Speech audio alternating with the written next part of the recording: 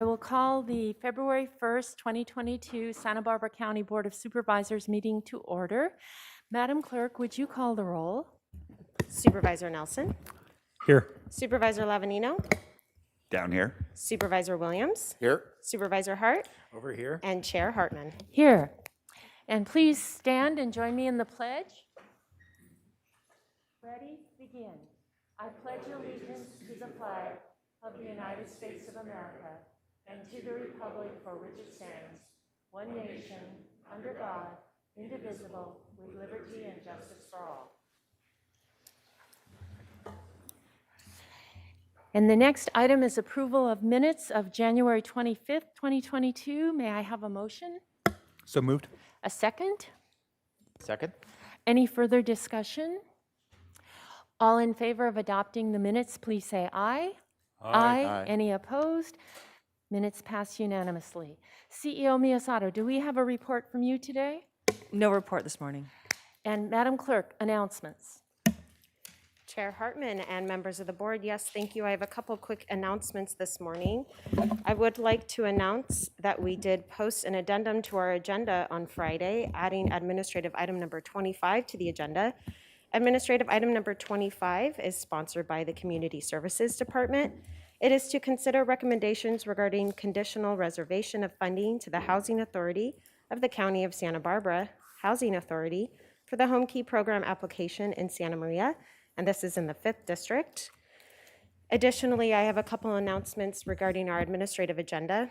On administrative item number 15, this is sponsored by Supervisor Hartman. It is to approve the reappointment of Michael Cooney to the Law Library Board of Trustees, and the term ending date should actually read January 1st, 2023, Attorney at Large Trustee. So there is a correction to that item. The term ending date is January 1st, 2023. Additionally, administrative item number 18 is sponsored by Supervisor Nelson. This is to approve the reappointment of Sharon Byrne, and this should read to the Behavioral Wellness Commission, term ending January 1st, 2024, and this is in the 4th District. Again, there is a correction. It should read Sharon Byrne to the Behavioral Wellness Department, or Commission, excuse me, term ending January 1st, 2024. I would also like to remind the public that the Board of Supervisors meetings are being interpreted and broadcast live in Spanish. We are broadcasting our meetings in Spanish both for Cox Cable subscribers in South County, as well as Comcast cable subscribers in North County. Members of the public can now view our meeting in Spanish by turning on the secondary audio programming, also known as SAP or SAP, under their language settings. Lastly, I would like to remind the public who are participating in our meeting today of the board's updated methods of public participation. For the board's methods of public participation and to provide public comment on general public comment or an item on the board's agenda, please see page 2 of the agenda. Members of the public can attend meetings in person in both the Santa Barbara Board Hearing Room chambers as well as the Santa Maria Board Hearing Room chambers.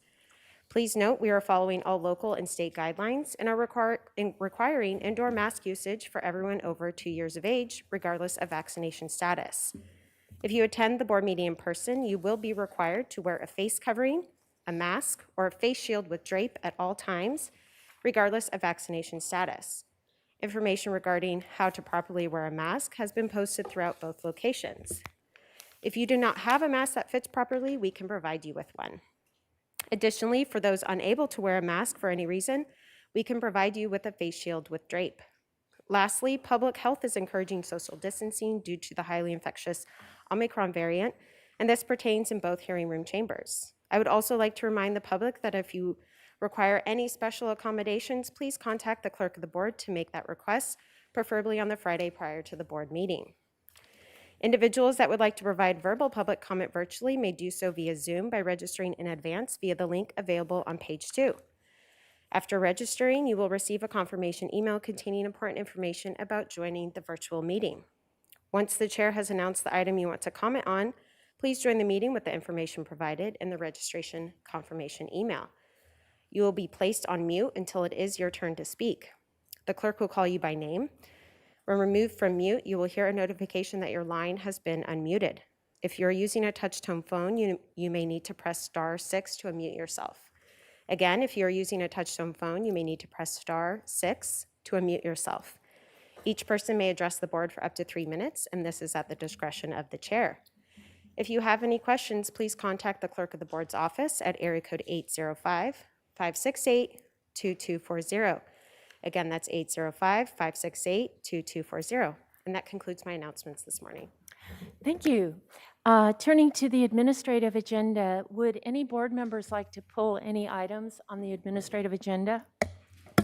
I have A1 and A25. Are there any others? And members of the public, I have A21 and A23. Any others, Madam Clerk? Chair Hartman and members of the board, that is it. Chair Hartman, and Oh, item A1 was one that was pulling, and just for a roll call vote. a roll call vote. Okay. So there are no other A1, 21, 23, 25. So we'll start with A1, and Madam Clerk, would you read that into the record, please? Chair Hartman and members of the board. Administrative item number 1 is brought to you by the Agricultural Commissioner and Weights and Measures Department. It is to consider recommendations regarding a Santa Barbara County hemp ordinance, and this is the second reading. Thank you. And Supervisor Nelson? Yes, just looking for a roll call vote on this. Okay, did you want to explain your reasoning? I opposed it in the original hearing, and I just wanted to be consistent with my votes. So Okay, that's all. thank you. So, Madam Clerk, would you call the roll for A1? Chair I need a motion first, sorry. Supervisor moved. Williams. Second? And now, Supervisor Nelson, No. Supervisor Lavanino, Aye. Supervisor Williams, Aye. Supervisor Hart, Aye. and Chair Hartman. aye. Motion passes 4-1. And would you read A21 into the record, Madam Clerk?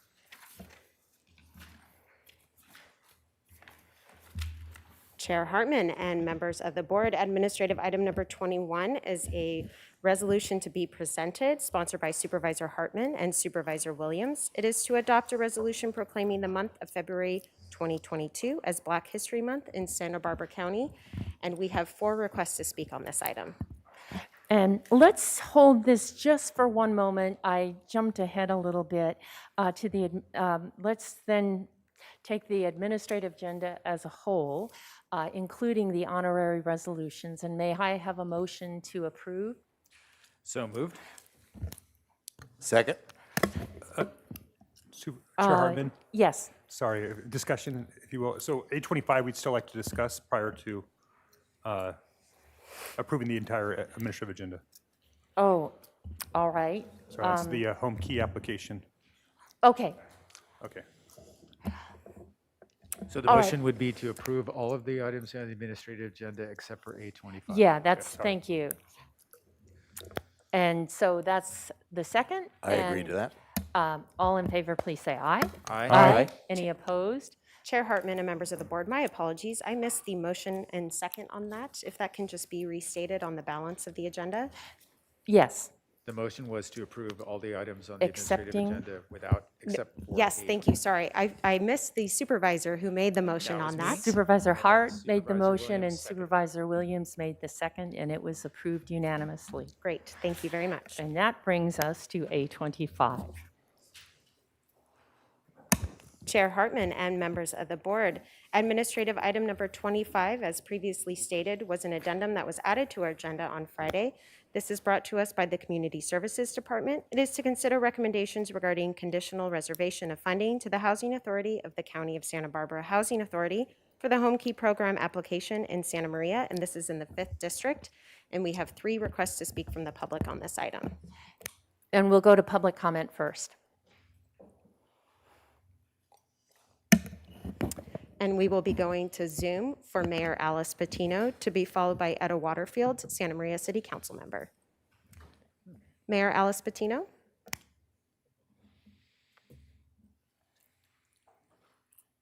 Okay, can you hear me? We can. Thank you. Okay. Chair Hartman, Supervisors. January 6, 2022, we were asked to attend a meeting regarding the purchase of Motel 6 to house homeless in Santa Maria. I attended along with Councilmember Waterfield, Lieutenant Lara, and Assistant City Manager Hackelman. We voiced opposition based on the Depot Street apartments run by the Housing Authority, of which I was very supportive. The Depot Street apartments have been plagued with criminal activity from the beginning. Last April, I called Mr. Polanski of the Housing Authority to address all the criminal activity, and we met in April of 2021. Myself, Councilmember Waterfield, and one of our commanders and 2 police officers. And our police officers agreed to help the management to vet the residents, relocate cameras, and do other issues that would help in that area. That was last April, 10 months ago. Things only got worse. Shootings in front of the apartments, shootings in the next block, shootings into cars, stolen vehicles, vehicles parked in the street being broken into, gang activity, drugs, arrested a visitor there hiding out, and he was one for attempted murder.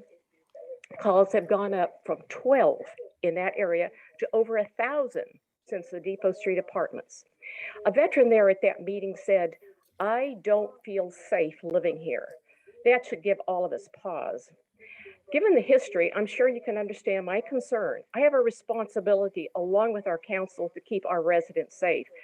I cannot wait for a child to get shot or someone sleeping in their bed in a nearby house. And then what do I say? I'm sorry. In the January 6th meeting, I told them that they needed to clean up the Depot Street apartments before we could consider another location. And I had assurances when the Depot Street apartments were built, how this was going to be a positive impact on the neighborhood and it was going to be safe. I felt I had been lied to, and in turn, I had lied to the residents in the neighborhood. Now, yesterday, I found out that the Santa Barbara County Housing Authority had purchased the motel on November 23rd. The county met with us on January 6th to discuss the purchase of this property, but it had already been purchased 6 weeks before to the tune of $21.4 million, 71 rooms, $300,000 per room. Santa Maria is committed to the housing needs of our residents. Make no mistake of that. We have worked diligently, incrementally over the years to get low-income housing. And at the January 6th meeting, one of the staff members from the county had said how the purchase of the Super 8 motel in Gallup was kept quiet, under the radar, so there wouldn't be any local opposition, just as they are doing here in Santa Maria. I feel the residents of Santa Maria have been disrespected. Why wasn't Santa Maria included in the decision? Why the lack of transparency? What is the plan? Very disappointed to see government work like this. So much more to be said, but I don't have the time right now. Thank you very much. Thank you, Mayor Patino. We will now go to Santa Maria City Council Member Etta Waterfield, to be followed by Roy Reed, who is our final speaker. Etta? Can you hear me? We can.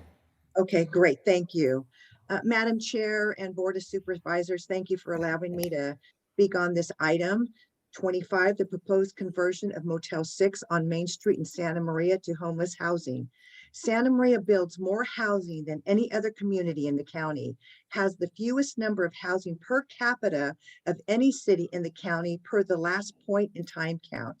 The county has state money to allocate housing, the homeless, and they didn't even talk to the city leaders, residents of Santa Maria, or our homeless service providers until months after the property was purchased. Santa Maria has a good track record of addressing homelessness. No city in California has a great track record, but we do the best we can. We know what works, which homeless service providers need help and where more support is needed. We have families, veterans, elderly, and young adults struggling, and not enough to help keep them from falling further into homelessness and the struggles that come with it.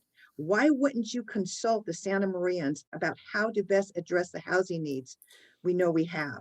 There are a lot of questions our residents, decision makers, and community has about Motel 6. We are getting inundated with that. That is because the secrecy surrounding the project. That leaves me and others unsettled about true motives. Will the county and housing authority come to the city, explain the project in public, and receive approval for the project?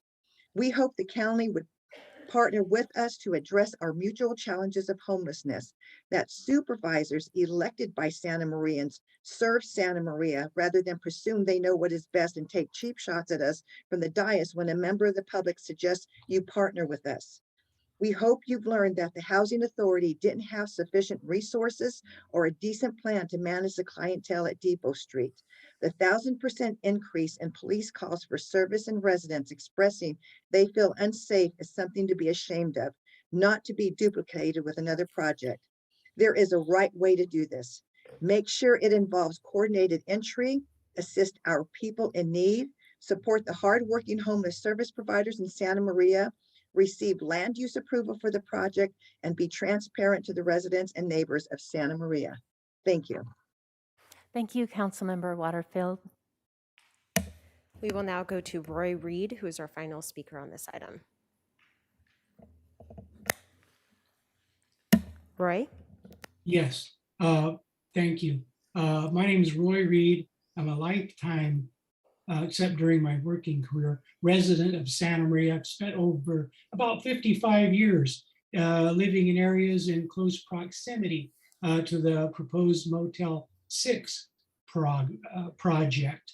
I'm also president of the Santa Barbara County Taxpayers Association. I submitted a letter of public comment giving my personal opinion on the merits or potentially negative effects of this project, which I submitted for your January 6th meeting. At this time, though, on behalf of Taxpayers Association, I would like to address what appears the process that's been involved thus far, which began as far back as the November 23rd. One of our objectives, one of our goals is to work with government to enhance transparency and public participation to ensure judicious and prudent use of taxpayer-provided resources. Looking at the chain of events thus far, this process certainly fails to rise to that standard, with many of the actions being taken outside of the purview of the public, and particularly those members of the public who potentially could be adversely affected by it.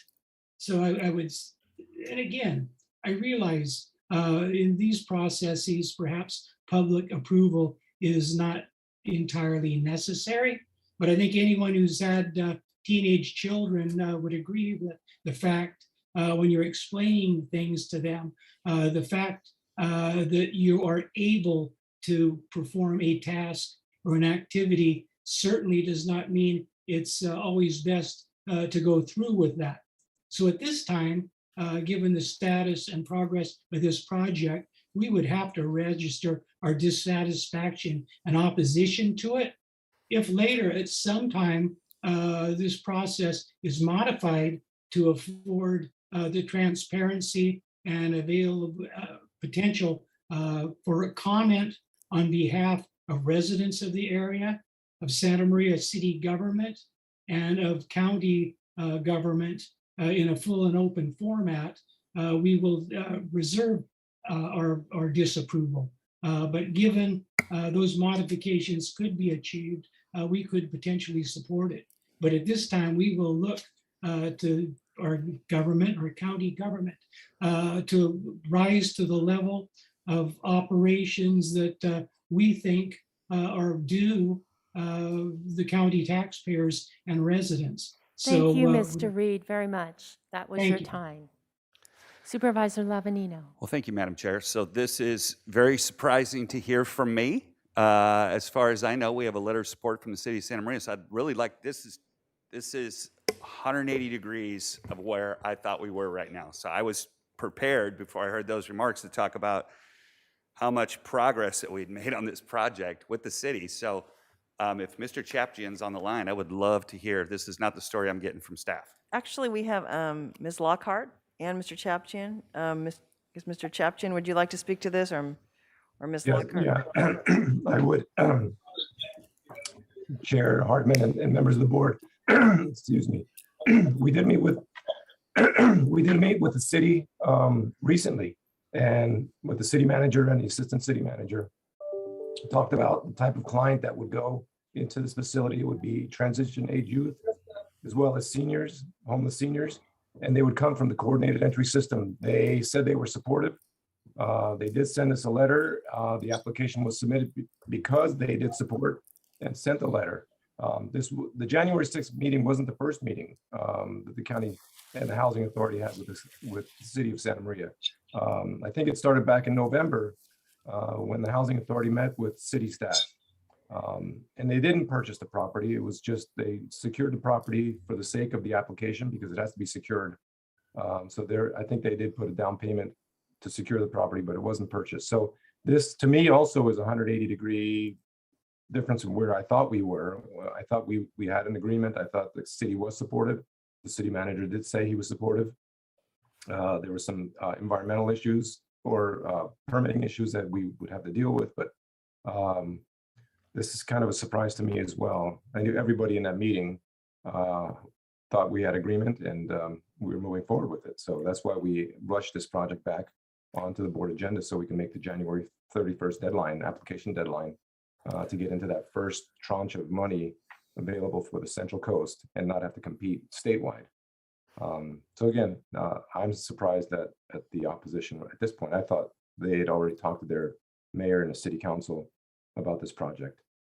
Ms. Lockhart, did you have more to add? Thank you, Chair Hartman. I just wanted to add on to George's comments that what we have from the city is a letter which discusses the city's land use approval process that would follow the project once the project was selected for conditional funding.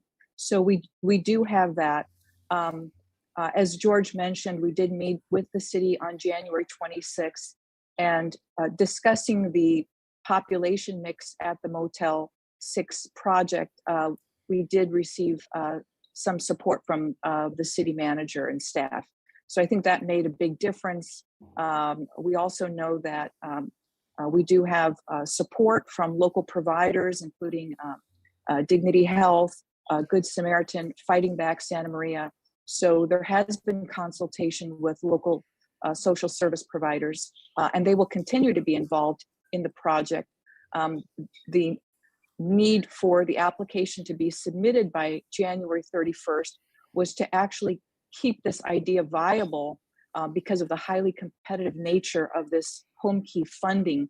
Had we missed the January 31st application deadline, there would have been absolutely no chance, or a very, very rare chance, that this project would have been competitive at the state level.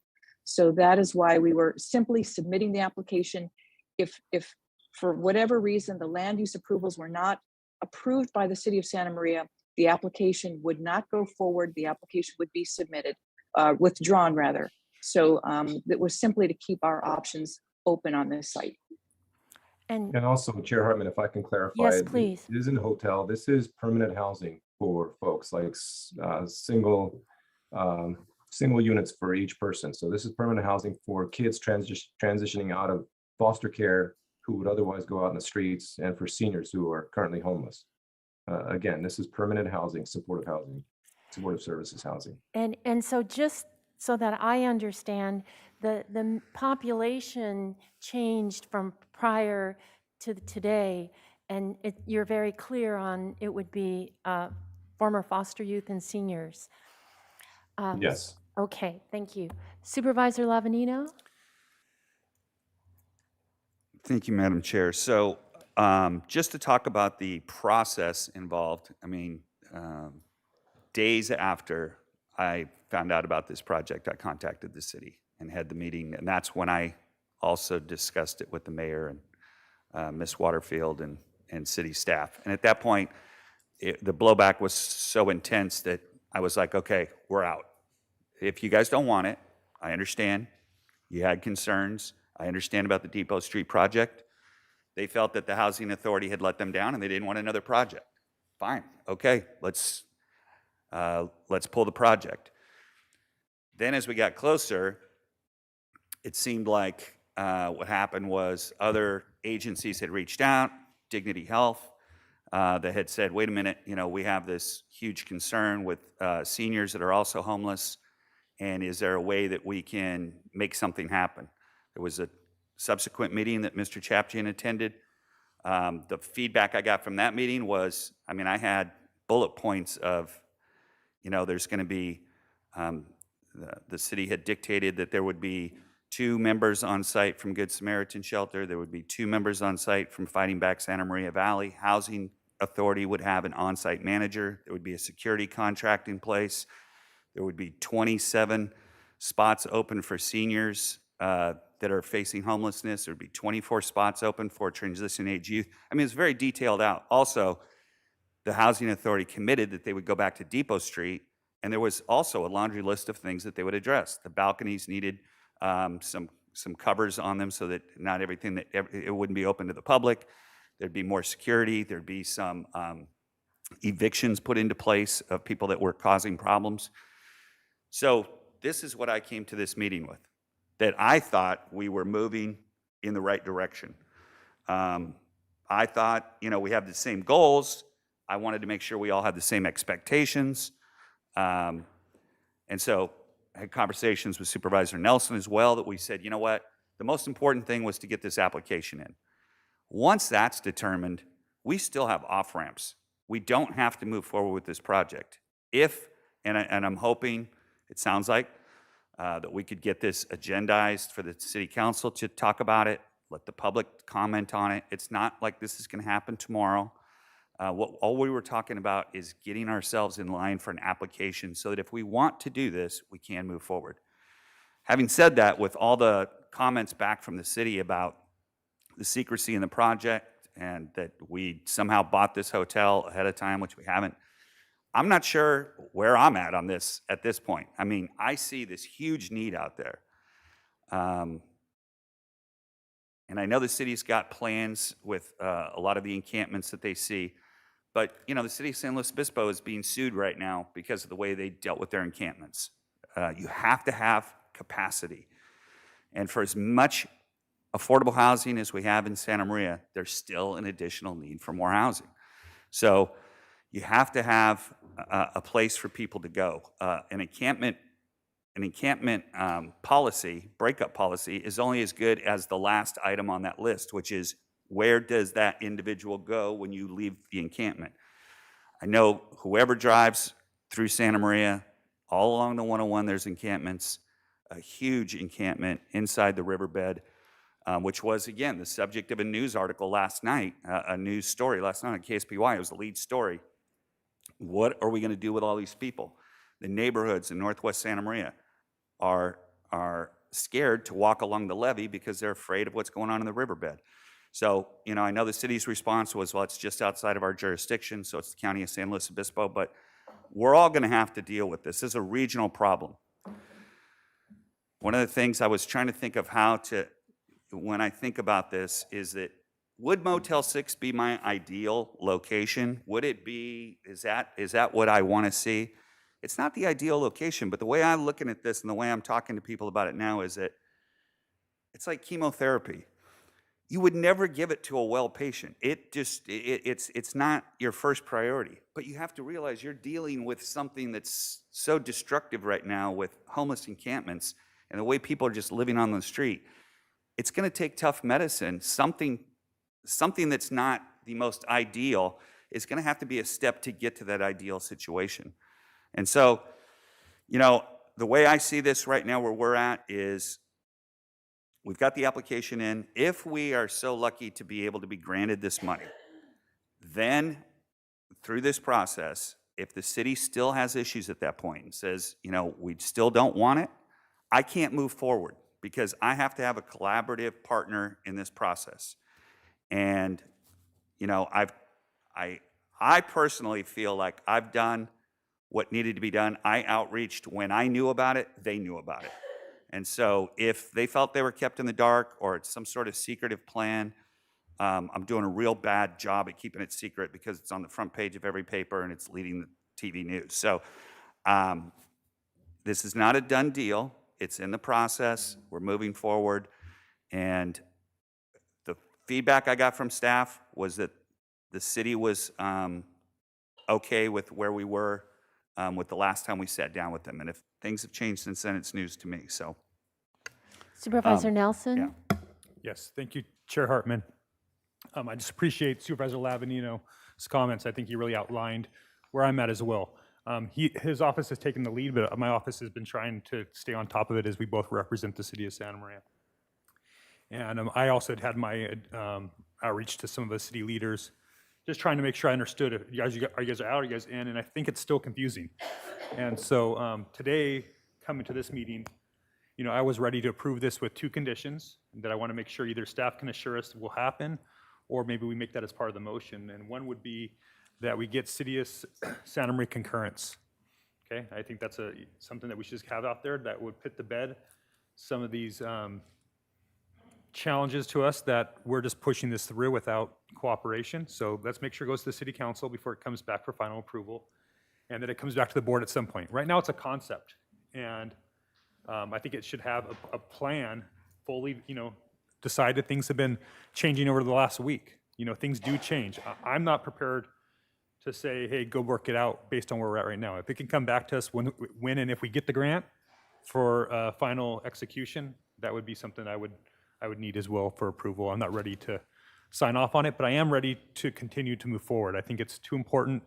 I think the areas that we're targeting, the seniors and the transitional age youth, if we are able to pull those into that facility, that adds capacity to our existing homeless shelters, so that they can be they can have the capacity to address the chronically homeless, some of those with mental or addiction issues, that we don't have that capacity in the city of Santa Maria right now.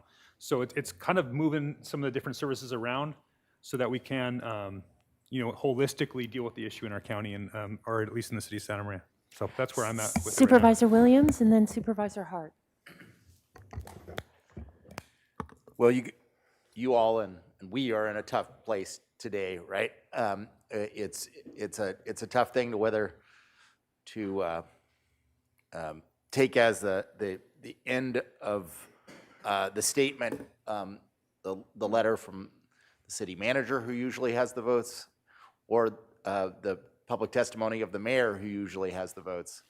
And that's a real difficult position for us, because we want to be a good partner to the city of Santa Maria in this fight. And I think Supervisor Lavinino has gone through a torturous route in the last couple weeks trying to be true to you when we're getting 2 messages. And then we have this question, essentially, if we decide to not move forward, we'll be too late for the grant.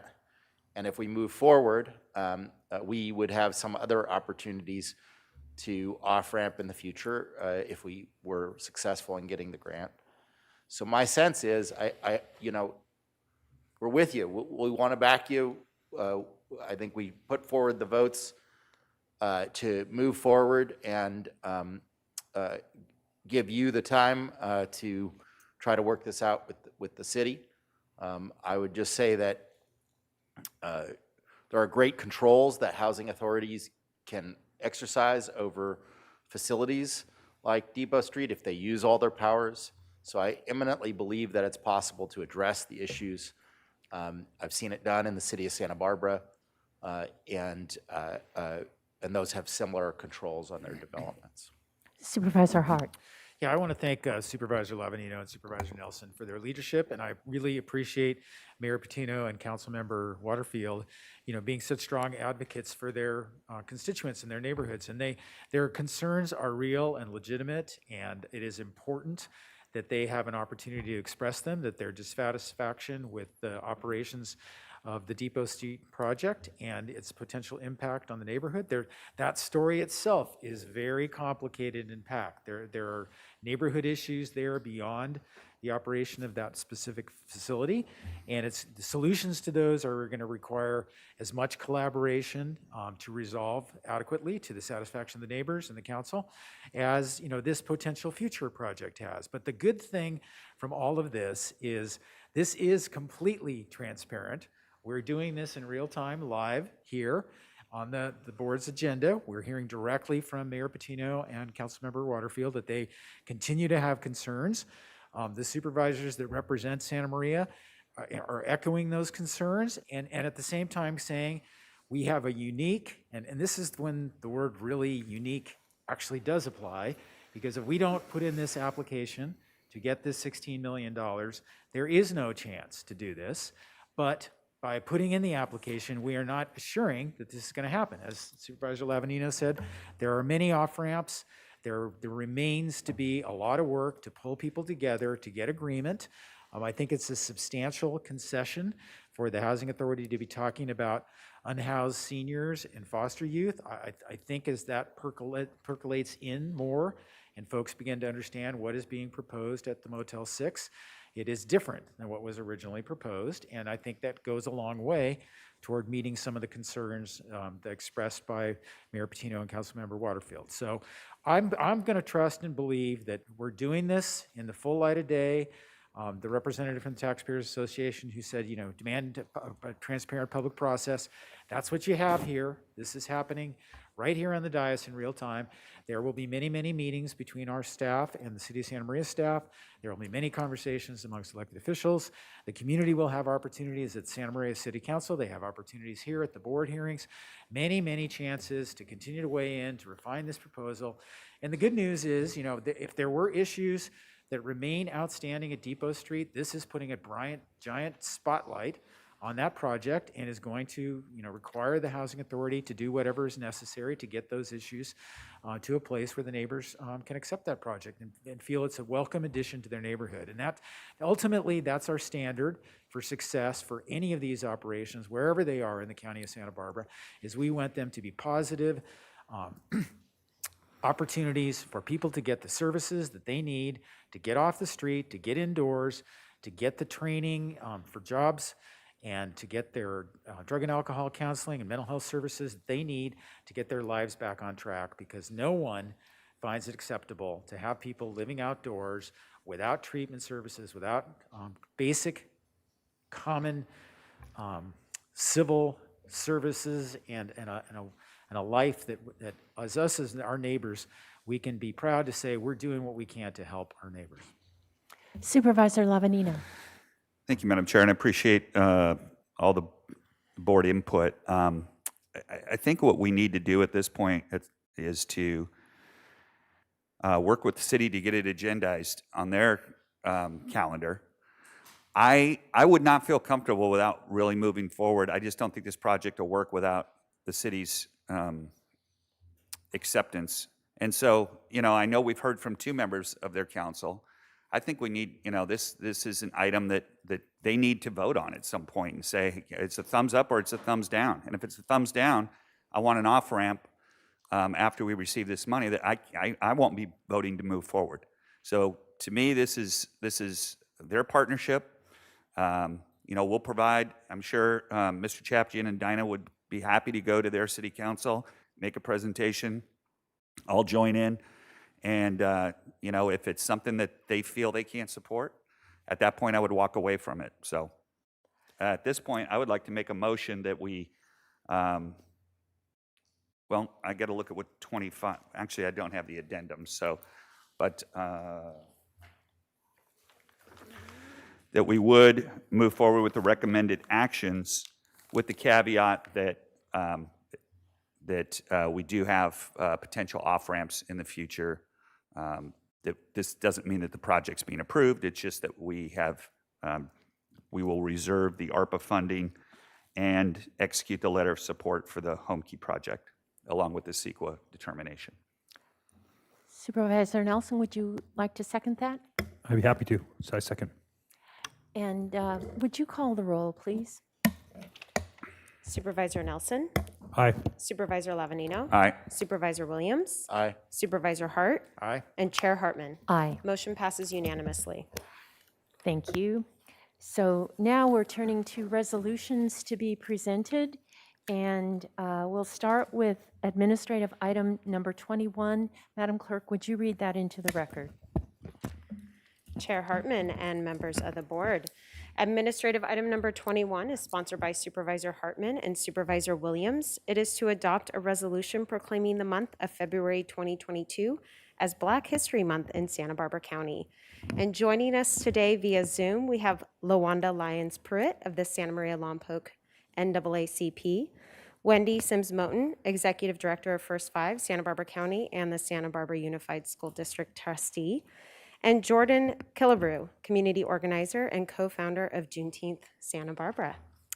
And I will go ahead and read the resolution into the record. Whereas the 2022 Santa Barbara County theme for Black History Month is Black Joy and Legacy through Family Health and Safety.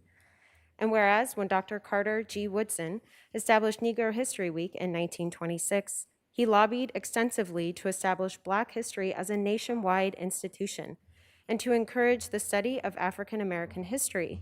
Due to his efforts in 1976, Negro History Week expanded to Black History Month, the goal of bringing to the public's attention front and center the noteworthy and important contributions made by African Americans and the Black community members that merit emphasis. And whereas the 2022 theme reflects changes in how people, a part of the African diaspora in the United States and Santa Barbara County, in particular, have viewed themselves the influence of social movements on racial ideologies and the aspirations of the Black community. And whereas the Black family offers a rich tapestry of images for exploring the African American past and present. The Black family knows no single location since family reunions, and genetic ancestry searches attest to the spread of family members across states, nations, and continents.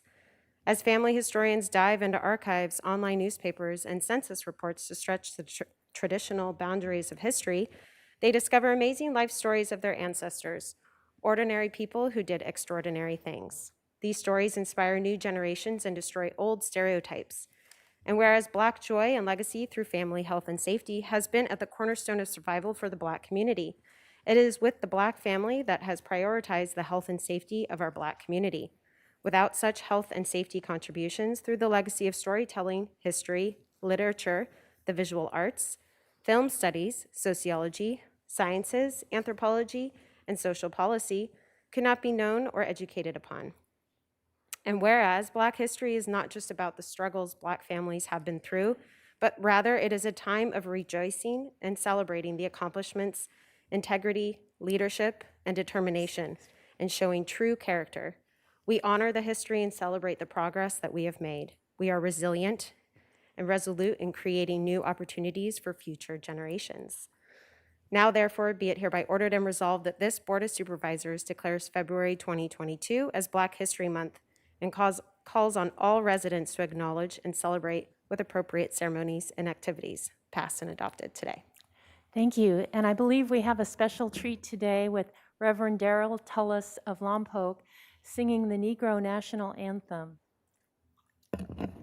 And he's on Zoom. Good morning, everyone. I wanted to give you just a brief history of this song, really brief. Lift Every Voice and Sing was written at a crucial time in American history when Jim Crow was replacing slavery and African Americans were searching for an identity of their own. Author and activist John Weldon Johnson wrote the words as a poem, and his brother, John Roseman Johnson, then set the song to music. I've often had people ask me, why do we need a Black national anthem or Negro national anthem? And it's because there was a time in our country where, Black people were not accepted as Americans and certainly not as full Americans. And one thing that we need to always remember is that not only are we full Americans, but we are as much a part of American history and as much a part of America and Americans as anyone else. And we can no more be separated from white Americans, Asian or Mexican Americans than any other #Americans. So I am honored to be able to sing this song. And this is a part of not just Black history, but American history.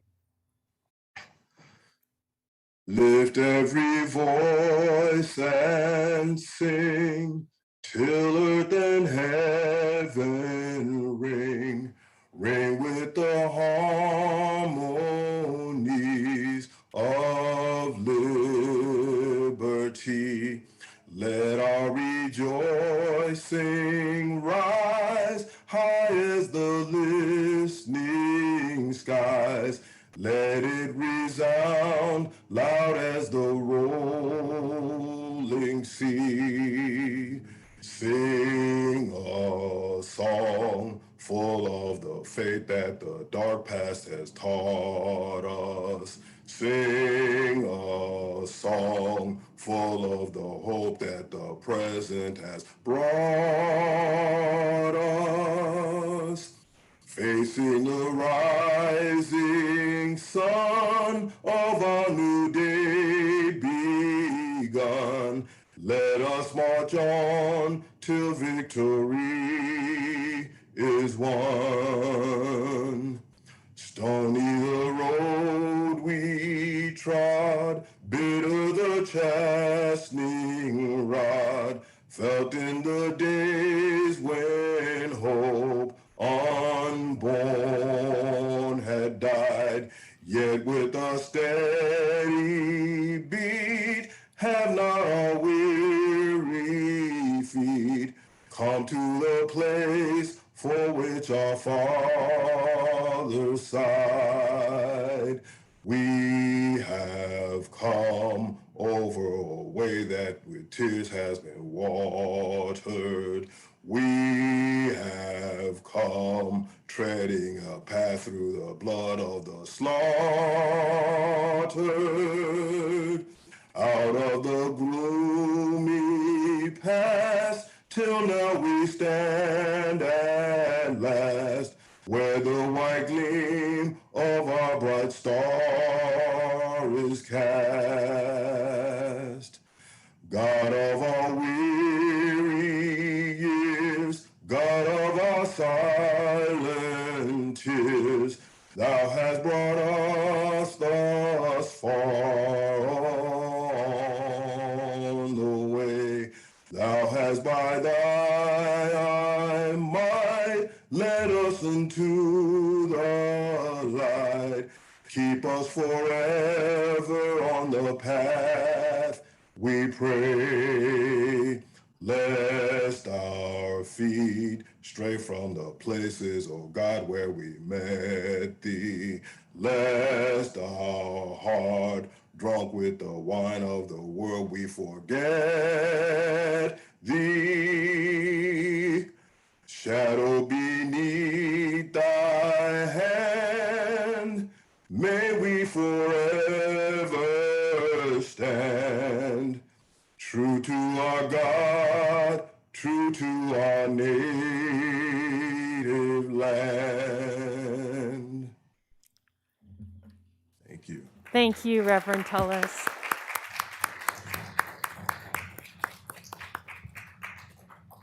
Thank you so much for sharing your voice with us.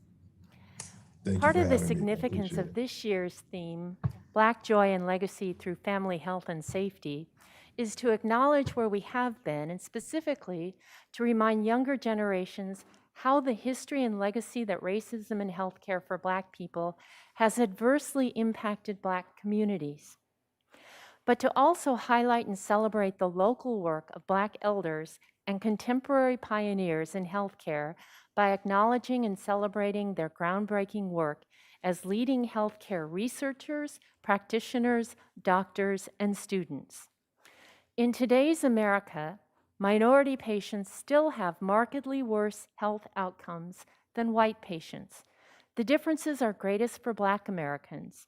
Compared to white patients, they are 2 to 3 times as likely to die of preventable heart disease and stroke.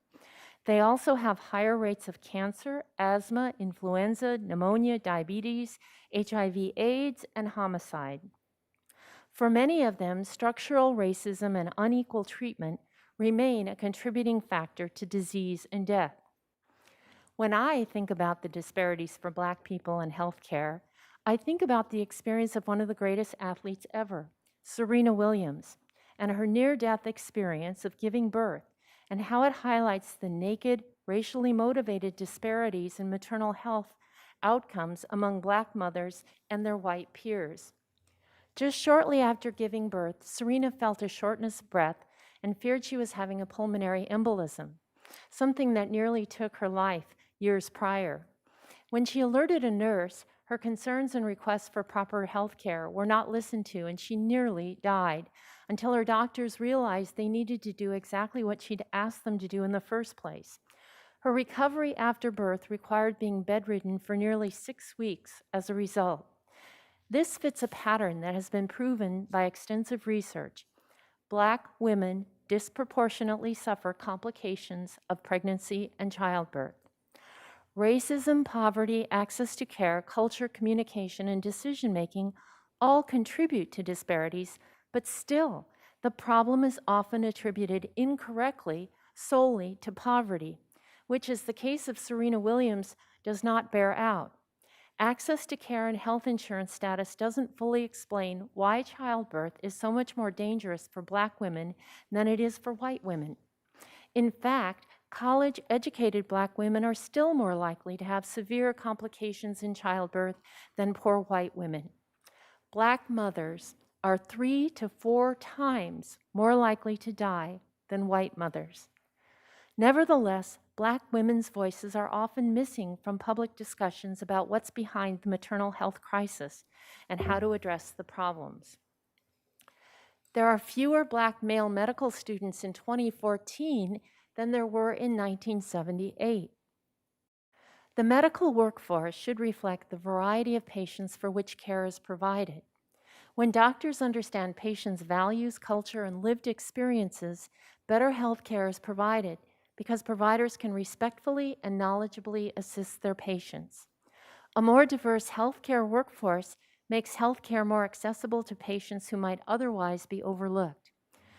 Research on primary care distribution shows that practitioners who are racial minorities are more likely to serve and work in their communities than their white counterparts. Diversity in healthcare helps ensure all backgrounds, beliefs, ethnicities, and perspectives are adequately represented in the medical field. It's about providing the best possible care for all patients. Supervisor Williams? Thank you, Chair Hartman. All my life, I've been inspired by Black history. Black history is the story of one of the 2 original sins of our nation.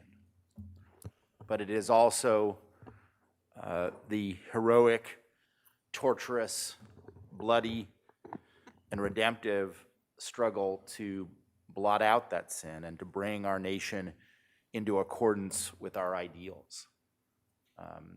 It is the story of countless and unnamed individuals that resisted slavery. It's the story of the great thinkers who lobbied Abraham Lincoln to be able to serve into the military. You know, the idea of asking to serve in the war that had the greatest casualty rates in American history. And then it's the story of those soldiers and others going on to try to complete the work of Reconstruction after the war, even when the rest of the nation eventually abandoned them. It is the story of those individuals that struggled to reawaken the conscience of this nation and finally succeeded in the civil rights movement. And it is the story of those that attempt to address the inequities that have persisted to the present day. Now, I don't want to give too rosy of a picture of the history in a time when we still see attempts in state legislatures all across the nation to dilute or hurt or diminish the Black vote. And there are examples that have deepened mistrust, and we deal with that all the time in public health. There are some of these examples are like, for instance, the Tuskegee study where the US government used Black men as guinea pigs to study syphilis while they believed they were receiving free medical care. or Eb Cad, a black man who was the first test subject in the human radiation experiment without his consent. Or Henrietta Lacks, a black woman who died of cervical cancer and whose cells were used without her family's consent, even though they were critical in the development of the polio vaccine. But I really appreciate the choice of this theme as Black joy and legacy through family health and safety, because I find the many innovations that African Americans have brought to this country and the heroic work of African American healthcare providers in the modern day to be a source of great hope and optimism. So here we are recognizing those that have come before and some that are with us today. Today we recognize Dr. James McCune Smith, the first African American to earn a medical degree. Of course, he had to do it at the University of Glasgow because this was 1837. And we recognize Mary Eliza Mahoney, the first black professional nurse in the United States, who began her work in 1879. We recognize Dr. Daniel Hale Williams. Dr. Williams performed the first successful open heart surgery in 1893 and founded Provident Hospital and Training School for Nurses, the first black-owned hospital in America in 1891. And we also celebrate the fact that our nation has come to grips with this. You know, Americans aren't known for their knowledge of history or apologies, but after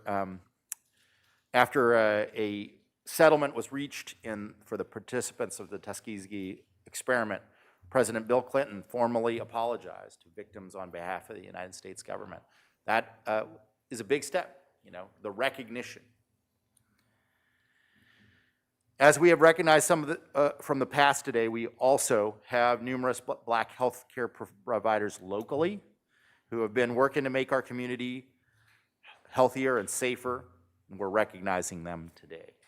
Chair Hartman. So the people we're going to be honoring, acknowledging are healers and healthcare heroes.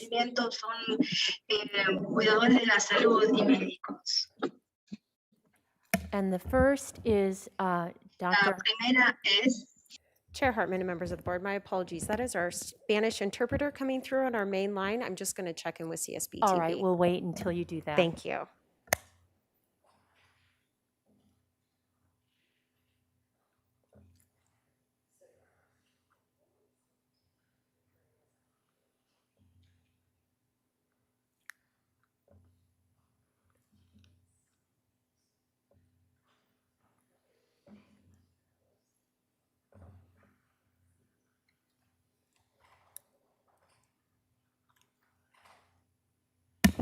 Chair Hartman and members of the board, my apologies. We can proceed. Thank you. Thank you very much. So today we're acknowledging healers and healthcare heroes from the Black community in Santa Barbara County. The first is Dr. Horace Mcmillan. Dr. Mcmillan was Santa Barbara's first Black general practitioner and local civil rights advocate. He made an enduring impact on our county. In 1952, Dr. Mcmillan, who was also a veteran, his wife and infant daughter relocated to Santa Barbara. When a real estate agent showed him only substandard homes to purchase, it was revealed that for Black people, buying or renting property anywhere outside of a few designated neighborhoods on the city's Lower East Side was all but impossible. In some places in Santa Barbara, deed restrictions specifically barred the sale of property to persons of African, Japanese, Chinese, or Mongolian descent. But in most places, such deed restrictions weren't even necessary. Everyone understood, it just wasn't done. And at that time, the understanding was not illegal. When the opportunity came to purchase a home in Mission Canyon, the Mcmillans resorted to using a white nominee someone who would purchase properties on behalf of Black purchasers who otherwise would be blocked from closing a deal. Dr. Mcmillan did not just get mad. He organized, he lobbied, he agitated, and he moved the needle. For more than 15 years, he assembled a mountain of research documenting how much housing and job discrimination took place in Santa Barbara. As chairman of the NAACP's Housing and Labor Committee, Dr. Mcmillan sought to shatter Santa Barbara's comfortable illusions that discrimination was a problem exclusive to the American South. He took his case to City Hall. He took his case to the press. He took it to the churches. He took it to the medical establishment. He took it to the chief of police, and he took it to the most powerful man in Santa Barbara, the news press owner and publisher, Thomas Stork. And eventually, he got all of their attention. Dr. Mcmillan's activism parallels that of Mr. Clarence Willis and Mrs. Gloria Willis, who similarly fought back against housing segregation in Mission Hills and Vandenberg Village around the same time. As you may recall from last year's Black History Month resolution, Mr. Willis was the first Black person to purchase a home in Vandenberg Village after being denied the right to purchase a home in Mission Hills on the basis of race. Soon after, he used an intermediary to purchase 3 homes in Mission Hills and rented them to Black families, thereby integrating Vandenberg Village and Mission Hills. So back to Dr. Mcmillan, he was not only the first Black doctor in town, but he eventually created the most ethnically diverse medical practice, boasting 1 Japanese, 1 Latino, 1 Black, and 1 white doctor. Together, they would build a medical office building that still stands at the corner of Chapala and Arriaga. As a general practitioner, Dr. Mcmillan chafed at the restrictions imposed by Santa Barbara's exploding population of medical specialists hoping to protect their turf. In response, Dr. Mcmillan formed a partnership with 7 other doctors, all GPs, to start a new hospital in Goleta. By 1968, Goleta Valley Hospital would open its doors to patients. When the former St. Francis Hospital charged Black patients more for the same medical services as whites, as well as employed discriminating hiring practices, he raised the issue. If America can declare war on medical diseases, then why not a similar declaration against such social illnesses as deprivation and racism, he asked. The only public record of Dr. Mcmillan's remarkable life is a photograph on the hallway wall just off Goleta Valley Hospital's emergency room. He's one of the hospital's 8 original doctors posing with their shovels during the groundbreaking ceremonies. Supervisor Williams? Dr. Robert Hammond is a lifetime member of the NAACP. He enjoyed a 40-year career practicing medicine in Santa Maria. He was born in 1931 in Tampa, Florida. He received his bachelor's degree and was commissioned as an ROTC second lieutenant with the United States Army Artillery in 1952 and was on active duty serving in the 82nd Airborne Division in Korea. Other military service includes the U.S. Army Medical Corps, where he was a captain from 1961 to 1962. After passionately serving our country for 10 years, he graduated from UCLA and Howard University School of Medicine, completed his internship at Madigan General Hospital in Tacoma, Washington, and did his residency in San Luis Obispo. He started his medical practice in 1963 in Santa Maria and has been a member of the American Academy of Family Physicians, Santa Barbara County Medical Society, and CMA. An active staff member and chairman for Marion Medical Center. Past chairman of the Department of Medicine and chief of staff of Valley Community Hospital and the Democratic Club of Santa Maria Valley, serving monthly since its inception in the Adopt-A-Road. He and his wife, Louise, have 5 children, 10 grandchildren, and 5 great-grandchildren, and he remains very active, providing seminars on healthy eating and ordering and giving away books on how not to die. Dr. Albert Hawkins Like so many talented professionals in our county, Dr. Hawkins' service in the Air Force brought him to Vandenberg Air Force Base when he began his career as a physician after graduating from medical school in 1977. In 1984, Dr. Hawkins opened his private practice in Santa Maria, California. He has held many offices, including Chief of Staff and Chief of Internal Medicine at K.I. Sawyer Air Force Base Hospital and Valley Community Hospital in Santa Maria, as well as Secretary, Treasurer, Chairman of Quality Assurance, and Chair of the Credentials Committee at Valley Medical Center. He has also been involved with Marion Medical Center as past Chief of Staff, Medical Director, Critical Pathways Development, as well as the Medical Director for Marion Medical Center Hospice and Home Care. Dr. Hawkins has been involved with the community by serving on the CenCal Board of Directors and Physician Advisory Committee for CenCal. Dr. Hawkins is a board-certified physician by the American Board of Internal Medicine, and he now resides in Nipomo with his wife and enjoys life with his children and dogs. Dr. Richard Beswick, Vice President of Research and Chief Research Officer of Cottage Health. He's had more than 2 decades of experience in research, both as an accomplished scientist and as administrative leader for several research programs, expertise in hypertension and kidney disease in particular. Part of the draw to Santa Barbara was the opportunity for further partnerships between UCSB and Cottage Health. The Collaborative Research Symposium brings the two institutions together to explore different and new ways of how local university research and clinical pieces can collaborate, leading the way to new discoveries about human health. Mrs. Charlita Anderson, registered nurse, retired. Mrs. Anderson spent most of her nursing career working in Texas and was part of the Texas State Board of Nursing. In 2003, she journeyed to Santa Maria to visit her son, daughter-in-law, and grandchildren, and has lived there ever since. She immediately started work as an RN at Marion Medical Center. She is a member of the Lifeway Fellowship Southern Baptist Church in Santa Maria, is mother of 2, and has 6 grandchildren and 1 great-grandson. She served on the executive committee of the Santa Maria Lompoc NAACP for many years and is now an executive committee member emeritus.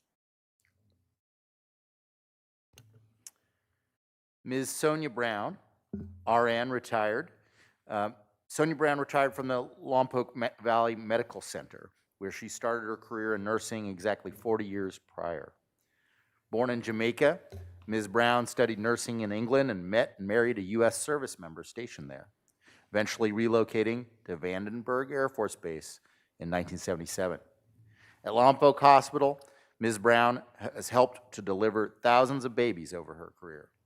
She never wanted to work in another department, describing the labor and delivery department as the journey of love. Every time she would help deliver a baby, her heart would race with love, seeing a new life in the world, knowing how it started. She mentored countless nurses through her career and served as an inspiration to many more. Mrs. Carolyn Fulton, LVN, retired. Mrs. Felton moved with her family to Santa Barbara, California in 1955. Upon high school graduation, she entered the Job Corps, where she graduated from their vocational nursing program, and she became a licensed vocational nurse in 1975. Her nursing career spans more than 40 years, beginning at Cottage Hospital, where she worked in the OBGYN department. Over the years, she held nursing positions at Sansum, Santa Barbara Medical Foundation Clinic, working in pediatrics and OBGYN departments, where she ran the back office at the Lompoc Clinic. She finished her nursing career with the California State Department of Corrections, working as a nurse officer for 14 years, retiring in 2002. After retiring, she enrolled and completed the drug and alcohol counseling program at Allen Hancock College. Still yearning to return to the medical profession, she worked for Maxim Healthcare from 2008 until 2015 as a home healthcare nurse. She was widowed in 2019 after being married to her beloved Gregory Felton for 43.5 years. They are the parents of 2 daughters and 3 grandchildren. Dr. Charlotte Gallup Moore, CEO of Moore on Health. She is a nurse practitioner, nursing professor, healthcare policy advocate, and organic gardening ambassador. She's a woman who wears many hats. Dr. Moore is on a mission to deliver personalized, high-quality healthcare services, provide evidence-based health promotion, primary prevention, disease and medical practice management for the adult geriatric patient population, facilitating healthcare policy advocacy, diversity, equity, and inclusion consulting, and health and wellness discussion. More on Health believes in educating and empowering the community at large on how to make healthier lifestyle choices, as well as advocate for those with limited medical care. Nina Shelton, Clinical Research Assistant at Anthem Diabetes Research Institute. A recent graduate of Cell and Developmental Biology at UC Santa Barbara, Nina lives with type 1 diabetes, and working at Anthem Diabetes Research Institute has given her an incredible opportunity to improve the lives of those impacted by diabetes. This work is especially important as Black Americans, who are significantly more likely to have a premature death due to diabetes than other racial groups, face more lower limb amputations, and are diagnosed with end-stage renal disease. Jonathan Thompson II, he's a marriage and family therapist. He is an experienced Black mental health clinician in Santa Barbara County with over a decade of experience working with children, adolescents, young adults, couples, parents, and families, including resource parents. He utilizes a trauma-informed framework and an eclectic approach coupled with conversational style in his therapeutic work. Dana A. Williams, Marriage and Family Therapist, MA, LMFT. Ms. Williams specializes in helping people break destructive patterns of coping through the use of practical, evidence-based coping skills and personal processing in Santa Barbara County. Williams is a past president of the California Association of Marriage and Family Therapists, Santa Barbara chapter, and has served on the board of directors since 2010. She was recently nominated for a director-at-large position on the board of directors at the California Association of Marriage and Family Therapists, an organization that represents over 33,000 psychotherapists in the state of California. Solomon Ndungo. Mr. Ndungo is a marriage and family therapist based in Santa Barbara County, and his work with his clients continues to give great insight into how we all can live better, healthier lives with a sense of fulfillment, peace of mind. He specializes in finding perspectives that help alleviate suffering, creating a space for healing and thriving in his clients. The UCSB Counseling and Psychological Services is also known as CAPS. Dr. Brian Olode, PhD, Director Psychologist. He is a cross-cultural psychologist dedicated to issues of social justice and mental health equity. At the CAPS Center, he establishes a supportive and respectful setting for both students and staff. His commitment to social justice and community were instilled by his grandmother and mother, both of whom were forces of nature when it came to serving those in need. As a first-generation college graduate, Mr. Olode understands the power that education has to transform one's life and is passionate in making sure all students are afforded the resources needed for support and success. Dr. Meredith Merchant, Assistant Director of Mental Health Initiatives and Inclusion. Dr. Merchant specializes in empowering and supporting students who may feel marginalized, specifically students from the African diaspora. Women's health, academic success, mind and body balance, and wellness. She holds group space for creating community, graduate students of African heritage, and managing life after the loss of a loved one. Dr. Mario J. Barfield, Doctor of Psychology. Dr. Barfield has worked at CAPS since 2013 and supports Black identifying students who have demanded more representation within campus departments at UCSB to support academic success and wellness. Dr. Barfield works from a collaborative, strength-based, integrative perspective informed by a lens that centers multiculturalism, social justice, and the intersecting nature of identity. Dr. Dominique Broussard, she works at CAPS at UCSB and focuses on creating an environment of warmth and safety for the therapeutic journey of her clients. She focuses on providing culturally responsive therapy, especially for Black identified students. And Dr. Janelle Davis, PhD psychologist, works at CAPS and has clinical interest in stress management, health and wellness, depression, anxiety, and adjustment to life transitions and chronic illness, and supporting mental health and wellness among individuals within the Black community. Marsha Wiley, licensed clinical social worker and clinical coordinator. She works at CAPS and specializes in cultural competency, diversity, mediation, conflict resolution, issues of divorce, and strength-based interventions. The Healing Space at UCSB. The Hofsford Counseling and Psychological Services Clinic, based at UC Santa Barbara's Gavitz School, has launched a new service in 2020, the Healing Space.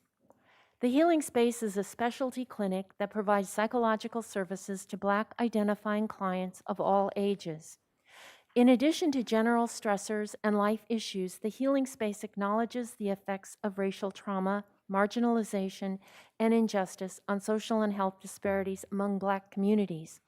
All services are provided by Black identifying therapists who have an interest in addressing the negative toll of anti-Black racism on Black residents in our local community. Made possible by a generous gift of local philanthropists Carrie Tobes and John Lewis, who worked with Jordan Killebrew and the Healing Justice Santa Barbara to launch this effort. Healing Justice Santa Barbara is a Black-led and Black-centered organizing collective that aspires to build resilient communities for the African diaspora and other marginalized people along the Central Coast.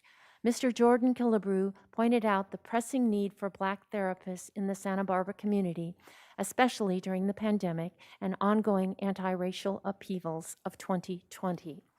And I believe receiving the resolution is LaWanda Lyons Pruitt and Jordan Killebrew and Wendy Sims Moten. Madam Clerk? Chair Hartman and members of the board, that is correct, and they are joining us via Zoom today.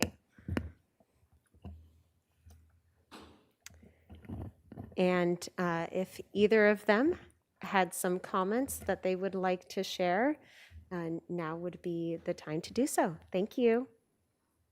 Good morning, Chairman Hart. Hi, LaWanda. Hartman. Good morning, supervisors. Thank you so much. Wow, my heart is full. Today we rejoice. Thank you so much for recognizing all of our health care professionals who stand on the shoulders of giants. They paid the ultimate price and made the ultimate sacrifice so that they and I would have a better life. And we thank them. We celebrate today. And as I listened to Reverend Tullis and his rendition of the Negro National Anthem, it stood out to me something in those lyrics. He said, out from the gloomy past, to now we stand at last, where the white gleam of our bright star is cast. So we rejoice today, and we rejoice in the triumphs, the resiliency, and the struggles of Blacks and African Americans throughout the United States. We know that our path, that it has been gloomy. And some people say, well, what's all of us about? Dr. Woodson said it best when he said, if a race has no history, it stands in danger of being exterminated. And we celebrate because it's not about recognizing and taking a look at the harm that was done over the years by slavery, racism, oppression of a people. But it is all history. And I just get so upset over this critical race theory. This is our history. We don't need anyone to tell us about the harm. We know the harm that was caused. And as my friend Wendy said, we know our history is American history. It wasn't recognized, as I said last year, when I came before you, and I mentioned my history growing up in rural Mississippi and how I did not know my past. I led a very sheltered life there in rural Mississippi. I didn't know about slavery. I knew about serf. I saw the Jim Crow, the effects of Jim Crow, the white and the colored signs when I went out with my grandparents. My textbooks, they had no mention of Blacks, African American. We heard about serfs, and that made it seem glorious. Nothing about lynching of Black men, 14-year-old Emmett Till and the bombing of churches. But we celebrate because it is our history. It's American history. 365 days a year, as my friend Wendy would say. And when we celebrate, we honor, we remember the past, we celebrate the present, and we inspire future generations. Thank you so much. We appreciate the recognition. Thank you. Thank you, Luanda.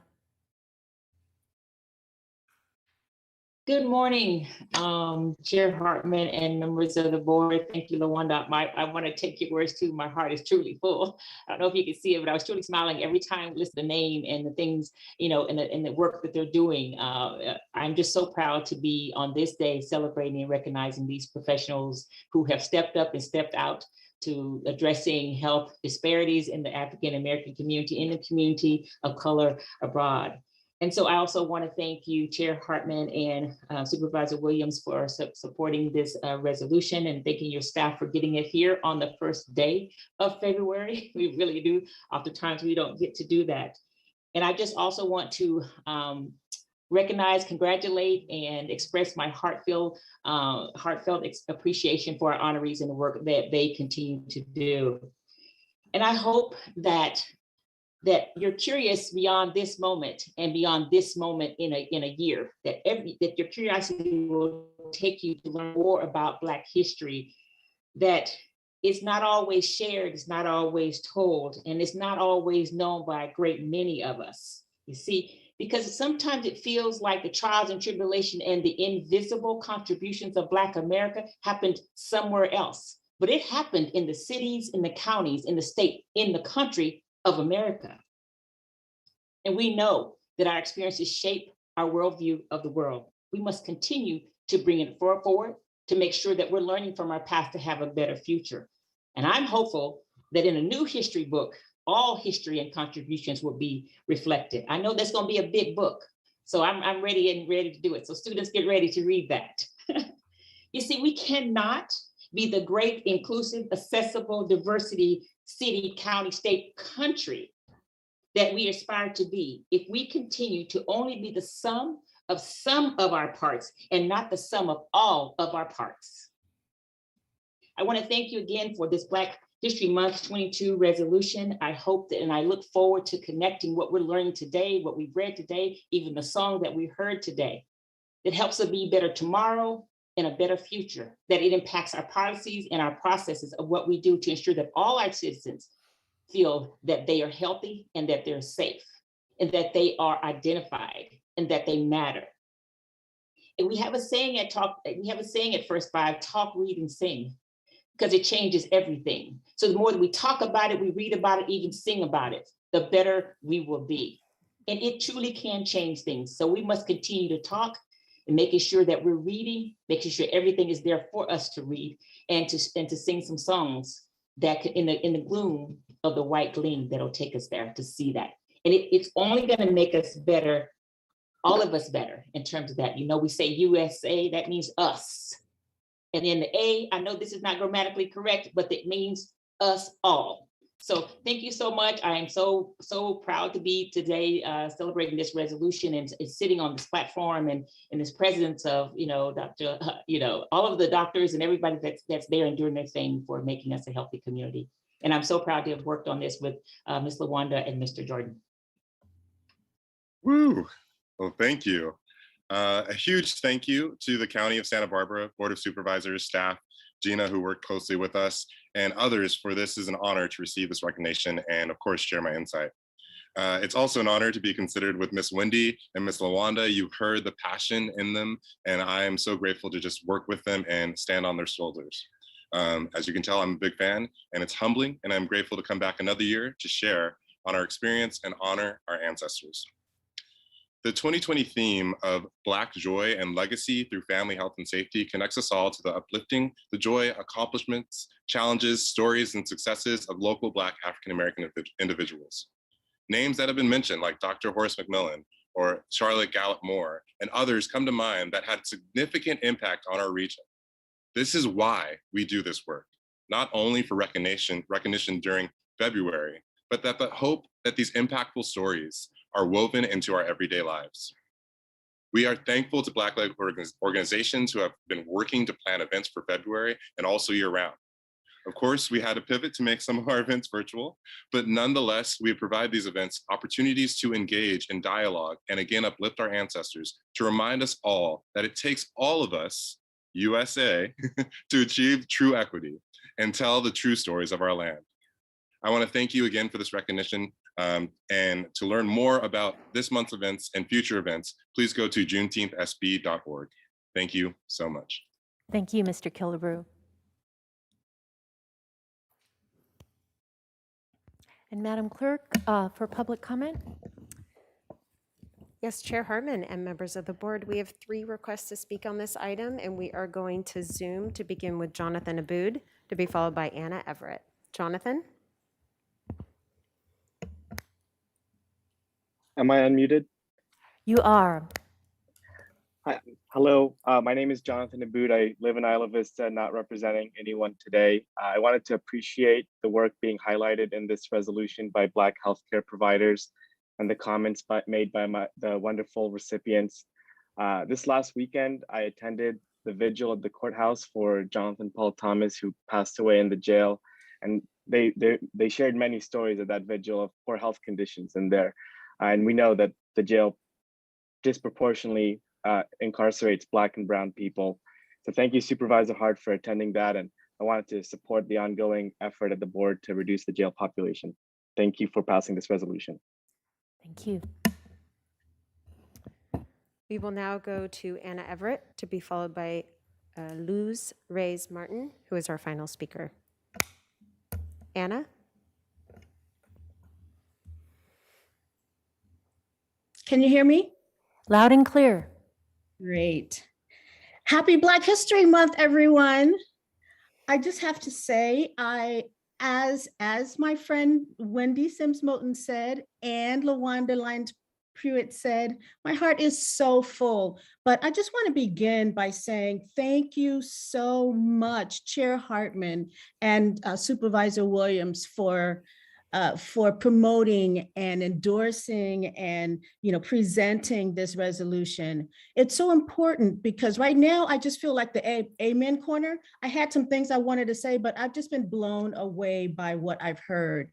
And I just want to paraphrase Mookie from Spike Lee's Do the Right Thing movie when he asked Saul in the pizzeria, why aren't there no brothers on the wall? I want to say thank you, supervisors, for putting our Black brothers and sisters on the wall of Santa Barbara County, sharing what it is that they have done, continue to do, and have done in the past to what I want to call move us towards a more perfect and equitable, beloved community. So thank you so much for that. And also I want to say, Reverend Tullis, that Lift Every Voice and Sing rendition that you did just really reminded me of how I've never heard the song sang in its fullness before. So thank you for that. I've only just heard, the first verse, and it was beautiful and inspiring. I mean, I thought I was ready and motivated, but this presentation today, I feel like I just left a graduate seminar on the history and the past and the future of Santa Barbara County. So I'm speaking for myself as an African-American woman, an activist in the community, and also, for myself, even though I do serve as a commissioner on the Santa Barbara County Commission for Women in the 2nd District. Right now, I just want to thank you for this, and I have 38 seconds left. So thank you so much. You guys did a great job. It's so wonderful. And thank you again, supervisors and Chair Hartman and Williams for doing this and signing your name onto this. It's just wonderful. Thank you. Happy Black History Month. We will now go to our final speaker, Luz Reyes-Martin. Luz? Good morning. Good morning, Chair Hartman, Vice Chair Williams, and members of the board. I'm Luz Reyes-Martin, and I'm the Vice President of Community Engagement at Planned Parenthood California Central Coast. I want to start by thanking LaWanda Lyons-Pruitt, Wendy Sims-Moten, and Jordan Killebrew for being powerful community and justice leaders, and for all your many contributions to Santa Barbara County. I'm calling in this morning with appreciation to the board for your resolution and the presentation this morning, recognizing and celebrating Black History Month. As has been mentioned, the theme this year is Black Health and Wellness. In accordance with this theme, at Planned Parenthood, we honor Black communities and Black-led organizations, while also highlighting and continuing to implement the equity work that remains undone, especially within our healthcare system. As we celebrate the contributions of Black Americans this month, it's never been clearer how essential Black communities and Black women especially are to the backbone of our society. And I'd like to also lift up Dr. Charlotte Gallup-Moore. She is truly a powerhouse in her roles as CEO of More on Health, as a nurse practitioner, professor of nursing, and healthcare advocate. We are so proud to have her on our board of directors and thank her for her service to our communities. Thank you so much for the opportunity to speak this morning. Thank you, Luz. Glad you could be here. And that was our final speaker. So bringing it back to the board, Supervisor Hart. Well, the goal of Black History Month is to bring attention to the countless, noteworthy, valuable, and foundational contributions made by the African-American Black community to the United States and Santa Barbara County. And I really want to thank Supervisors Hartman and Williams for the deep research and the wonderful highlighting of the incredible contributions these Black healers have made to our county. And I know that if we weren't limited to just 2 board members sponsoring a resolution, this would have 5 sponsors, and I appreciate the work that you did. And I also just want to thank all the public members who spoke today. I feel the same energy and enthusiasm and just joy in my heart to have this opportunity to really have a positive, affirming accounting of just the amazing contributions that so many people have made to the history of Santa Barbara County. And it's so important to ground the truths of these experiences in our own community, to not think about these things as they radiate out through the national lens, but to remind ourselves that we have our own history here in our county that has not been just and equitable and right, and that we have a lot of work to do here on our own place where we live and work and relate to each other, and a lot of work to do to make things better, and that we're all committed to that. And I know everyone who participated in the meeting today is as committed as all of us to that, and that gives me great optimism for the future. Thank you. Supervisor Lavanino? Ditto Supervisor Hart. I think part of Black History Month also is to educate. And today, this was a master's class in the healthcare section of it, and I think you set a really interesting precedent for next Black History Month. What's the next group that we're going to shine a light on? Very educational for me, and I really appreciate all of our African-American leaders in our community, just outstanding. You know, if you can't get excited and motivated listening to LaWanda and Wendy, then you probably don't have a heartbeat. Same with Jordan as well. Supervisor Nelson. Thank you, Chair Hartman. And I didn't have anything prepared, but, you know, the term that kept coming up was a full heart. And, you know, that's what I felt as well as I joined you all in learning more about our community and about our history, not Black history, but our history, the history of our country and our county. And I want to thank those contributors to today's presentation, as well as those who've given so much to our healthcare community in Santa Barbara County. Thank you. And as was noted by some of our speakers, we have a whole month to celebrate Black history. This is just the launch of a whole series of activities, so I encourage people to get involved and attend. So, turning to our next administrative item, number 22, Madam Clerk, would you read that into the record, please? Chair Hartman and members of the board, administrative item number 22 is sponsored by Supervisor Williams. It is to adopt a resolution of commendation honoring David Villalobos of the Planning Development Department as the February 2022 Employee of the Month in Santa Barbara County. And David is joining us in person today, and if he would like to come on down to the podium, along with our Director of Planning and Development, Lisa Plowman. And I'll go ahead and read the resolution into the record. Whereas David Villalobos began his career with the County of Santa Barbara working in the Behavioral Wellness Department in 2003 and joined the Planning and Development Department in 2005, where he currently serves as the Hearing Support Supervisor. And whereas David serves as the Hearing Support Supervisor and the Recording Secretary for the County and the Montecito Planning Commissions. And whereas in his role as Recording Secretary, he has played an instrumental and critical role in transitioning very quickly to and maintaining remote hearings for both planning commissions during the COVID-19 pandemic.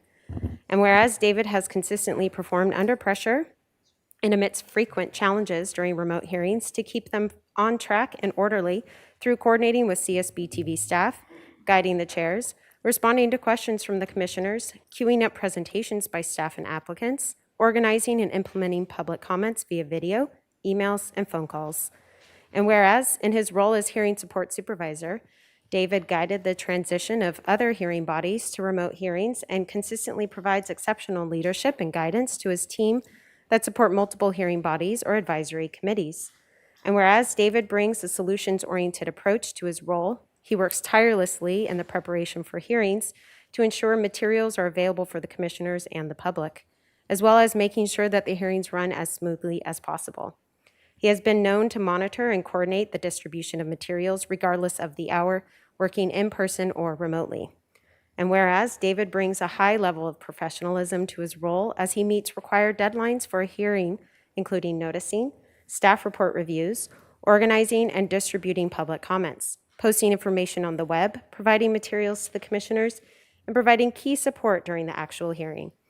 And whereas David is responsive to inquiries from all those he works with, including commissioners, staff, applicants, and members of the public, as well as the consistent stream of requests for public records. And now, therefore, be it hereby ordered and resolved that this Board of Supervisors recognizes David Villalobos as the Employee of the Month for February 2022, passed and adopted today.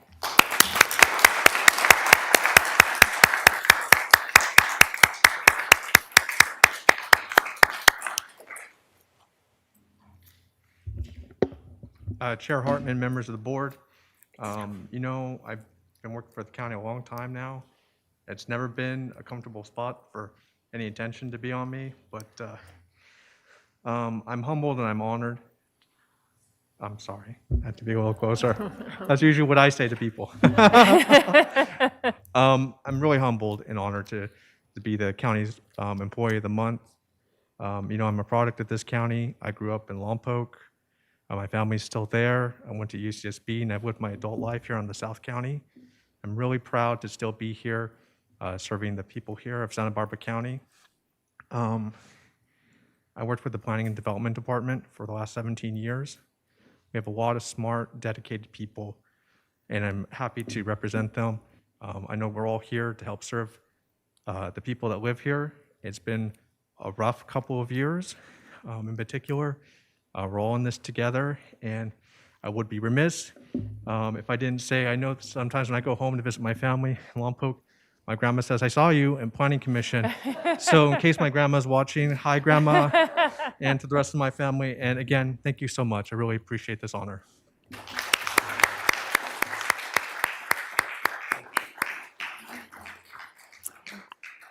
I just have to say, I had the honor when I was on the Planning Commission of serving when David was the clerk, and he's always gracious and unflappable, and just always keeps us cool, and that's kind of the public face of the county, and you were certainly a gracious one.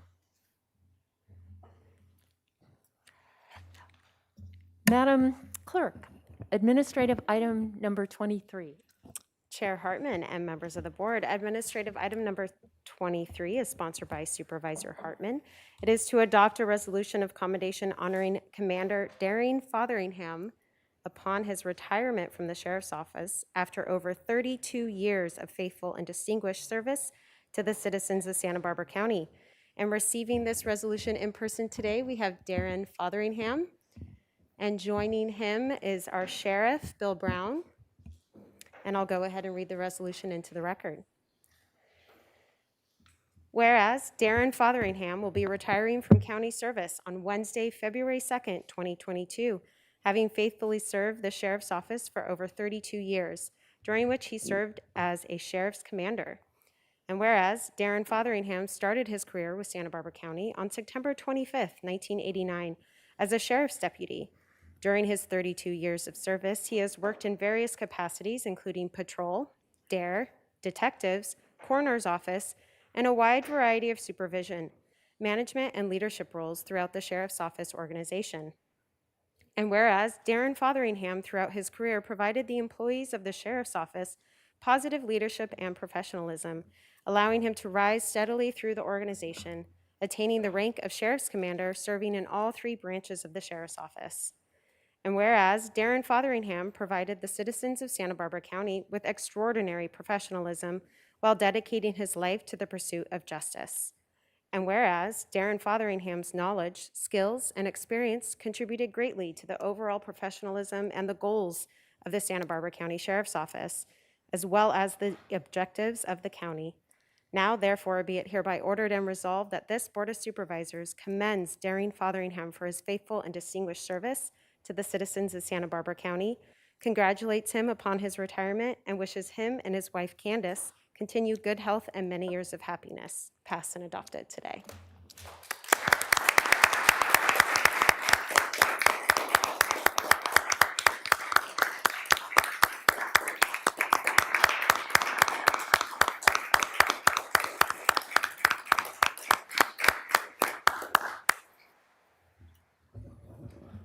Sheriff Brown.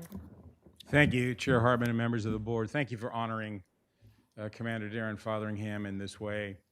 He's joined here, by the way, by his wife Candace, who was a little camera shy and didn't want to come up here, and also by a number of employees from the Sheriff's Office at the back of the room. Yesterday, we had a promotional ceremony for 5 people who went up in rank to the rank of sergeant, lieutenant, and commander in our custody branch. And at that promotional ceremony, I spoke about Lee Iacocca, the great titan of the automotive industry, who, before he died, wrote a book called the Where Have All the Leaders Gone? And in that book, he identified the traits of good leaders, and he called them the 9 C's. And they were things like, the first one was curiosity, the second one was communication, others were competence, courage, conviction, and common sense. And I was struck today that Daring, throughout his career, has exemplified those traits of leadership. And we have been very blessed, in the Sheriff's Office and the County of Santa Barbara has been very blessed to have someone, a man of his character, which is another one of the C's, to have a man who is kind and caring and who has been steady and resolute and has been thoroughly reliable. And he has been a wonderful addition to the command staff of the Sheriff's Office. I've enjoyed not only the opportunity to get to know him as a colleague, but as a friend as well. It's a bittersweet day for us. We're very happy for him and for Candace and for his family and for the good things and the fun things that he's going to do, but we're going to definitely miss this man and his contributions to the Sheriff's Office. They have been legion, and they have really helped shape us into the type of organization that we are today. And his way with people, his way with working with others has been at the forefront, and I think has been pivotal in letting the community know that this organization really cares about the people that we serve. And no one is a better example of someone who treats people the right way than Darren Fotheringham. So it's been a wonderful ride, Darren. We wish you good luck and happiness and health in your retirement. And on behalf of all the men and women of the Sheriff's Office, congratulations on a job well done and best wishes in your retirement.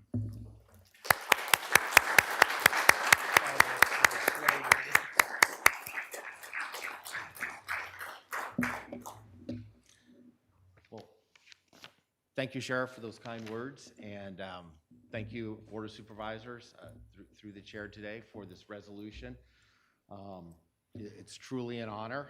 I can say, while I've appeared before your board many times, I knew I'd be the most nervous today, and after that introduction, reading the resolution, yeah, I'm the most nervous I've ever been. I'll try to make this quick. I'm not known for being short on words, hence I wrote a few things down to keep me on track.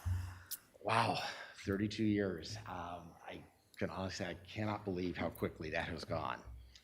I was truly blessed when I was offered this opportunity to come back to the sheriff, or to come to the Sheriff's Department, to come back to the county where I was raised after attending school down in Los Angeles. This county family, it's truly a family. I knew the Sheriff's Office was a quality law enforcement agency. I saw those, the cars, I saw the people, I met the individuals as I was growing up in the county. But I quickly learned how much of a quality organization and how much of a leader in the state that the Sheriff's Office is, and what really makes that, and that is the people of the organization. And it's not one person. Thank you again for the accolade, Sheriff, and for the resolution. But I'm just a small cog in this wheel of really great people. I can say that from this position, I've had the opportunity to observe many other agencies and work with them and instruct them. As a matter of fact, I was an instructor for California's Peace Officers Standards and Training. And I was on part of a group that went around through the Regional Training Center and taught at agencies throughout the state. So I really got firsthand knowledge to see some of the line staff, the management staff of agencies throughout the state, and again, through the opportunity at the Sheriff's Office to work directly with some of those agencies. And I had the opportunity to see some of the work the Sheriff's Office has done over the years with the community, the opportunity to be a DARE officer and actually teach in the classrooms. Those young minds working directly with the teachers, the parent volunteers in the classroom, the staff, the faculty of those institutions, and really develop those positive bonds with the Sheriff's Office and law enforcement in the community. And those are critical. The opportunity of wall investigations to truly see that the criminal justice system, the Sheriff's Office, the other law enforcement agencies, the District Attorney's Office, probation, while we're focused on solving crime and keeping people accountable and holding them accountable for justice, we're really focused on the survivors of crime, the services provided throughout the criminal justice system, and that focus on the survivor of crimes and realizing that they're the ones that are truly impacted and helping them move on after that is one of the critical aspects and truly opened my eyes. Other opportunities presented themselves throughout the years at the Sheriff's Office, giving me the opportunity to work in different branches and move up through the organization, working in all forms of law enforcement operations, custody operations, and the support services. Law enforcement's an ever-changing dynamic profession. It's not just that the laws change every year, which they do, But other challenges present us. I mean, when I started law enforcement, I never thought I would deal with a pandemic. Yet when I was a corner sergeant, we dealt with pandemic planning. Again, I never thought I'd foresee actually having to implement any of that. And yet here we are today, fortunately able to come back before the board. The developing of unique solutions for that. When I was in the academy in 1989, the South Coast was looked at as a forefront in dealing with persons with mental health. I was taught the best practices. And again, this was above and beyond what most agencies in the state of California were teaching. But today I sit in awe of what the Sheriff's Office is now doing with Behavioral Science Unit, a multidisciplinary response to mental health. And I think of the cutting edge I was taught 32 years ago and where we are today. Again, I just sit back in awe and look at this agency and the leadership in the county. 20 years ago, our agency was invited, and I was able to participate with the Museum of Tolerance out of Los Angeles to develop a law enforcement training on the inequities of bias-based policing. That training was actually adopted by the state, and every law enforcement officer in the state of California received that training. Again, our agency, through our leadership at Santa Barbara County, were able to participate in that forward-thinking training and leadership. The relentless pursuit of excellence of our support staff. You see the uniforms out during the disasters and the events, but it's through our support staff, some of which in the back of the room here, enable us to do that. You may see us out there on the weekends, holidays, nights, giving up time with our families. They're there also. They respond in. They're working those operations centers, which are not seen by the public. It is the people. It is truly the people. And I've had the pleasure of working with our Human Resources Bureau through several opportunities in my career to see them going from 600 to 800 applicants and weeding them down and identifying only those that can truly provide the services that Santa Barbara County expects of its sheriff's office, to now having 50 or less applicants, yet still being able to seek out and identify those individuals that will be future leaders to our organization. And of course, working with the first responders. Worked directly with our dispatch center. I learned early on before I got in law enforcement, that's not a skill set I had. I did it for an ambulance company. I could not do the job they do up there every day. But in our multidisciplinary dispatch center, providing those services, they are the first voice that the public hears in an emergency or disaster. They're the first voice, and quite often the last voice that law enforcement officer, EMS, or fire hears when responding and getting directions to an emergency or disaster. They are all truly leaders, and I know I have learned from them. Sheriff Office has been led by some great people throughout my career. They're currently being led by some great people. This agency is full of great future leaders, which really puts me at ease knowing that this is a time that I can go ahead and step away and look at other opportunities to spend with my family, knowing that the Sheriff's Office is going to move forward. I can also say, and actually I'm sorry, I kind of lost track of where I was, but also the jail. Cannot leave out the leadership of the Sheriff's Office, the support and leadership through the Board of Supervisors, and every county department that I see some very familiar faces on. To not only build a modern custody facility, but to look at reworking how that is managed with direct supervision, inmate programming, to give those persons that are in there the opportunity and the tools so that when they are released from custody, to reduce the chances of recidivism and being able to move forward as a productive member of society. Again, it's just, I'm awestruck with everything I've seen by this agency and county in the last 20 or 30 years. I would like to sit here and thank everyone that has been a mentor, taught me something, reined me back in, but if I did that, I would definitely get the hook, and I would be here for many, many hours. But that being said, I do have to thank my parents. They shaped me into the man I became, my friends and family for their support, friends' support to our family, for my grown children who've motivated me every day to be the person who, and to the person who's had the greatest impact on my life, enabling me to be here today. You know, I've done it without the love of my life, my mentor, Candace. for the days of quizzing me on penal codes on my way to the academy, to being paged in for my first homicide investigation in the middle of the night, but days after giving birth to our second child. She not only said, yes, go, she encouraged me to go. She knew that there was a greater need at that moment for the citizens of Santa Barbara County than we had. But it wasn't just then, she had to get up early with the child.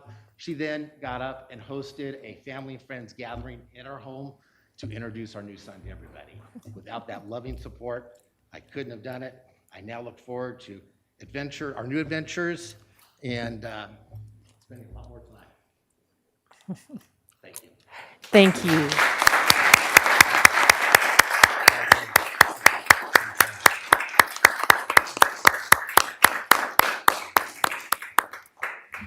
Thank you so much.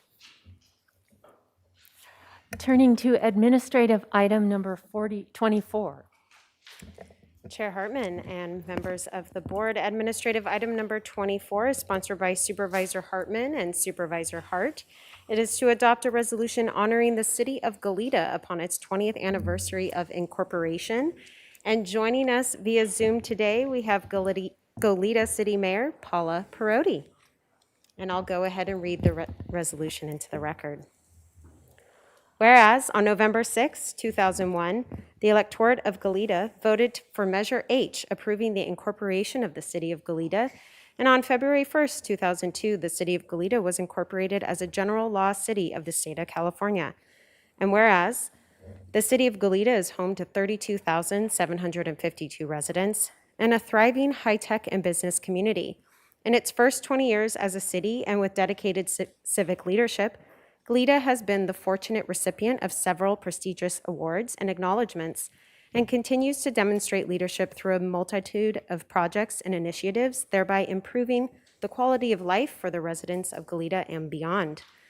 And whereas in its first decade of incorporation, the city laid a solid groundwork for delivering basic government services, and in the last decade has initiated a range of innovative programs and municipal services. And whereas the city of Goleta has been a leader in delivering health and human services through the establishment of a public engagement commission, hiring of bilingual and bicultural neighborhood engagement specialists, adoption of a citywide diversity, equity, and inclusion initiative, establishment of its own library zone, and adoption of a homeless strategic plan.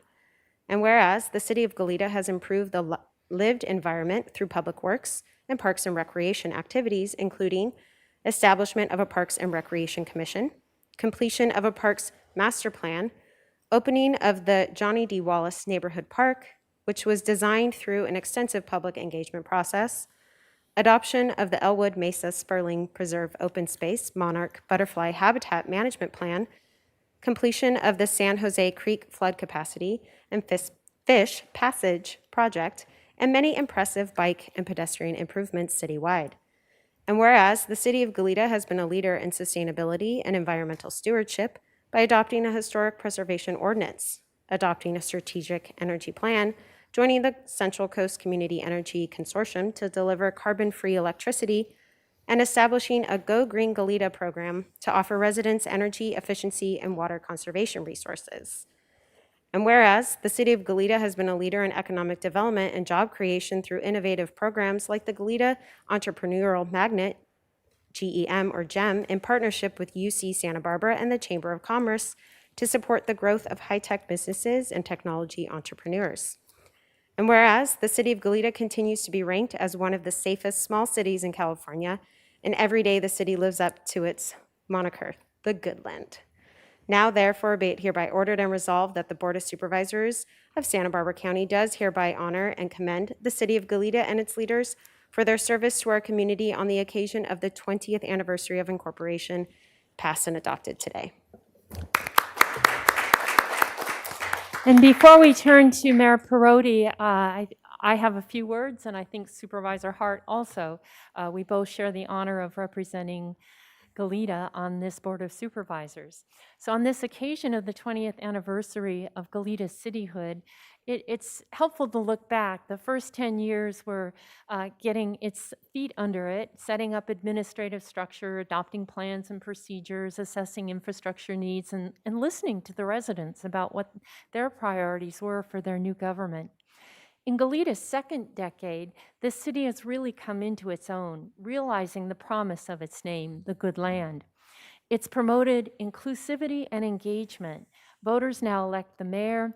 This Public Engagement Commission has been created to make recommendations on how city processes can be more transparent and open. For example, Goleta now has 2 State of the City events, one that's free and open to the entire community. Their planning for district-based elections is underway with broad public participation, and the city, as noted, has hired a new bicultural, bilingual community outreach staff person. So Goleta really does care about transparency and public engagement, and they're pioneering new ways of doing that. They've also created a park and rec department that stands as a model for park creation and preservation and outdoor resources. The city has recently opened the Johnny Wallace Park in Old Town Goleta, and it's really one of the best parks in our entire county. People come from Montecito and Santa Barbara, and even parts north of the tunnel, children in tow, to use this park. It was designed with a lot of community input, and that's likely a reason why it is such an outstanding success. Goleta received a sizable grant to refurbish the Elwood Monarch Butterfly Grove, and that's now underway, and its bike path network has won national recognition. Goleta has also been very successful in securing significant state grant funding. They received a major grant for the future train depot. They're now constructing a new transit hub for bus service in the county. And Goleta has also pioneered new zoning regulations to promote development of child care centers. Goletans love their library, and the city has responded. Goleta has formed its own library zone, taking charge of the Goleta Library, and has expanded services in a really exciting way into Isla Vista with a mobile library, an exciting program for different age groups in the community. And Goleta is also administering the libraries of Buellton and Solvang. So in partnership with the county, we're securing permanent supportive housing in the city with the purchase of the Super 8 Motel on Fairview. This will provide 60 units of housing for formerly homeless individuals. And Goleta has contributed financially to this effort and really stands as a model for regional collaboration in effectively addressing homelessness in our county. Goleta has made major strides over the past 10 years, and this is a wonderful opportunity to recognize these accomplishments, and I'm really looking forward to the innovations that we'll see over the next decade. Supervisor Hart. Thank you, Chair Hartman. Well, today is literally the day that the city of Goleta turns 20 years old. On February 1st, 2002, the city was incorporated officially. And I just want to thank Mayor Perotti and all of our colleagues on the Goleta City Council for really the very collaborative, trusted relationship that we have with those elected officials and with the residents in the community of Goleta. We are very fortunate to be working together to solve community problems and address issues that come up. And just being in regular contact, making sure that small things don't become big things, and that we're all working in the same direction has made a huge difference, I think, in our partnership, and I'm very, very proud of that. And I know that Supervisor Hartman shares that, those values and that interest in maintaining that relationship. So as we transition parts of Goleta between the two of us, look forward to another very long, productive time working together. And if we physically have the resolution here in hand, but I'll make a point to deliver it to Mayor Perotti, who's I think is next up via Zoom, to say happy birthday, City of Goleta. Mayor Perotti, did you have a few words you'd like to say? Absolutely. Good morning, Chair Hartman and Vice Chair Williams and Board of Supervisors. This is a really incredibly special day for us. It is our birthday. I feel like I just left an MTD board meeting and I felt like we should all be wearing party hats and celebrating. And but I'm here to thank you and just to say I'm so honored to be part of this accepting of this resolution. Thank you so very much. I'm so proud of our relationship. But, you know, I was thinking about what I wanted to say, and what came to mind was what Hillary Clinton said once. It's like, it takes a village. And I've learned as mayor that it takes regional cooperation and collaboration. And I feel like we've worked hard on that. And so in the spirit of regional cooperation, I just have a few things we are working together, that we worked together on successfully. And, you know, I'm not going to go down a long list because I don't want to take a whole lot of your time. I know you have a long agenda, but, you know, public safety, you know, our sheriffs, our fire, our public health, working collaboratively in partnership with all of them. Yes, you mentioned the library. You know, you supported our local control for the library, and you supported helping us get Zone 4, and we did grow. We now have Buta and Solvang, and we have the book van in Isla Vista. So look what came out of all that. That it was incredible. So thank you for that. The Super 8 that you mentioned, the Super 8 Motel, you know, this will be supportive wraparound services for, it will be a permanent housing for our homeless, something that is so needed. And I look forward to working in partnership with you on the Super 8. You know, we just, you know, you care so much about the environment, and so do we. We just had our SB-CAG ribbon cutting for a 45-foot all electric bus that will be traveling from north to south. And that's quite an accomplishment, and that we've moving forward. And you've you know, been supportive of opposing the oil trains, something that, you know, we care very much about. Broadband is, you know, we're looking at the underserved and unserved population. We learned a lot during the pandemic, and now we're moving forward with seeing how we can fix that. So, you know, I'm here to just say that we appreciate this cooperation, looking back over the past 20 years. And we look forward to rededicating ourselves to regional cooperation for the next 20 and longer. So thank you so much. I know I'd be scolded if I didn't. I thank you for putting up March 5th, our birthday celebration at La Patera Stowe House from 11 to 4.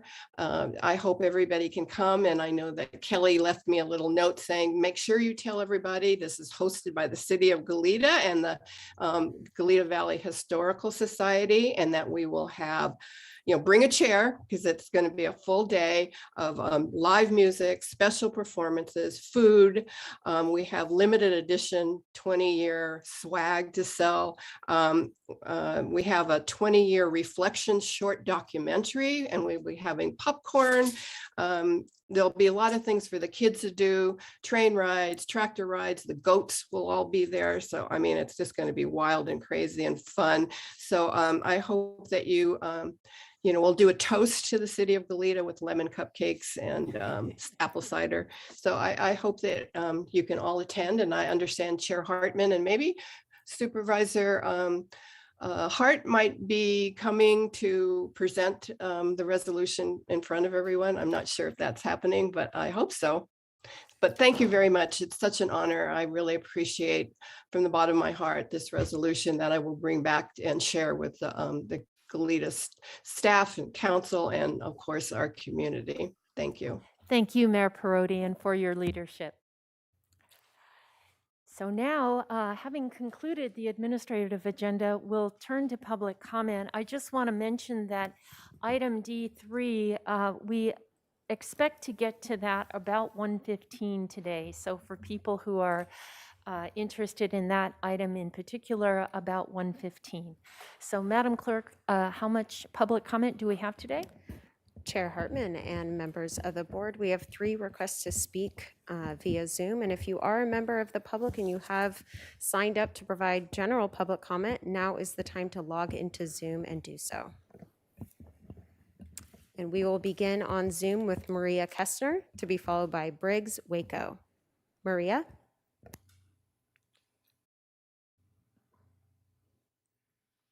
Good morning, Santa Barbara Board of Supervisors. In a speech delivered Sunday, January 23rd in Brussels, Holocaust survivor Vera Sharaf describes the striking parallels between what she witnessed as a child in Nazi-controlled Romania and COVID policies being enacted today by governments around the globe. Vera Sharaf is a public advocate for human rights and the founder and president of the Alliance for Human Resource Protection, an information resource and public interest watchdog organization whose goal is to unlock the walls of secrecy in biomedical research and bring accountability to that endeavor. Ms. Sharaf's advocacy achievements include suspension of Environmental Protection Agency pesticide experiment on children, suspension of smallpox vaccine on children, suspension of violence prediction experiment that exposed 6 to 11-year-old New York City boys of color to fluoramine. Her complaints have led to federal investigations on the use of children in foster care as guinea pigs in experimental AIDS drugs and vaccine trials, and opens a public debate about the ethics of psychotic relapse-induced experiments in patients. She also organized families and victims on unethical research to join her in testifying before the National Bioethics Advisory Committee. Unethical, harmful experiments on mentally disabled psychiatric patients. Those testimonies led to a prize-winning series in the Boston Globe. This is just a partial biography of her, of who she is. And she said in her speech, "These are painful reminders of the prelude to the Holocaust, in which the Nazis used the psychological weapons of fear and propaganda to impose a genocidal regime, demonized Jews as the spreaders of disease, systematically liberated moral norms and values, and destroyed their social conscience in the name of public health.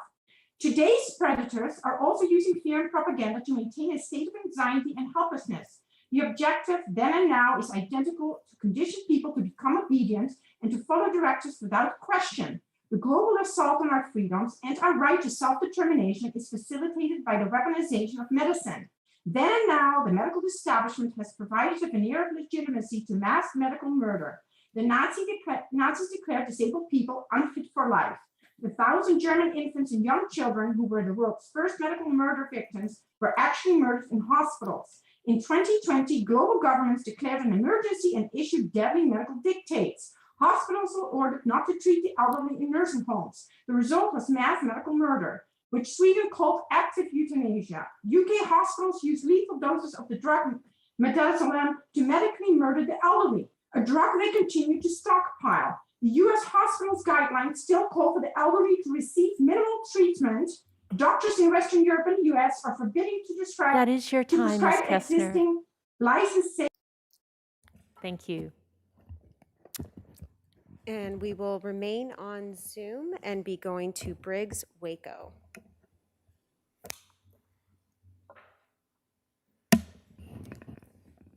And just a reminder for Briggs, if you are using a touch-tone phone, you may need to press *6 to unmute yourself. Briggs?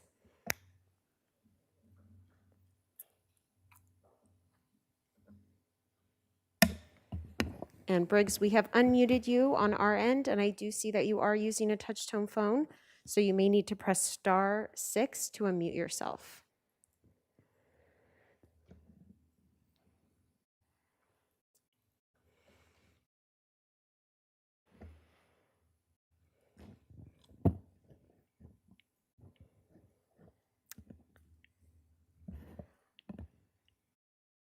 Briggs, are you able to unmute yourself? We have unmuted you on our end.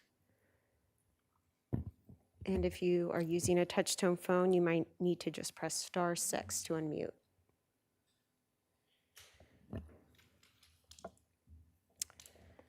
Chair Hartman and members of the board, perhaps we can trail public comment for Yes. Briggs, and in addition to another member of our public who has not logged into Zoom yet.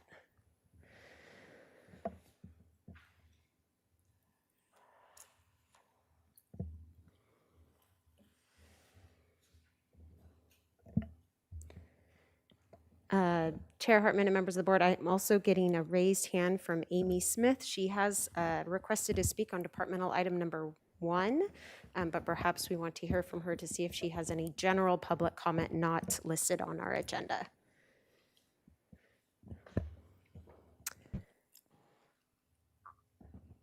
Amy? Can you hear me?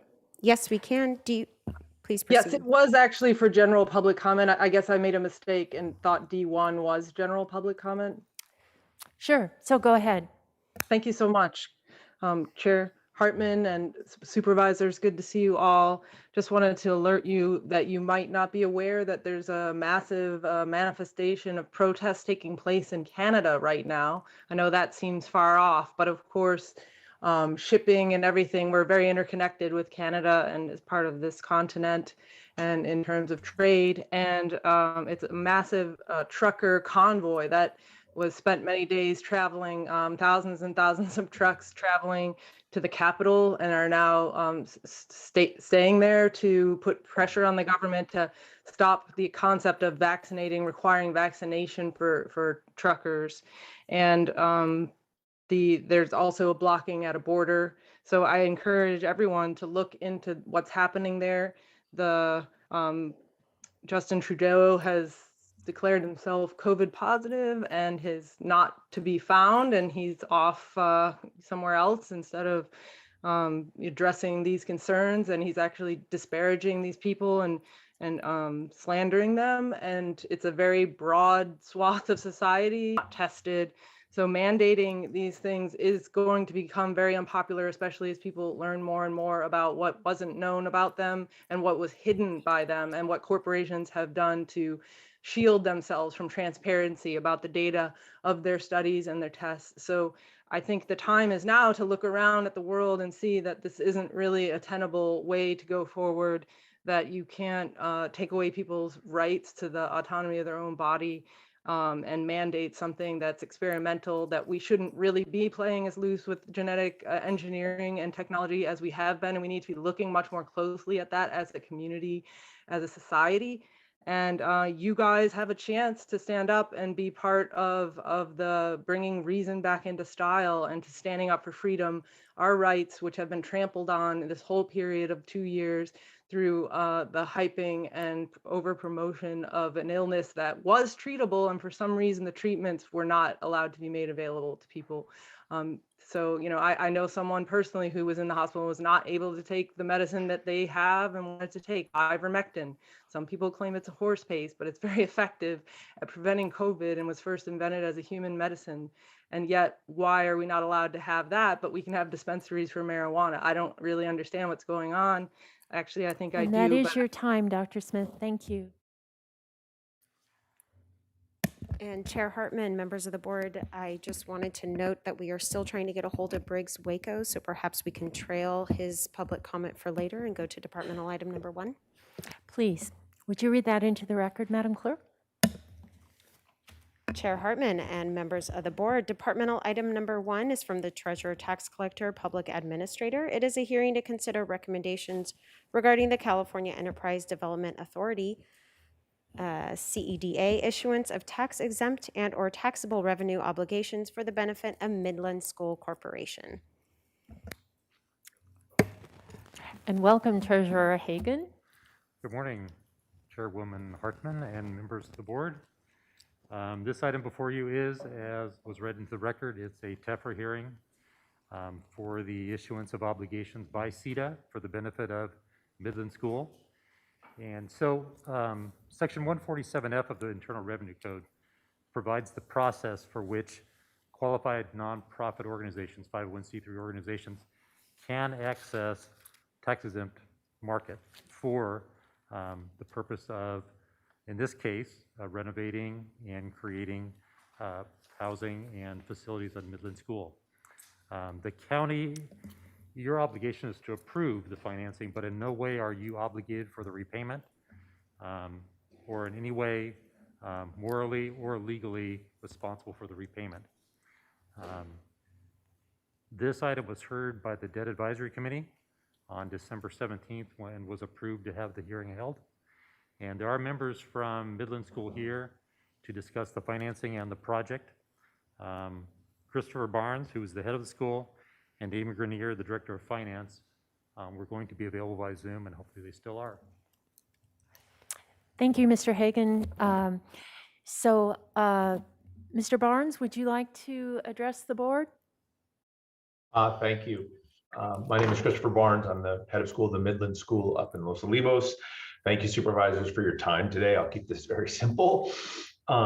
We're in process and seeking to renew significant portions of our campus into the future and add significant additional employee housing, given all the challenges with housing in our county, and greatly appreciate your attention to this matter and the support of the county as we work our way through this process for financing a portion of all these projects. Thank you. Thank you. And I'm happy to answer questions. I don't see any at the moment. And Madam Clerk, was there another public speaker? Chair Hartman and members of the board, yes, we have 2 requests to speak from the public on this item. Why don't we go ahead?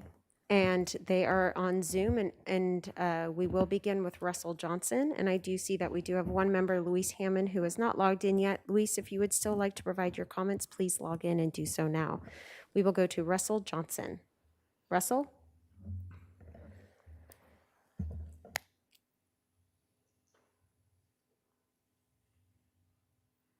Hello, I'm actually scheduled to speak on the proposed PLA that's later on the agenda. That's D3, and we will start that about 1:15 today. So thanks. We'll see you then. Chair Hartman and members of the board, it appears that concludes public comment on this item. Okay, any discussion from the board? May I have a motion then for staff recommendation A, B, and C? Madam Chair, I'll make that motion, A, B, and C. Second. Staff recommendation. All in favor, please say aye. Aye. Aye. Any opposed? Motion passes unanimously. Madam Chair Clerk? Hartman, members of the board, sorry, I heard 2 seconds. Can I please receive a confirmation of who the I second on that believe motion was? Supervisor Hart Thank you. seconded. Thank you. And so, Madam Clerk, we haven't yet closed public comment. We had 2 people waiting. We're about to take a 5-minute stretch break and then be back for item D2. Have we made contact with those people? Chair Hartman and members of the board, we have not. We have tried many attempts, but perhaps we can try and unmute Briggs Waco once again. Our other member of the public has not logged into Zoom.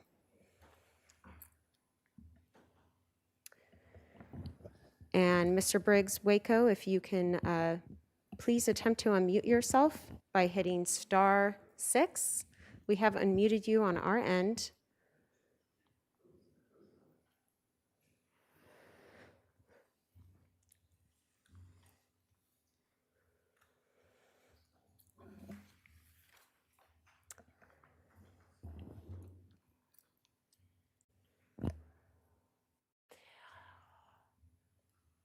Madam Clerk, we'll take a 5-minute break. If they're there after the break, we'll gladly hear them. If not, we'll close public comment and move on. Thank you.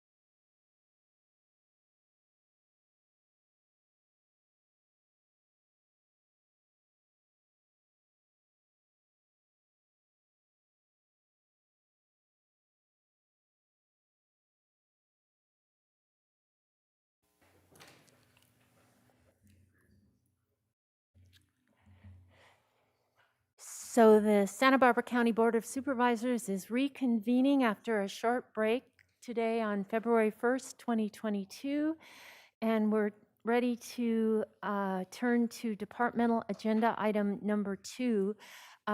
Before we have the clerk read that into the record, I'd just like to say that D3, there's a lot of interest in that. We don't expect to start that until 1:15 after closed session. So, Madam Clerk, would you read item D2 into the record? Chair Hartman and members of the board, departmental item number 2 is from the Public Works Department. It is a hearing to consider recommendations regarding an amendment of Chapter 17 of the County Code to comply with State Law SB 1383 regarding the diversion and recycling of organic waste. Ms. Wells, are you going to introduce your team? Much. So good morning, Chair Hartman, members of the board. I'm Leslie Wells, Public Works Deputy Director for the Resource Recovery and Waste Management Division. So this morning, we're bringing proposed amendments to both Chapter 17 of the county's code and its associated rules and regulations. Today's hearing is to introduce via a first reading the proposed ordinance amendments as well as revisions to the rules and regulations, and to set a hearing for February 15th for the second reading and proposed adoption of the ordinance. The ordinance amendments would then go into effect 30 days following your board's adoption. The proposed revisions relate to Senate Bill 1383 and its associated requirements. SB 1383 was passed by the California legislature and approved by the governor in 2016, with the formal rules promulgated in November of 2020. It is tied to the state's goal to reduce short-lived climate pollutants. This legislation is the largest change to the waste and recycling industry in over 30 years. With landfills being the third largest generator of methane, it requires a 75% reduction of organic waste disposal by 2025. Many communities are struggling because they don't have the infrastructure to manage their organic waste. We're very fortunate to be ahead of the game with the construction of the Resource Center, which is capable of diverting over 75% of organics thrown in the trash. That being said, there are still other requirements that must be met. Over the next 2 weeks, your board will hear 2 additional items related to SB 1383. The first, to apply for a grant from the state to assist with costs for outreach and education. The second item relates to the state recognizing that most jurisdictions will be scrambling to come into compliance with all facets of SB 1383 beginning in January of this year. While we are well on our way, we will be applying for a notice of intent to comply, which, if granted by the state, will give us until December 31st, 2022 to satisfy all of the regulatory requirements. So today's presentation will be made by Carlisle Johnston, a project leader in our division, and Leslie Robinson, our community programs manager.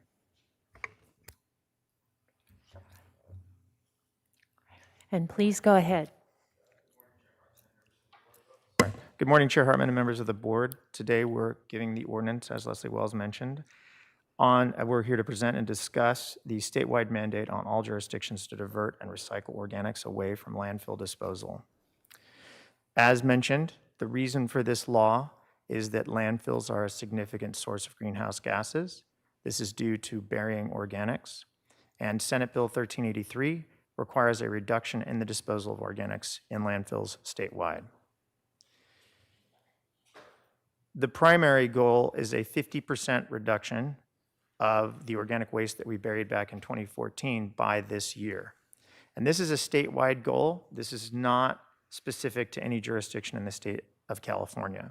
And the state wants to achieve 75% by 2025. And as Ms. Wells mentioned, we are well on our way to exceeding this goal. We also have, in part of this bill, a requirement to have a 20% increase in the recovery of edible food for human consumption.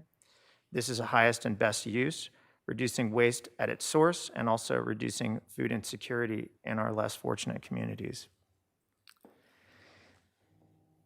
The third requirement of this bill is that organic waste collection services for all residents and businesses must begin this year. This does affect all jurisdictions.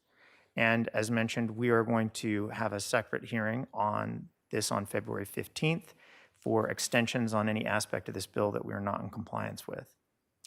Finally, and the primary discussion today, is the adoption of an ordinance or an amendment to existing county or municipal code to establish and enforce the key aspects of this law.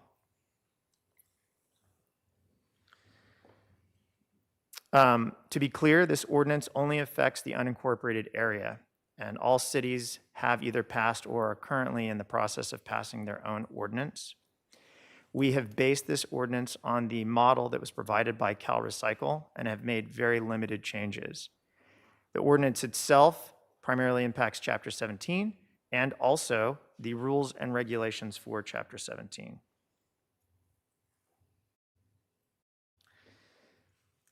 The ordinance key components include that we have to establish recycling programs and make them available to all residents and businesses.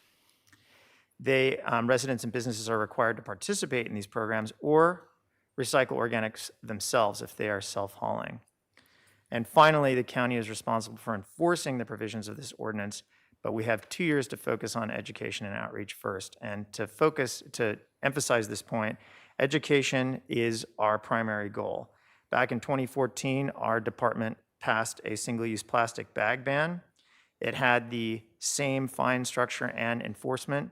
We spent all our time on education, and we did not issue a single fine or penalty when we implemented that law ahead of the statewide ban on plastic bags. So that is our focus, is on education and to avoid fining or penalizing any businesses or residents within our community. And with that, I would like to hand over this presentation to Leslie Robinson. Thank you, Carlisle, and good morning, Chair Hartman, members of the board. On the following slides, we'll share more information on how SB 1383's required ordinance affects local jurisdictions, residents, and businesses. Local jurisdictions, including the county, are required to provide organic waste collection services to all residents and businesses, and these services must include recycling programs for yard waste, paper waste, and food waste. Local jurisdictions are required to conduct education and outreach to inform the community about the new law and the associated requirements. Local jurisdictions are required to procure products such as compost, renewable energy, and paper produced from recycled organics. Jurisdictions must also establish an edible food recovery program to meet the state's goal of recovering at least 20% of currently disposed edible food to feed those in need. Local jurisdictions are required to monitor compliance with the SB 1383 ordinance and conduct enforcement as needed. As mentioned by my colleagues, the county's focus will be on education and outreach prior to any citations being issued.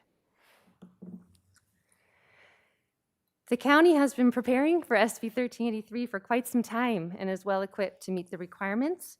Our new resource center at the Tajigas landfill qualifies as a high diversion organic waste processing facility that recovers over 75% of organics thrown in the trash.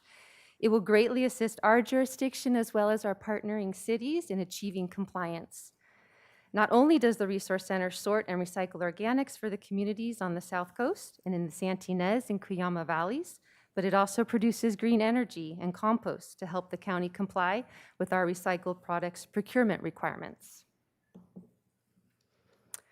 Residents and businesses that are not in the Resource Center waste shed and that won't have their trash processed to remove organics will be offered curbside collection of food scraps mixed with their yard waste. The mixed organics will then be processed at a composting facility in the North County. To comply with the edible food recovery requirements of SB 1383, the county has partnered with 6 local cities to establish a new regional food recovery network. The county is the lead agency and has been closely coordinating with local food recovery organizations and potential donors to assess needs and capacity and establish required written agreements. County staff has also been creating and distributing outreach materials and developing a record-keeping system for the new program.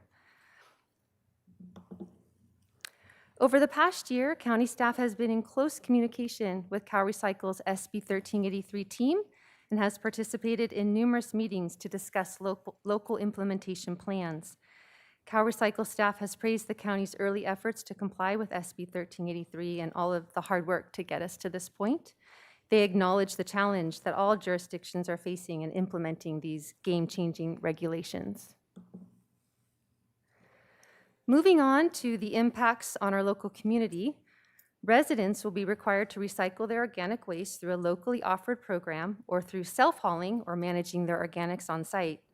Residents in the Resource Center waste shed will continue to put their yard waste in their green container, their paper and cardboard waste in their blue recycling container, and their food scraps in their trash container.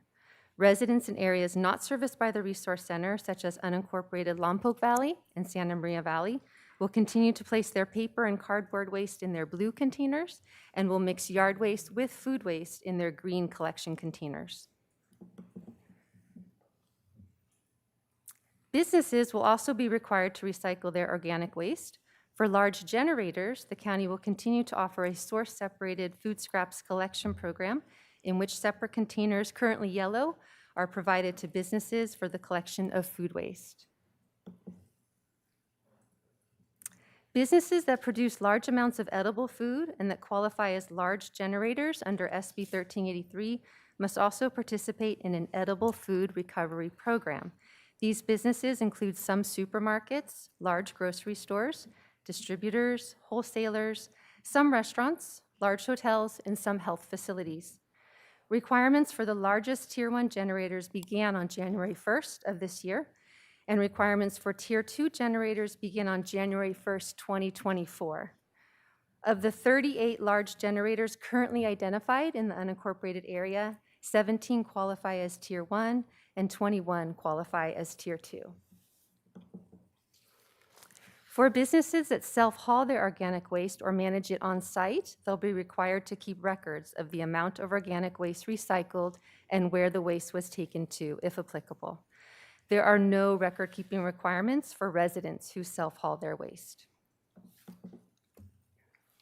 Enforcement of the ordinance will be conducted by the Resource Recovery and Waste Management Division's existing code enforcement officers. SB 1383 does not require that potential fines be issued until 2024. Over the next 2 years, the county will focus on education and outreach to inform the community about these new requirements. In terms of the impact of these regulations on customers' rates, in the Resource Center waste shed, customers will not see any significant increases. The Resource Center is already established and meets the requirements of SB 1383. In the unincorporated Lompoc Valley and Santa Maria Valley, which do not have their waste processed at the Resource Center, residential collection rates are expected to increase between 20 and 22% to cover the increased cost of the expanded curbside organics program, which involves moving from biweekly collection of yard waste to weekly collection of mixed organics. The county is still negotiating the terms and rates of the new franchise agreement. Commercial rates in these areas are expected to increase on average between 4 and 7% to cover the cost of expanding the source-separated food scraps collection program for commercial customers. Moving forward, staff recommends that the board determine that adoption of the ordinance and rules and regulations is within the scope of the final environmental impact report prepared by CalRecycle, and that no subsequent EIR or negative declaration is required for this project. Staff recommends that the board set a hearing for February 15th on the board's administrative agenda to hear the second reading of the ordinance. At that time, staff recommends that the board approve the ordinance and related changes to the rules and regulations in order for the county to be in compliance with SB 1383. That concludes our presentation. We greatly appreciate your time and welcome any questions you may have. Thank you. Thank you. Supervisor Williams. Well, I just wanted to maybe take the most important takeaway for consumers is that if they live in the South Coast, Cuyama, or San Ynez Valley, then they continue to put organic waste in the trash because we can source separate. if they live in Lompoc or Santa Maria or other parts of North County like Guadalupe, then they're gonna put it in their green waste. And if they live in Carpinteria in Harrison territory, they put it in a plastic bag and put it in their green waste, right? Is that the summary? Chair Hartman, Supervisor Williams, yes, that was a great summary. Thank you. And that's my only questions. Are there any other questions, Supervisor Lavanino? Thank you, Madam Chair. So I know inside the city of Santa Maria, they're doing the same thing because I've seen their city council meeting about this. The one thing I have is just, this is going to take a lot of education because people, I'm still trying to figure out what goes.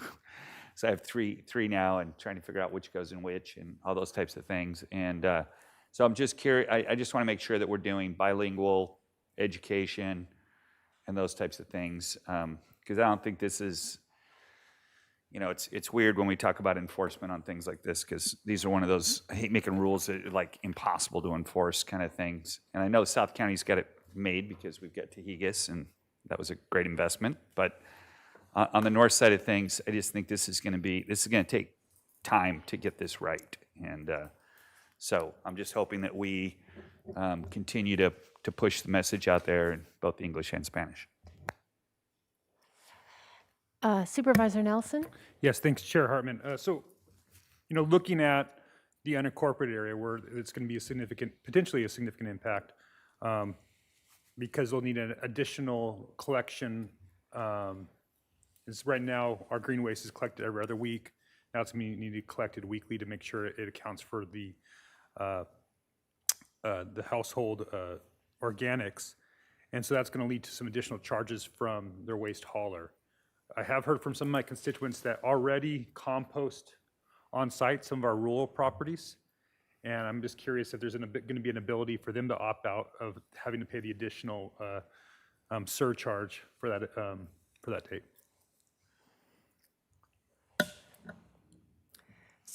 Chair Hartman and Supervisor Nelson, as you mentioned, we are still negotiating the terms of the new contract and the rates. Under 1383, self-hauling or managing compost on site is allowed. So I acknowledge your concerns for those customers who do compost on site. And as I said, we're still working out the terms of the new franchise. So I don't have a definitive answer on that, if they would be able to opt out of any additional fees. It is looked at holistically for all of our residential and commercial customers, those rates.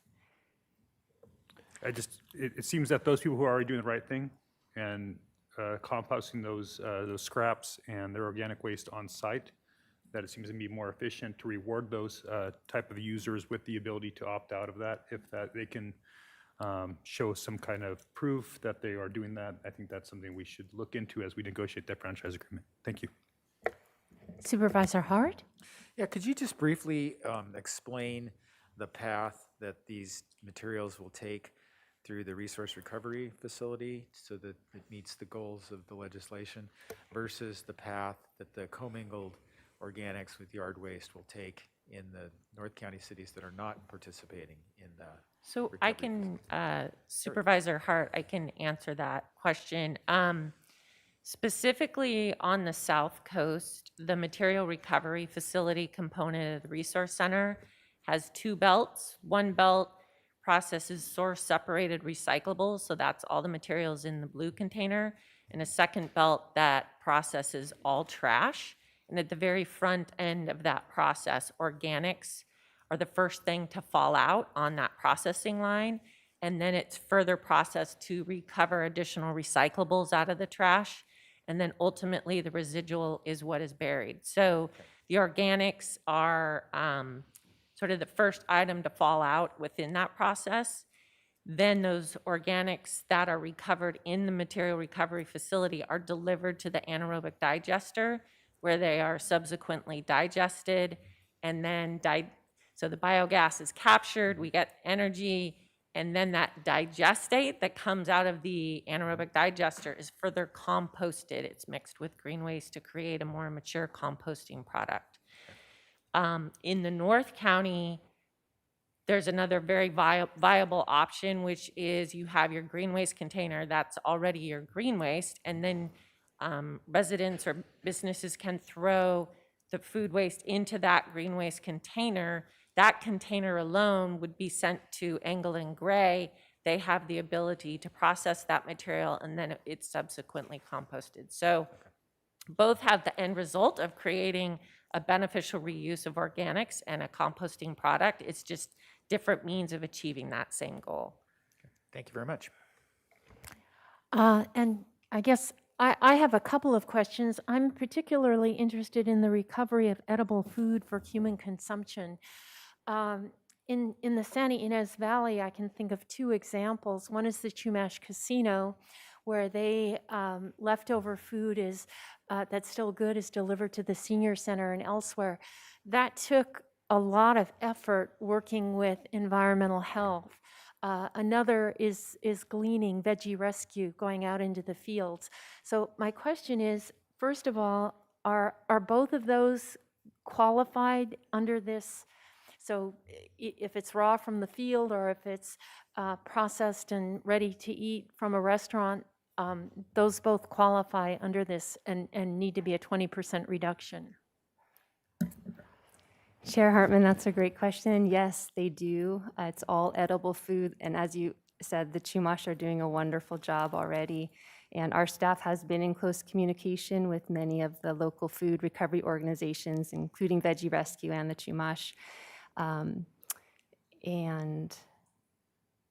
I had another thought, but I forgot it. I apologize. Well, I guess I'm especially interested because this requires work from county departments outside of public works and solid waste. It requires, in the case of prepared food, environmental health. And when it was a pilot program, it took an awful lot to get that up and running. Now it's a great example for others. But I just, this is an added workload for other county departments, and I just wonder if you could speak to that. Thank you. Yes, I was going to address that, and that's what I forgot. I apologize. Chair Hartman, we have been in close communication with environmental health and working with them actually over the past couple years to gear up for edible food. They've been great partners. We do have some good models already in environmental health. Their team has agreed to help us with the inspection requirements for the edible food program, which is huge. We greatly appreciate their help with that. And are there any grants or stipends or things available for nonprofits like Veggie Rescue? Because they're helping the county meet a state objective. Another wonderful question, Chair Hartman. CalRecycle has provided a series of edible food recovery grants over the past few years. They just closed a cycle in December, and unfortunately the timing was really challenging for the nonprofit organizations with the holidays, and they were not able to dedicate staffing resources for that particular grant cycle, and we've actually submitted a letter to CalRecycle, or in the process of doing so, to request that future edible food cycles happen when it's not such a crunch time for those organizations. So the universe of edible food recovery is practically infinite. So how will you focus on top priorities? Another great question. Right now, our staff is working with the largest food recovery organizations. Obviously, the food bank is at the very top doing really great work and focusing on those large generators, those tier ones, and already been doing some outreach to them and seeing what edible food is most easily able to be captured at this point, and then moving forward with the prepared and the hot foods, which does require more logistics to get those into the hands. And it's not just the producer, but the receiver. And so you're in a whole matchmaking business and a whole new area of work for your department. It is. It's not one that we've typically been accustomed to, but we're trying to learn as we go and learn from other models in the state. There are some other wonderful programs, and we're really very happy to have the support of our local cities in creating this new network. I think that collaboration is key. Obviously, food recovery crosses jurisdictional boundaries, so it's great that we've been able to partner with them. And my last question is just that we're to procure products made from recycled organics. So that requires you to work with other county departments, I gather, to focus. And how do you know if you're that something qualifies as an organic that was procured under this system and therefore qualifies? It seems like we need a labeling system. Chair Hartman, there is a standard, and SB 1383 does require proof from the vendors that the products are made from recycled content. So that is part of the documentation that county departments will be required to keep and to hopefully upload to a central system that we're talking about right now, trying to figure out how is the best way to capture all that information. Thank you. A major undertaking, sounds like, but an important and exciting one. Public comment. Do we have any public speakers today, Madam Chair, Madam Clerk? Madam Chair. Chair Hartman and members of the board, thank you. We have no requests to speak on this item today. Okay. Supervisor Williams? Well, just one more question and then a comment is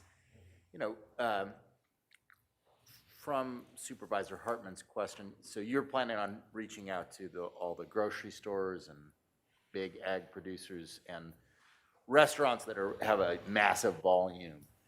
And do you guys have adequate, maybe this is a Leslie question, do you have adequate staffing for this? I mean, that's a gargantuan undertaking. I have full confidence in your department. I mean, you guys have a great track record, but this is a lot of work, And, if it's not enough to be both able to do source separation and, map out massive construction projects and, a little bit of firefighting and reaching out to everybody. I mean, you guys have a lot that you deal with, so please let us know. Yeah, Supervisor Williams, through the chair. It's a busy time in our industry right now, I would have to say. Fortunately, we have some really stellar new members of our team. And frankly, over the years, outreach has been such a big component of what we do in communicating with the public that now they're just switching gears. For a long time, it was getting businesses to recycle. The board passed a mandatory business recycling ordinance in 2003. So we have some very enthusiastic and committed team members who are really dedicated in reaching out to all these different large generators. We actually feel fortunate in that we are just targeting the unincorporated area. So we are not a large city that has a vast number of restaurants. So it's manageable, and we have a very good team. Leslie has put together a great team to be able to do this. So I appreciate your acknowledging a lot of hard work.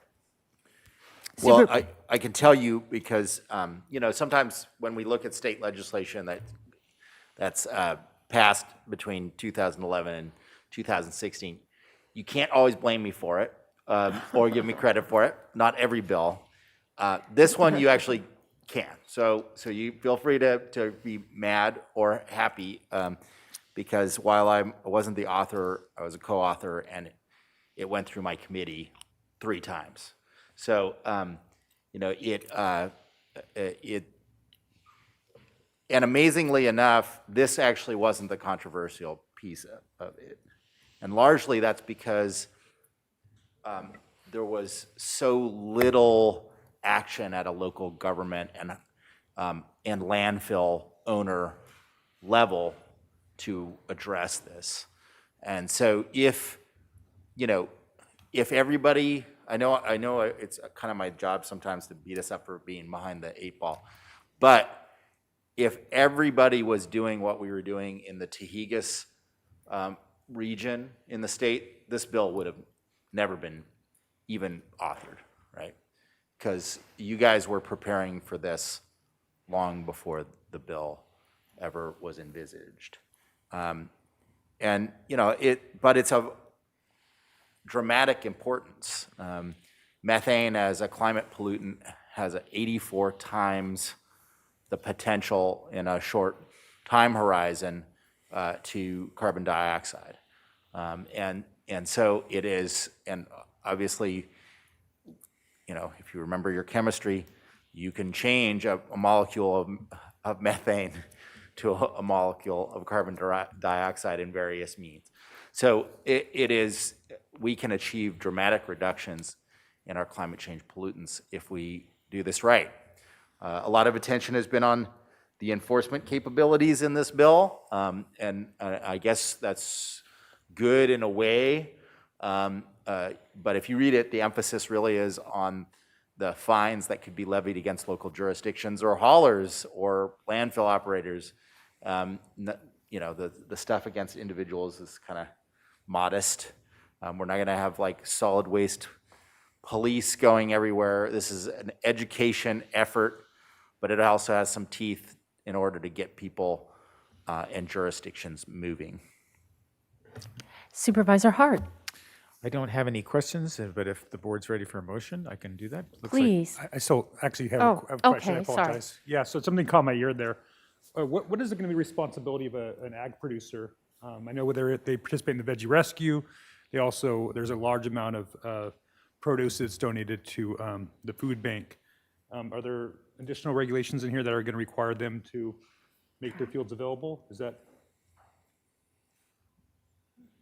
I didn't see them listed as one of the businesses when I was looking through the presentation, but I heard that mentioned briefly there. So for me, that would be a concern. Obviously, there's a lot of, you know, they already do participate in these programs in a meaningful way, as well as, you know, there's turning those fields quickly is part of it, is, you know, just not only for future production, but also for health and safety reasons to get those organics back into the ground in a timely manner. So I just wanted to make sure that there's no requirement here on our ag producers. Supervisor Nelson, I'm going to defer to Leslie Robinson. If there's any, you know, some regulations have exemptions for agriculture, but I am not familiar enough with this, so I will defer to her to answer your question.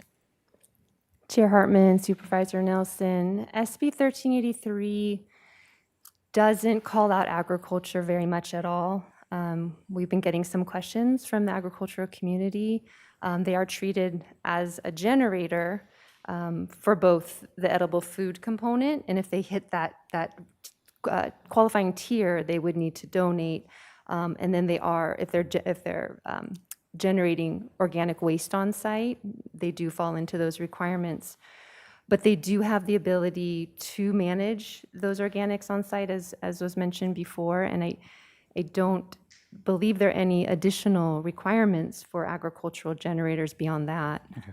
Thank you. So Supervisor Hart, a motion. Yes, I would move the staff recommended actions A through D in the staff report. And may I have a second? Second. All in favor, say aye. Aye. Any opposed? Motion carries unanimously. So we're going to break for closed session. County Council, what are we going to talk about in closed session? Thank you, Madam Chair. The board is scheduled to consider 2 items of existing litigation in closed session today under Government Code Section 54956.9. The first is New Singular Wireless, doing business as AT&T versus the County of Santa Barbara. That's in the United States District Court for the Central District. And the second case is Santa Maria Valley Water Conservation District versus City of Santa Maria, and that's in Santa Clara County Superior Court. And the time estimate, including the eating lunch separately, about 15 minutes, is an hour. So I think we could be back by 1:15. Thank you. So we thought we would start at 1:15, but we will start D3 at 1:30. My apologies, Chair Hartman and members of the board. I believe County Council said that we can return at 1:15 with the 15-minute lunch. Yes. I missed that Just to myself. clarify, All so I right. think closed session will take 45 minutes. Okay, so we are still on at 1:15.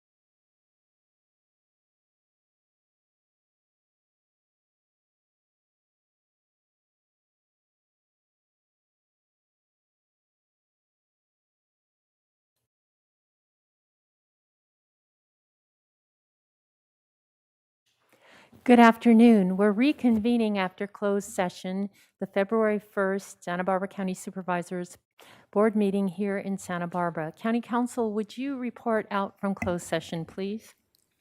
Thank you, Madam Chair. The board met in closed session on 2 items of existing litigation. New Singular Wireless doing business as AT&T versus County of Santa Barbara, United States District Court for the Central District of California. And the second case, Santa Maria Valley Water Conservation District versus City of Santa Maria and Santa Clara County Superior Court. And the board took no reportable action. Thank you. Madam Clerk, would you read departmental agenda number 3 into the record, please? Chair Hartman and members of the board, departmental item number 3 is from the County Executive Office and the Public Works Department. It is a hearing to consider recommendations regarding the development of a countywide community workforce agreement, CWA, ordinance and project template. Thank you. Mr. McAlpin. Yes, good afternoon, Madam Chair and board members. Public Works is here today to present the Community Workforce Agreement, or CWA, and I'll start the presentation and turn it over to Deputy Sneddon, and then he'll turn it back to me. So Public Works is leading the county negotiating team made up of CEO, General Services, County Council, and Public Works. Before we commence the presentation today, let's review the background on this item and what brings us before you today. In April 2019, your board directed staff to draft an ordinance governing the use of a CWA on public projects. In addition, direction was given to General Services and the Public Works Department to negotiate a template of terms or concepts, if you will, to be used in the framework of future project-specific CWA with the Tri-County Building and Construction Trades Council, or TCBT. In August 2021, last August, your board directed staff to utilize the CWA that the City of Santa Barbara had finalized through negotiation with TCBT as the county's base CWA, but also to negotiate terms within that document to maximize the number of bidders on county projects in the future, which would in turn maximize competition and maximize local labor.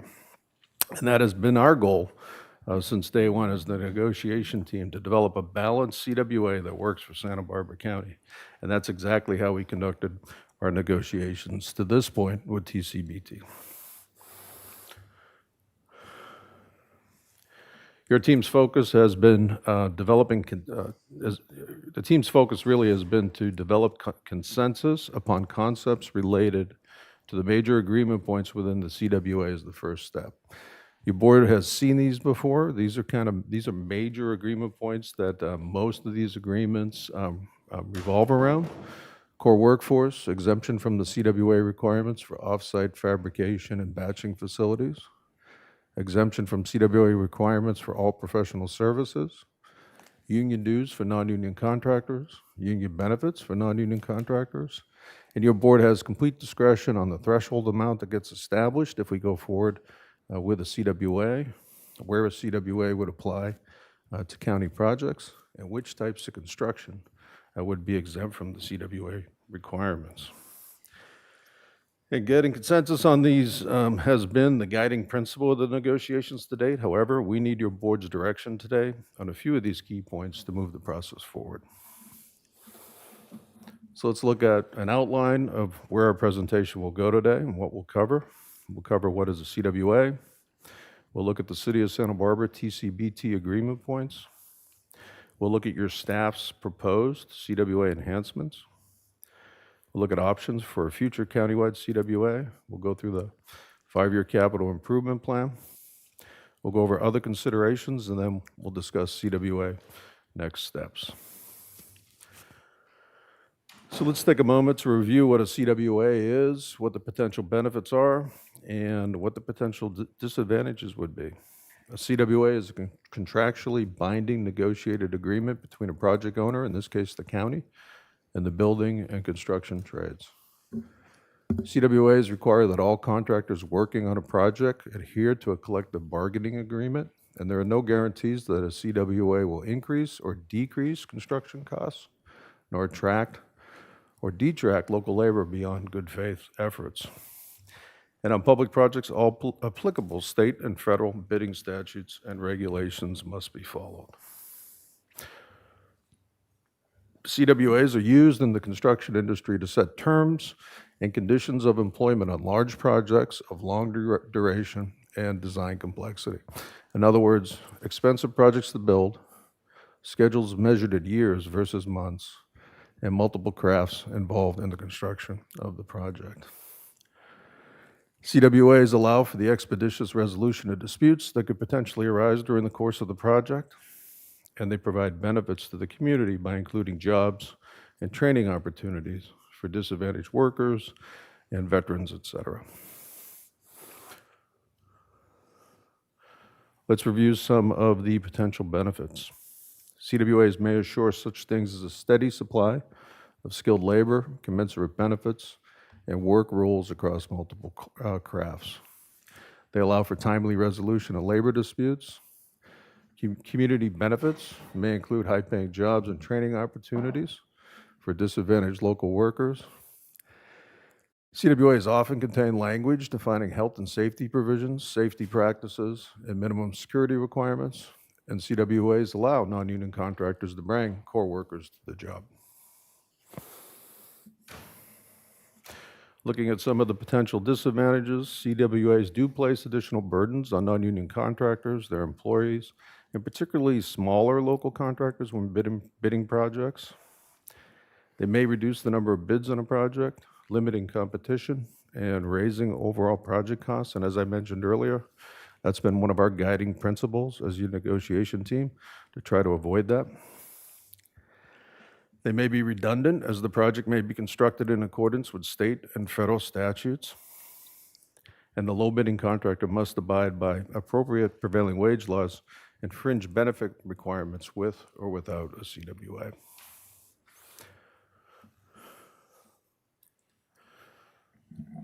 So let's transition now to the enhancements your negotiating team believes will make Santa Barbara County's CWA, if we go forward with one, a successful CWA. This slide is a summary of the agreement point concepts we have been discussing with TCBT. These are the key concepts that every CWA negotiation boils down to. On the left is the critical agreement points here. And you'll notice a few are asterisked.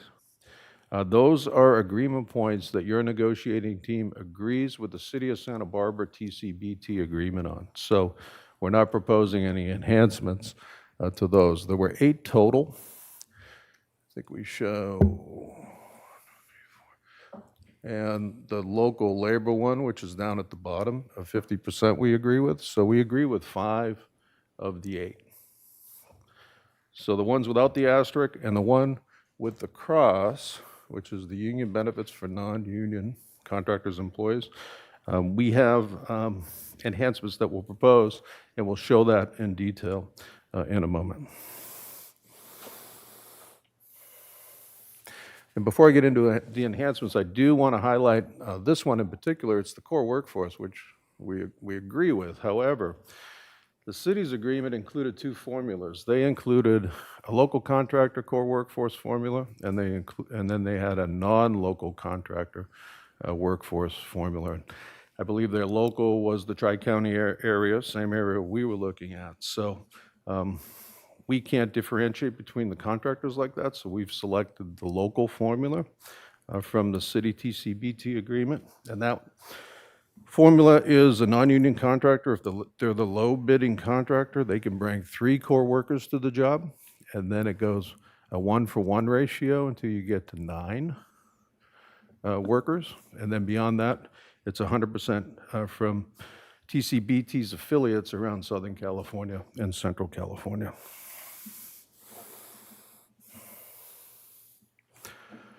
Okay, so this next agreement point is the first of 3 enhancements your negotiating team is proposing today. And in the construction industry, construction inspection and materials testing is quality assurance and quality control for the project, which is the agency or the owner's responsibility. The city agreed to have all of these professional services considered a covered craft, and what we're proposing is to do it 2 ways. So if we include the construction inspection and the materials testing In the actual construction contract, it would be considered a covered craft. If the construction inspection or the materials testing is performed by the county or a consultant that we procure through a qualification-based RFP, it will be exempt from the community workforce agreement. It's our responsibility as the agency to ensure that the project is constructed in accordance with the plans and specs. We don't give that authority to the low bidding contractor.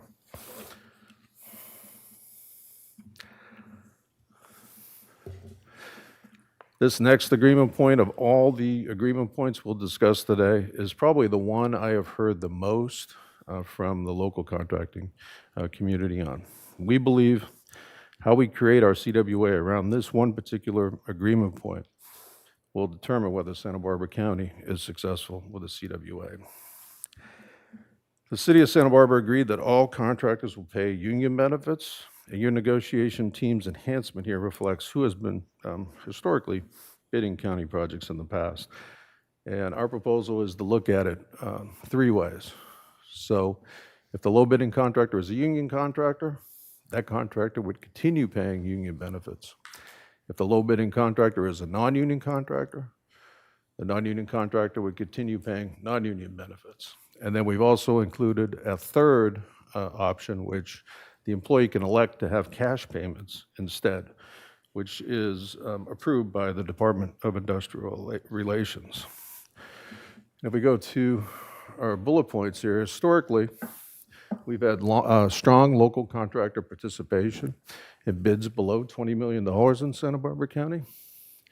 These projects typically have project durations which are often measured in months and not years.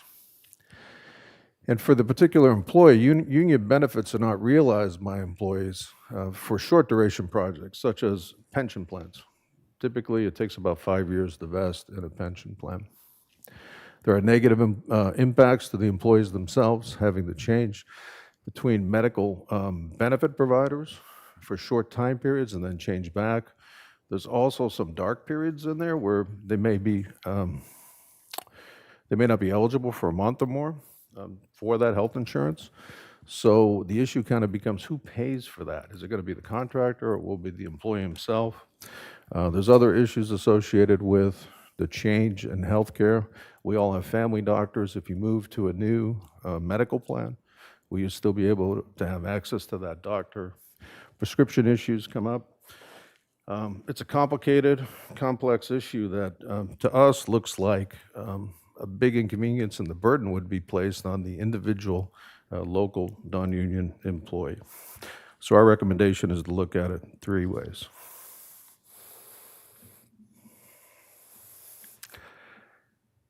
And our last agreement point enhancement for your board's consideration today relates to master labor agreements, or what we call MLAs. We would partially exclude a portion of that. MLAs contain thousands of pages, many different agreements. It's a big lift to ask some of our smaller contractors to get up to speed on that. They change quite a bit, and the county wouldn't be party to that. So, and we'd be incorporating pretty much unknown requirements into the CWA. Some of the MLA language may conflict with state, federal, and county legal requirements. And what we'll do on the MLA here is very similar to what we did in 2014. We'll bring limited portions of it into our CWA, primarily around union trust funds, as well as the grievance procedures. So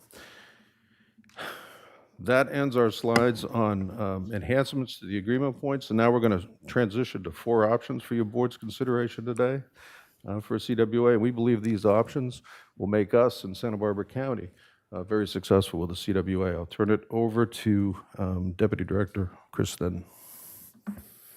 Thanks, Scott. Good afternoon. So when the team got together to look at putting some concept CWAs together, we really had those 3 goals in mind Scott mentioned. The first was to create CWAs that maximize potential benefits of CWAs. We want to maximize local workforce on county projects, and we want to maximize bidder participation. So in looking at that, the CWA concepts are tailored around the size of the project that they would apply to. And we'll go through these starting with option 1, which is the staff recommendation. And that would be to take the City of Santa Barbara TCBT baseline and have these 4 modifications. The first would be to take the staff recommendations that Scott just went over for those major agreement points. The second would be to clarify the exclusions. That would probably be required for all options, and that's just a matter of taking the city's CWA and modifying it so it works in the county context for the type of works we do, and Scott will provide a little more details on that. The third would be to include a rebid provision, which Scott will also touch on in a future slide. And then we'd be looking to apply this to projects $10 million and above. So in the type of scale of projects Scott was just talking about, these are the mid-range projects. They're measured in months, several months usually, and may go as much as a year. So they're kind of medium in terms of term. They're medium in terms of the level of complexity and number of crafts that would be on the project. And we do already have a high level of local workforce participation in these projects. The second option would be to use the City of Santa Barbara TCBT CWA with fewer modifications. So really just looking at those ones like the MLA exclusions Scott just talked about and a rebid provision. And these would be applied to projects $20 million and above. These are the really large scale projects. They're measured in years generally or several months. And they generally have several trades that are working on them. We also see that on these really large projects, there is a lot of the bids are coming from outside of the area, and a lot of the CWA benefits could be at a higher level on these high-end projects. The third option would be to use a tiered approach. So in the $10 to $20 million range, use the option 1 CWA, and then for, again, those really large projects, move to the option 2 CWA. A fourth option we looked at was a validation option or kind of a pilot project option. And that would be to use the City of Santa Barbara TCBT CWA with those minor modifications and run a pilot bid project.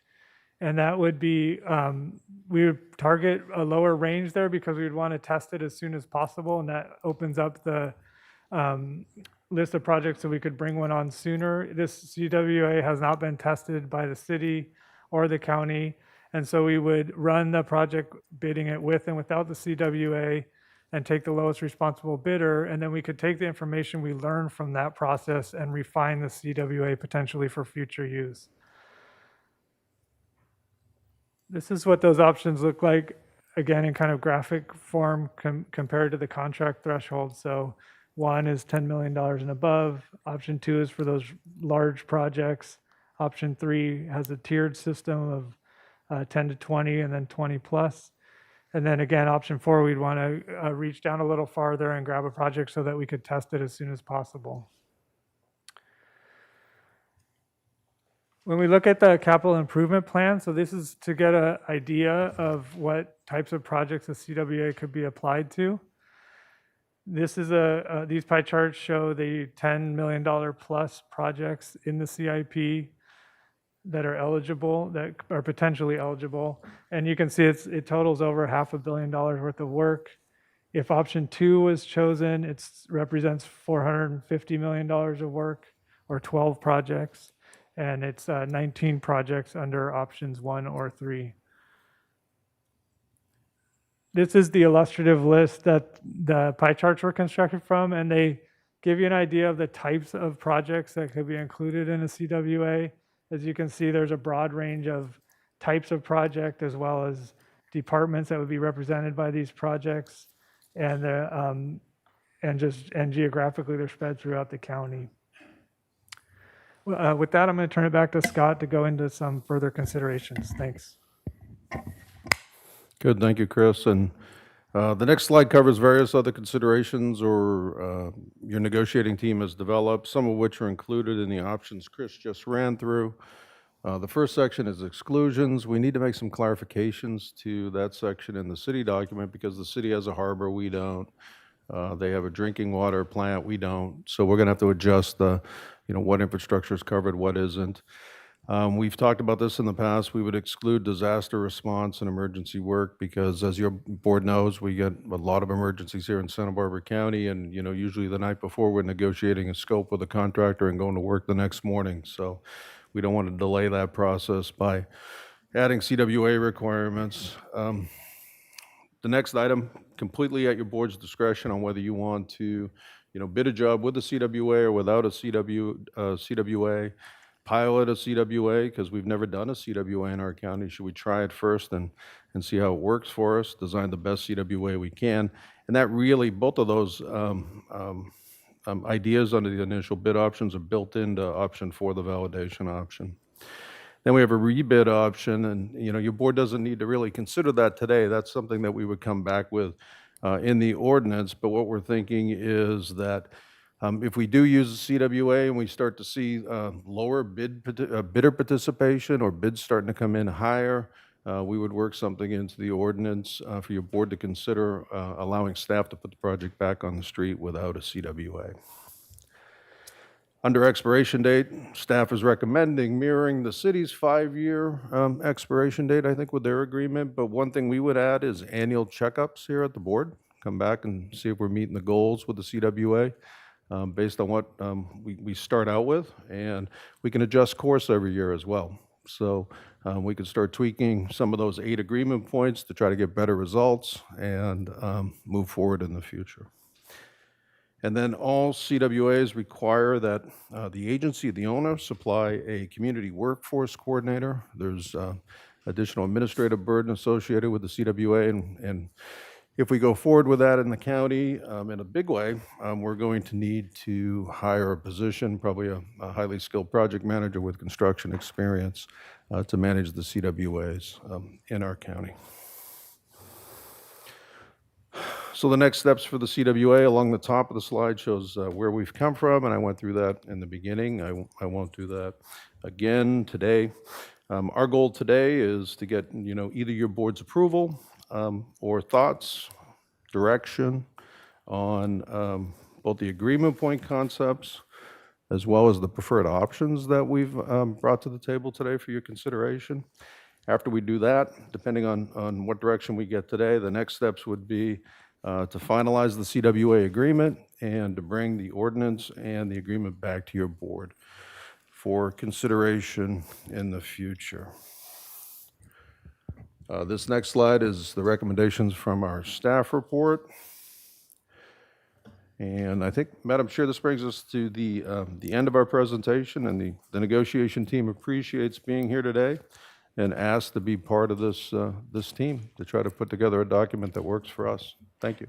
Thank you very much for an excellent presentation and a lot of work that led to this today. Thank you.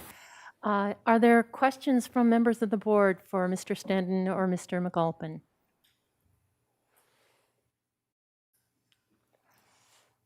Supervisor Nelson. Yeah, not at this time, sorry. Supervisor Williams. So explain to me a little bit about emergency contracting, because when I try to, wade into this a little bit, hopefully the disagreement is able to be solved perhaps by what are we calling emergency contracting, what are we not calling emergency contracting. So can you explain that a little bit more to us? Supervisor Williams, through the chair. I think we were thinking in the context of declared emergencies.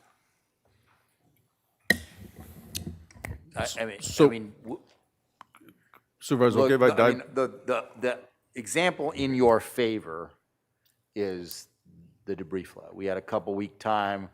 We need all the contractors, union and non-union, that we could get our hands on, right?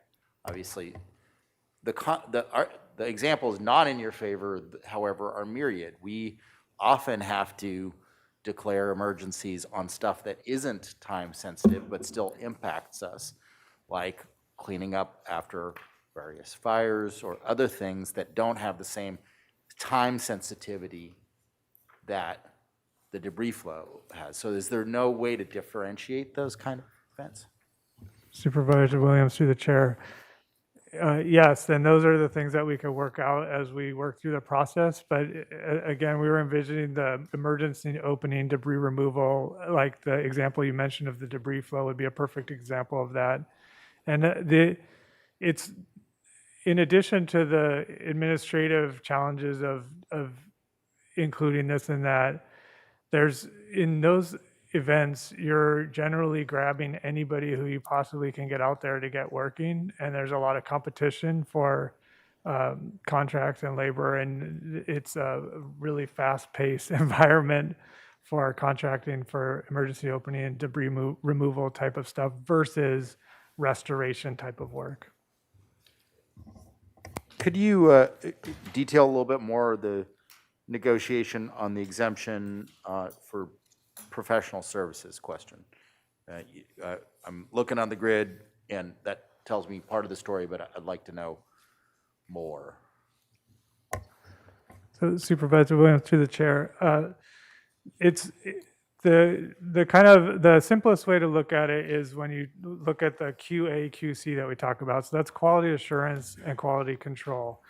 And it generally breaks down to where the contractor is responsible for maintaining quality control on their project. There's certain elements of the project that they're responsible and required to test and make sure that they're meeting the quality standards. Quality assurance is performed by the agency. So we're responsible for ensuring that their quality control is accurate and that there might be other elements of the project that aren't covered under quality control. And we are responsible to the funding agencies for that, for audits and things like that. And so we need to be responsible for that type of work, the quality assurance type of work. If we're making the decision to put some kind of materials testing, which we often do, on the contractor's responsibility, that goes into the contract and would be covered under the CWA. So let me see if I understand that. A quality assurance would generally be our person and therefore not covered by the CWA because it's one of Public Works' employees. The quality control would be an employee of the contractor, so why wouldn't we have them covered by the CWA? Supervisor Williams, if it was a contractor employee or the contractor was subcontracting to a consultant to do testing for them, it would be covered under the CWA. Okay. Maybe when Bill and Trade's rep comes up, he could explain why that formula doesn't work for them. That would be helpful. I don't see any more lights for questions. Supervisor Lavanino, Supervisor Nelson, not at this time. I did have one question, Mr. McAlpin, and that is with option 3. Could you elaborate that a little bit more, especially in light of benefits? Sure, Madam Chair and board members. So option 3 is really just a combination of option 1 married to option 2, right? So from $10 to $20 million, it would be option 1 with the 4 different enhancements we discussed that I went through. And then when we get to above $20 million, because that's when we tend to see contractors from outside our Tri-County area taking an interest in our work, we do something more aligned with the cities, and we essentially keep most of their agreement points with the exception of the partial exclusion of the MLA. So to take care of those larger projects that are measured in years versus months as far as schedule is concerned. So Good. And I'll be interested to hear what people have to say about that option. I guess with that, we're ready to go to public comment. We have 20 speakers. Madam Clerk? Yes, thank you, Chair Hartman and members of the board. That is correct. We have 20 requests to speak on this item. And we will begin on Zoom with Andy Caldwell, to be followed by Kelly Perez. Andy?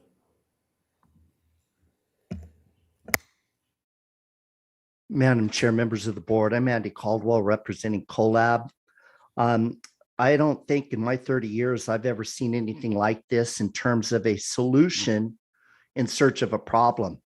I don't believe our current system is broken. I believe that both union and non-union local companies seem to be gainfully employed, and that much of the work is done by local people. So I don't know why you're doing this.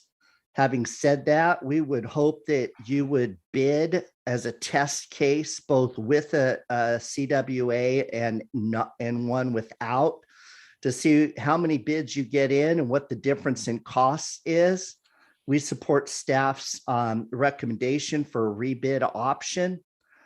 We actually think you should go back to 2014. We felt like your board dealt with this item as a slam dunk by just saying adopt what Santa Barbara adopted or use them as a framework rather than going back to the 2014 one that used the word balanced. Why?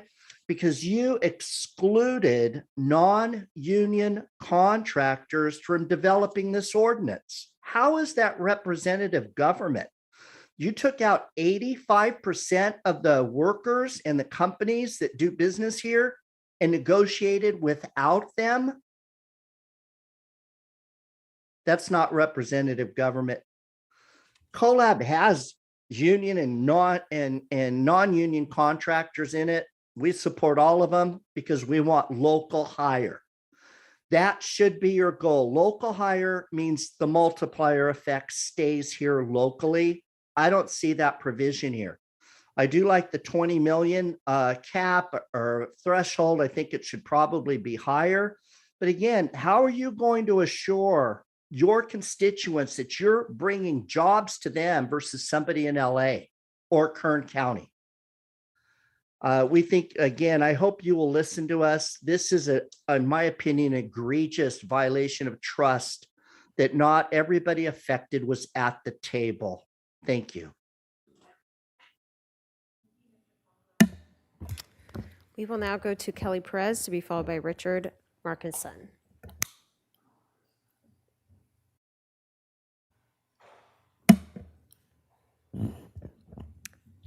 And Kelly, I believe you are trying to provide those comments by phone since you are logged in on your phone. And if you can press *6 to unmute yourself. Kelly, we have unmuted you from our end. If you can unmute on your end, on a touch tone phone, you do need to press *6 to unmute yourself.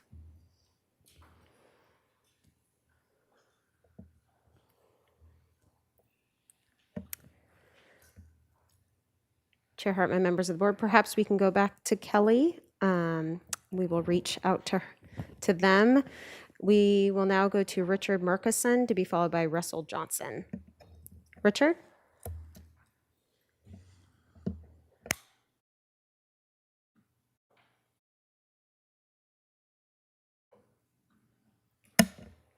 And Richard, we have unmuted you on our end. If you can please unmute on your end. There should be a prompt to do that.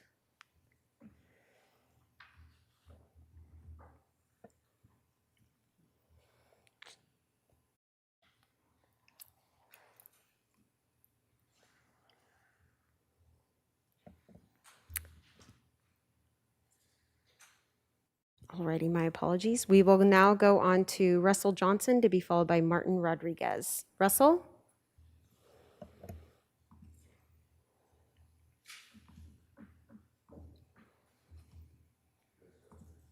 Good afternoon. Can you hear me? Yes, we can. Perfect. My name is Russell Johnson. I'm with the Associated Builders and Contractors.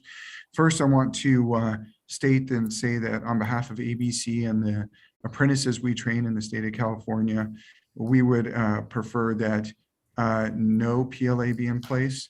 But looking at the option one that the staff has presented, it is at least that they've taken into some of the concerns of our member contractors who have expressed some concerns. I would add that we believe that all apprentices should be able to participate in the workspace. When you have such a high demand for skilled professionals in the construction craft careers, and we can't fill all those roles, we need more skilled professionals. The way you do it is you allow all apprentices to be able to participate, not shut out certain apprenticeship programs. So we think that direction should be given to staff that they go out and try to include all apprentices so that we can actually solve our workforce shortage for skilled craft professionals.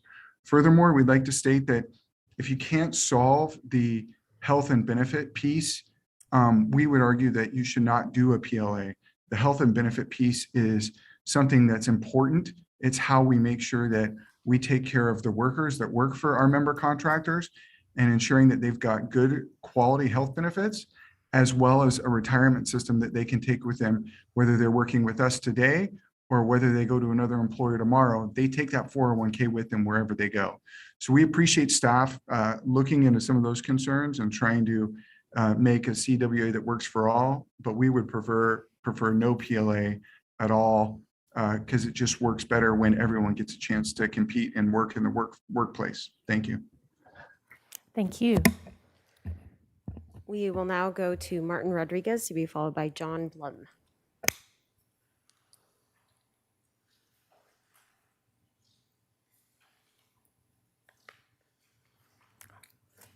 Mr. Rodriguez? Yes, can you hear me? Yes, we can. How you doing today, supervisors? Yes, I think the model for the Santa Barbara City is fair and equitable, and it does provide benefits for 99% of the people that would be affected. It is a contract between the city or the county and labor that we're looking for. I understand that, we have in the past dealt with the stakeholders, but it became very convoluted because the whole point of the message was labor and increasing the local labor workforce. So that's my thoughts on this. And I think going with the trusts contributions as stated in the city is the best route to have everybody benefit from this in the most fair and equitable way, because it's not a given that the ones that do provide benefits are going to even be successful in getting the bid. So thank you for your time. Thank you. We will now go to John Bloom, and then we will return to the Santa Barbara hearing room with David Van Moyden. Mr. Bloom?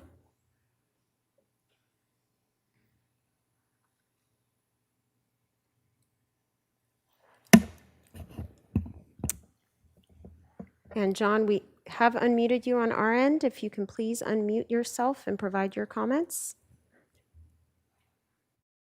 Can you hear me? Yes, loud and clear. Thank you. Great.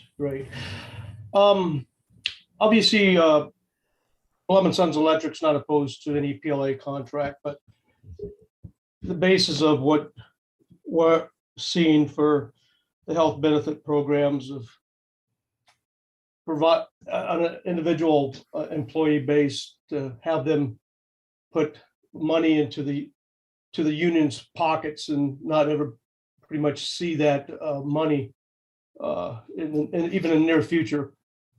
That's I think where the problem we see with any of these PLAs. And we've obviously been in business in this county and the city since 1972, when my father originated the company, and we started in 1980, and we've been very, very successful in the local county and respected at that. So we just hope the considerations of restructuring this PLA contract goes in favor of what we're expecting it to. And so, again, we very much highly respect all associated members and anything to do with the skilled workforces that we actually do provide, because we do put our individual employees apprenticeships into a WICA program. It's very similar as ABC, as Mr. Johnson mentioned. And again, we respect everybody's opinion on this, and hopefully we can continue down this journey supplying sufficient manpower for the local county. Thank you very much. Thank you, Mr. Bloom. We will now go to David Van Moyden to be followed by Juan Gill here in the Santa Barbara hearing room. Good afternoon, members of the board. Thank you for your time. My name is David Van Moyden, and I work for Cal Portland Construction. We're a local non-union contractor based in Santa Maria. For many decades, our organization has built the roads and infrastructure throughout Santa Barbara County with a workforce that is 100% located within San Luis and Santa Barbara counties. We take great pride in the work that we do here, and we want to continue that work, but we see some challenges to our bidding process and being able to compete with the enactment of a CWA ordinance. Not only to our company, but more importantly, our people. And you're going to hear from a few of those people in just a moment about the challenges for them. More specifically, the lack of pension benefits for these longer vesting periods on projects where we're only working, for maybe 6 to 9 months. We're in that sort of $5 to $20 million range, so the projects that we're bidding.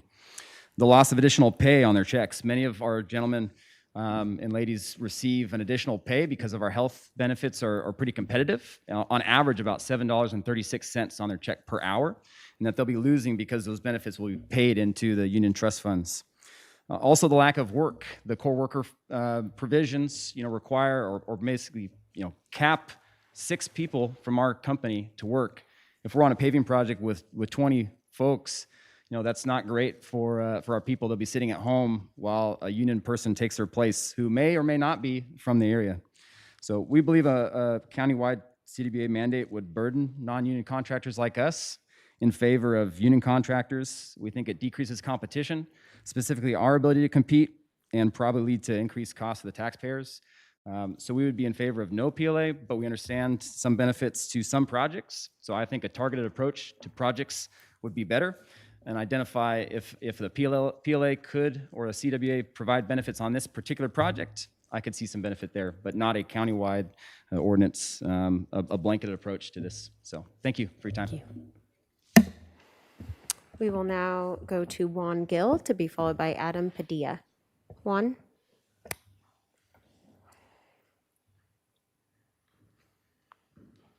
Good afternoon, supervisors. My name is Juan. I'm with Cal Portland Construction. Just want to cover how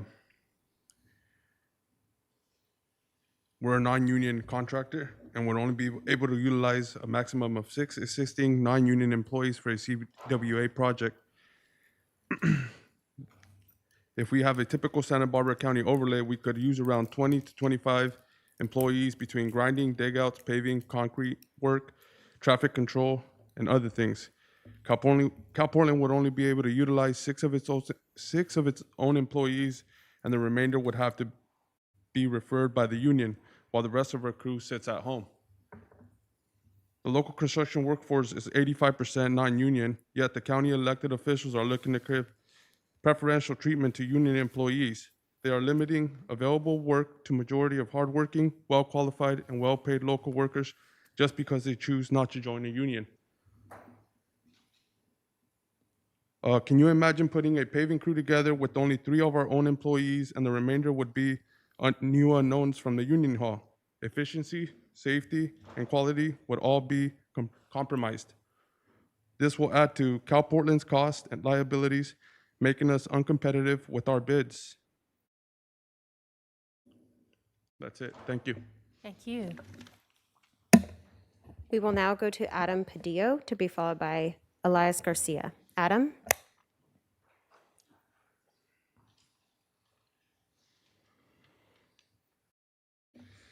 Good afternoon, and first of all, I'd like to thank you guys for your time to express our concerns on the CWA. My name is Adam Padilla. I'm a Cal Portland employee, and I'm going to express some of the wages and fringe concerns that would affect a lot of us employees, including myself. The CWA would require all fringe to be paid to the unions. This would reduce the wages of Cal Portland construction employees who all make the higher wages that would, what is called out the Public Works prevailing wage determinations. Each year, Cal Portland independently values its health and retirement benefits and compares that to the fringe benefit requirements in the prevailing wage. I'm sorry, that's my fault. In the value of Cal Portland benefit do not exceed the hourly fringe requirements, then the additional money would be paid in wages. We have a cafeteria-style benefit program for an employee to take the most expensive plan and covers numerous dependents. They would still get 50 cents per an hour additional wage paid in their paychecks. For a person who elects not to take the health benefits because they are covered by the spouse or have veteran benefits, there would be an additional $13, almost $14 an hour paid in wage that would basically get deducted from the employee. And let's see, while still getting great health benefit requirements under CWA project with the county, those additional wages would also go to the unions and not to the employees. Thank you for your time. Thank you. We will now go to Elias Garcia to be followed by Joshua Madrano. Madam Chair, members of the board, Elias Garcia with Associated General Contractors of California. We represent members here locally, both union and open shop. Happy to be here to speak to this issue. Really, I echo the comments of the previous few speakers and just wanted to add and reiterate some of the stuff that staff has mentioned in their excellent presentation. We do think that if the board does decide to move forward with this item, that it should be limited to high dollar, complex, and years-long projects that contain many different trades. We've met with agencies really throughout the state, and in those regions, both large and small, we have heard from agency staff that they're in agreement that these PLA should be limited to those large projects. In addition, there are some what we would refer to as transparency provisions that should be included. Some of them were already mentioned, like rebid provisions. If I'm not mistaken, there is precedent for including one of a rebid provision in a CWA. In addition to potentially piloting something like that, that way it gives your board an opportunity to monitor the progress to ensure that your board's goals are being met. So we would encourage you to include those provisions, and thank you for your time. Thank you. We will now go to Joshua Madrano to be followed by Eric Christian. Joshua? Madam Chair, supervisors, appreciate everybody taking the time. Staffers, kudos to you for putting that presentation together, and appreciate all the hard work thus far that we've done together. You continue to hear from individuals that need to be heard. These gentlemen behind me are very fortunate and very blessed that they have a contractor that they work for that takes pride in them and wants to take care of them. Don't let this nice suit fool any of you. I am over 20 years in the IBEW Local 952 in Ventura. I have calluses on my hands, blood, sweat, and tears, just like you gentlemen do. I too have a family, and I too understand that this can be very daunting. The issue at hand is not the 1% contractors. These are good contractors. This is not what the CWA is for. The CWA is for those contractors that do not do this. If there was an abundance of those contractors, it is my belief and the rest of the council's belief that this chamber would be flooded with those individuals. The call line would be flooded with those folks. And they will be telling you everything that you just heard. That's not the case here. We are not trying to stronghold anybody. We are not trying to force our values, our opinions, or anything like that on anybody else. Our primary concern, just like this board and just like the staffers here, is to try to create something that is beneficial to all, not just signatory contractors.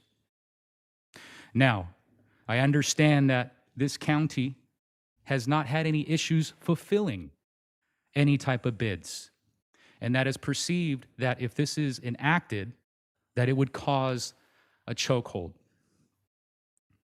Let me be clear. This is a way of leveling the playing field. Any charges, any billing accrued over time during construction project is then transferred into billing, not on the contractor. It levels a playing field, and it keeps what is most important to everybody in this room at the forefront. Skilled and trained labor. They deserve representation. They deserve to be here and work in this community and keep their tax dollars here. I am open to any questions that you may have during or after this meeting. Thank you for your time. Thank you. We will now go to Eric Christian to be followed by Jim Dining. Eric? Thank you. My name is Eric Christian. I'm the Executive Director of the Coalition for Fair Employment and Construction. We are a statewide organization that was formed 23 years ago by union and non-union construction firms solely to oppose project labor agreements. Well, you have quite a mess on your hands here. It's one you've created for yourselves in order to placate the demands of big labor special interests, but it's one your staff, fortunately, has sent you a lifeline to try and help you out of. I want to speak to that, but first I want to be very clear. Your previous speaker unwittingly just demonstrated why a project labor agreement is the last thing you should be considering here. If that was really his concern, all these workers that choose not to work for him, but choose to work in the union-free environment, according to the Bureau of Labor Statistics, that's 85% of the construction workforce. They could work anywhere they wished. There's a demand that's beyond belief in this state and across the country for trades and skills like these, and they choose to work in a union-free environment. It's not your job to tell them where to work and to coerce them using the power of government to force them to work in a union environment. It's not his job. If it was about what's best for the workers and about the 1%, a ridiculous number that he just pulled out of a hat, then you would be engaged in a pre-qualification process, not a project labor agreement process. You would pre-qualify your bidders to make sure they are doing what he claims nobody is doing. But of course, this isn't what it's about. It's about forcing workers to pay into union health, welfare, and pension plans they'll never vest in. Please, Supervisors Hart and Williams, explain to this board, explain to these workers why any worker should have to lose their current pension plan benefits, send them to a union benefit plan they'll never vest in, and never see that money again. Explain it. There's no rationale behind it. You can't explain it. It's wage theft, it's egregious, it's immoral. That's the heart of a project labor agreement. Your staff's trying to tell you how to get out from under it. They're trying to help you help yourself. Take the lifeline. So if it's not going to be pre-qualification, if it's going to be project labor agreements, then you have a simple solution. It's the Ventura County solution. Ventura County, in its infinite wisdom, did the right thing. They chose to bid projects with and without a PLA. So you could see the efficacy of PLAs for yourself. You could see how they worked. Simple. It's quicker. It's not going to cause you to negotiate and spend God knows how much money negotiating, hiring somebody to negotiate a project labor agreement that you're going to be asking people, should they keep their own benefits or should they not? Again, a question that's beyond belief that even has to be asked.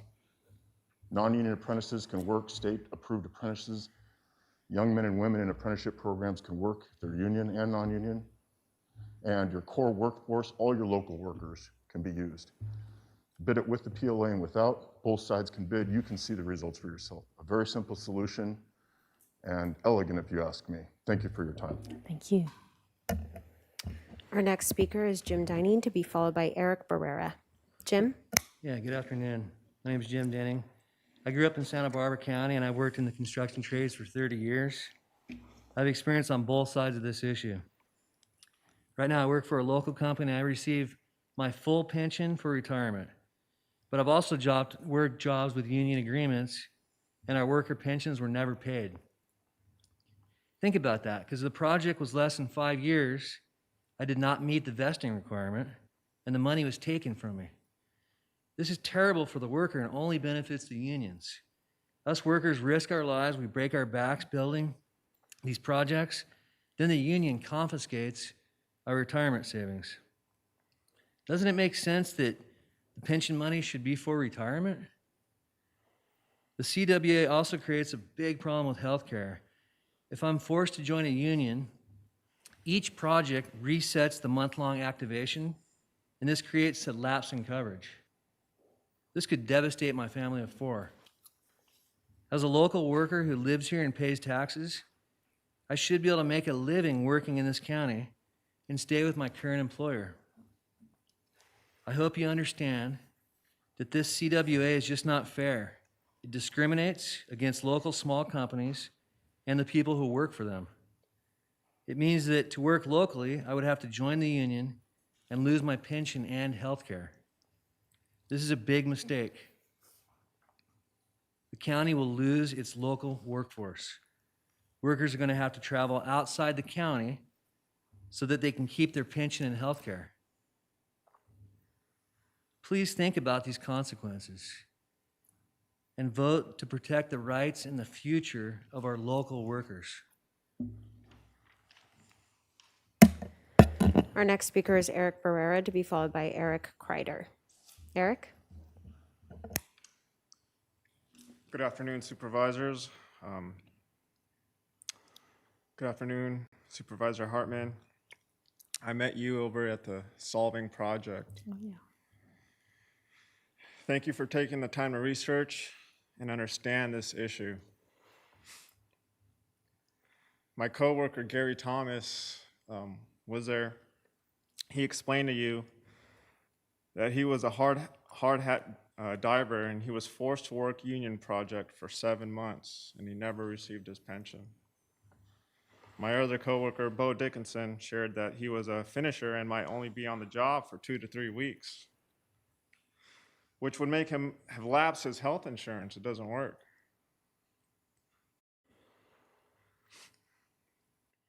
We had a union apprentice there that doesn't work for a company that pretty much every job we have to have these union apprentices, and they help out tremendously, but he's not vested after 5 years. A CWA is not good for the tradespeople who choose to work union-free in the environment that rewards teamwork for profit sharing and bonuses. It just doesn't work for me, my family. I've been doing this for 20 years. I've never been in the union, and I'm not saying it's bad to be in the union, but it's fair for me to choose what I want to do. I think it's just been beneficial for me my whole life to be where I'm at, and it would just jeopardize everything that we got going with my family, and I believe your workforce. If something does hit the fan, the guys that truly do work for you, you're going to lose them. That's all I have to say. Thank you. Thank you. Our next speaker is Eric Kreider, to be followed by Jesse Wills. Eric? Good afternoon. Thanks for having us have the opportunity to speak to you today. My name is Eric Kreider. I'm a crane operator, diver, kind of a lot of different tasks. And I work with Cushman Contracting, which they've been in business for over 50 years. So they've earned the trust, and throughout the county, through their hard work and through their projects, or they wouldn't still be around. I've worked with them about 21 years. I personally have never worked for a union, but I don't, discard anyone that wants to work for a union. That's their freedom to do that. But I also have a freedom to work for a company that's non-union. They've been taking care of me for 21 years. I've never had a lapse in my health care, never had. I see my money, I get to control my pension. I know where my money is, I know what it's doing. I wouldn't be able to do that if I was in a union. Plus, I probably wouldn't even see the money. I don't know how this would maximize the benefits of the whole of the community. It seems like it would minimize, because you would be putting more things that our company would have to go through just to bid on a job or not be able to bid on a job. And they're fully qualified for doing both those levels of jobs that you had posted up there. We've done some over $20 million. And so it would restrict them from bidding on those.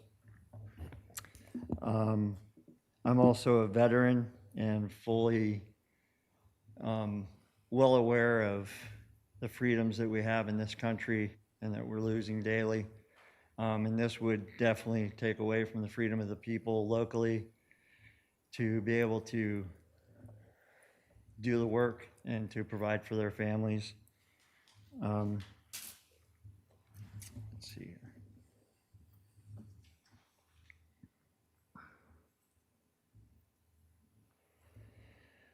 What's not broken, don't fix it.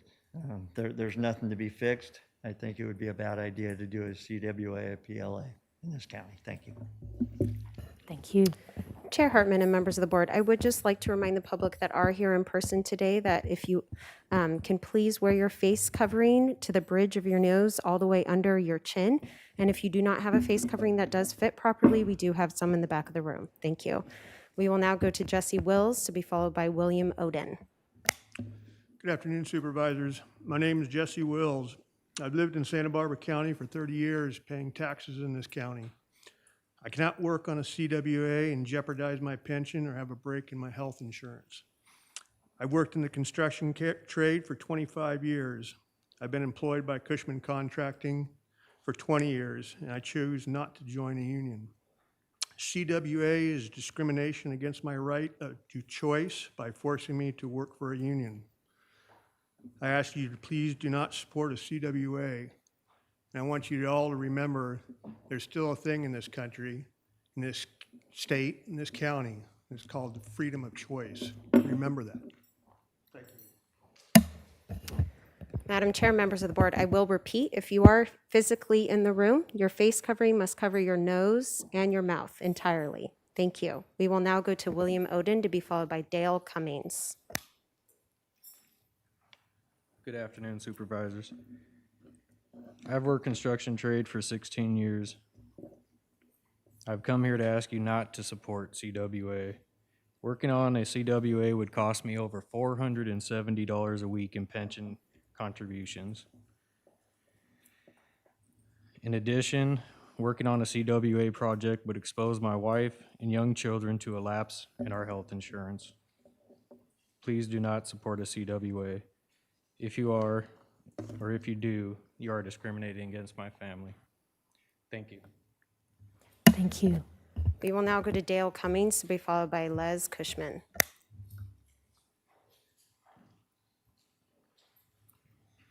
Good afternoon, Supervisors. My name is Dale Cummings. I've worked in construction for about 50 years now. I've been employed with Cushman for about 36 of those years. I spent about 10 years in the Carpenters Union. Now that I'm close to retirement, I'm sure the union will probably be more than forthcoming with my pension for that time. I was born and raised in Santa Barbara, pay taxes here. It's very upsetting to see those in control of how those tax dollars are spent to be swayed or by misrepresentation by having me and my fellow employees be forced to join the union. I don't know how this will benefit taxpayers, not to mention taking away our freedom of choice. That's discriminatory. I have a state-approved pension with Cushman. I control it. It's my money. I decide how it's invested. If I leave, it goes with me. It's mine. It won't stay. If I leave, it goes with me. It's mine. It won't stay in the hands of a union. It seems to me one reason for this action of forced enrollment is to infuse the pension coffers of the union, who through poor management or low enrollment aren't able to meet their obligations to pay those who have retired or will in the future. If I am forced against my will to join, I would be losing my pension dollars due to the 5-year vesting requirement for a project that may only last for 6 months or maybe a year. Why is that beneficial to me? What about healthcare insurance? I would have a lapse in coverage, starting and stopping, switching plans, providers. This could jeopardize my coverage with doctors that my family relies on. How is this beneficial to me? Cushman pays bonuses to all its employees as well as profit sharing. By being forced to join the union, we would lose those added incentives to work harder and smarter. The reason for making a career change is to improve one's income, not to detract from it. This makes no sense. It's not good for the taxpayer, and more importantly, it's not good for me. Thank you. Our next speaker is Les Cushman, to be followed by Lee Cushman. Les?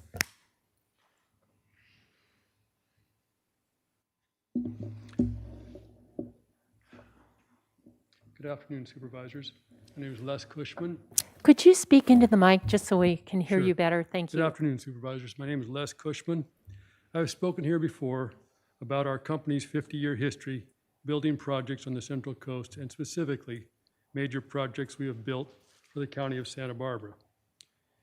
Today, I'm not only representing our company and our employees, but many similar businesses who can't leave their projects and the administration of their companies to come in the middle of the day. The CWA you are contemplating today is forcing us to leave employees who have worked for us for 5 to 30 years at home and hire union members out of the hall. This is part of the core workforce provision in the agreement being proposed. For the record, all of our employees are core employees, all of them. That's 45 people. The CWA you are contemplating today will expose our employees and people who choose not to join a union, but yet will be forced to work for one, only to have $12 to $20 per hour in pension money promised to them by the state prevailing wage law to be taken from them by the union. The CWA you are contemplating today will put all of our employees and those contractors in the position of losing their family health care insurance coverage. The majority of construction tradespeople in the county choose not to be in a union. The majority. The CWA you are proposing today hurts the majority of construction workers, hurts the taxpayer due to lack of competition, which will raise project prices, hurts the small businesses as we cannot participate.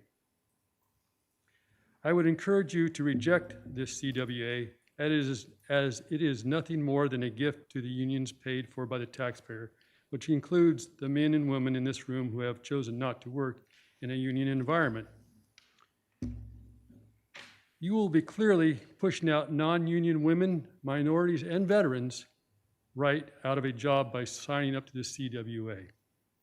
This is not a community workforce agreement, it is a union workforce agreement. This is no longer public works contracts, it's now union works contracts. This is just, it's pure discrimination, you guys. If you read the sign on your elevator out when you walk out the door this afternoon, it says in the elevator, we value equity and inclusion. Where's the inclusion here? Thank you. Thank you. We will now go to Lee Cushman, and then we will return to Zoom for Kelly Perez and Richard Marcuson. Lee? Good afternoon, Supervisors. Supervisor Hartman, good to see you again. Thank you for visiting our project and learning more about this topic. I think the public really needs to know. I hope they're listening. I hope there's some reporters that will report on this complex issue, because it's not as simple as it's trying to be made out. The public needs to understand 3 facts. Currently, the Santa Barbara County Public Works projects are performed by a workforce that is 88% from the community. So we got 88% of the work being done is by a community workforce. That fact was established in one of the first meetings that you all had here. The second is Santa Barbara County staff has identified 80% of local contractors and their employees choose to work in a non-union environment. The third is the Santa Barbara County staff has presented their concerns very clearly in this report that a CWA will not be accepted by the majority of contractors in the county and therefore reduce the number of bidders on county projects and lead to higher construction costs. They are absolutely correct. We cannot do a CWA. You've heard the reasons why. It's core workforce. We should be able to bring all of our workforce. We shouldn't have to tell our guys to sit at home and hire strangers. We can't tell our community and our workforce that they have to give their pension to the union and never see it. That's a lot of money. It's 20 grand a year. We can't jerk them around on their health care. We could try to cover it, but we wouldn't be competitive in the bids, and maybe that's what the unions are hoping for. CWAs will cause prices to rise in the county. There's no doubt about it, because you won't get competition.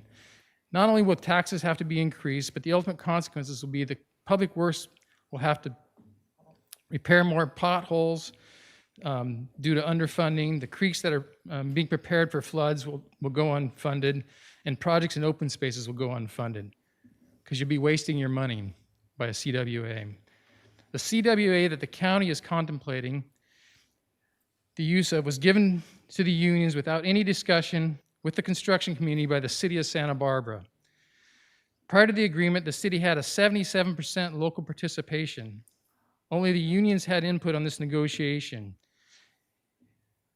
It was held behind closed doors, and the contract the city signed gave them a goal of 50%. They negotiated backwards. They call this, or you want to call it, a community workforce agreement. It's not a community workforce agreement. It's a union workforce agreement. It's very discriminatory.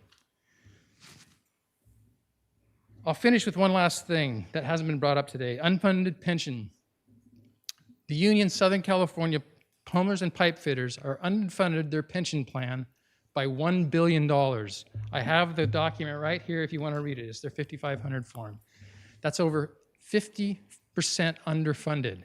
How can they look a young man or young woman in the eye and say, join our union and not have a future for them? They're underfunded. It's a very big deal. It needs to be discussed. And that's your time. Thank you.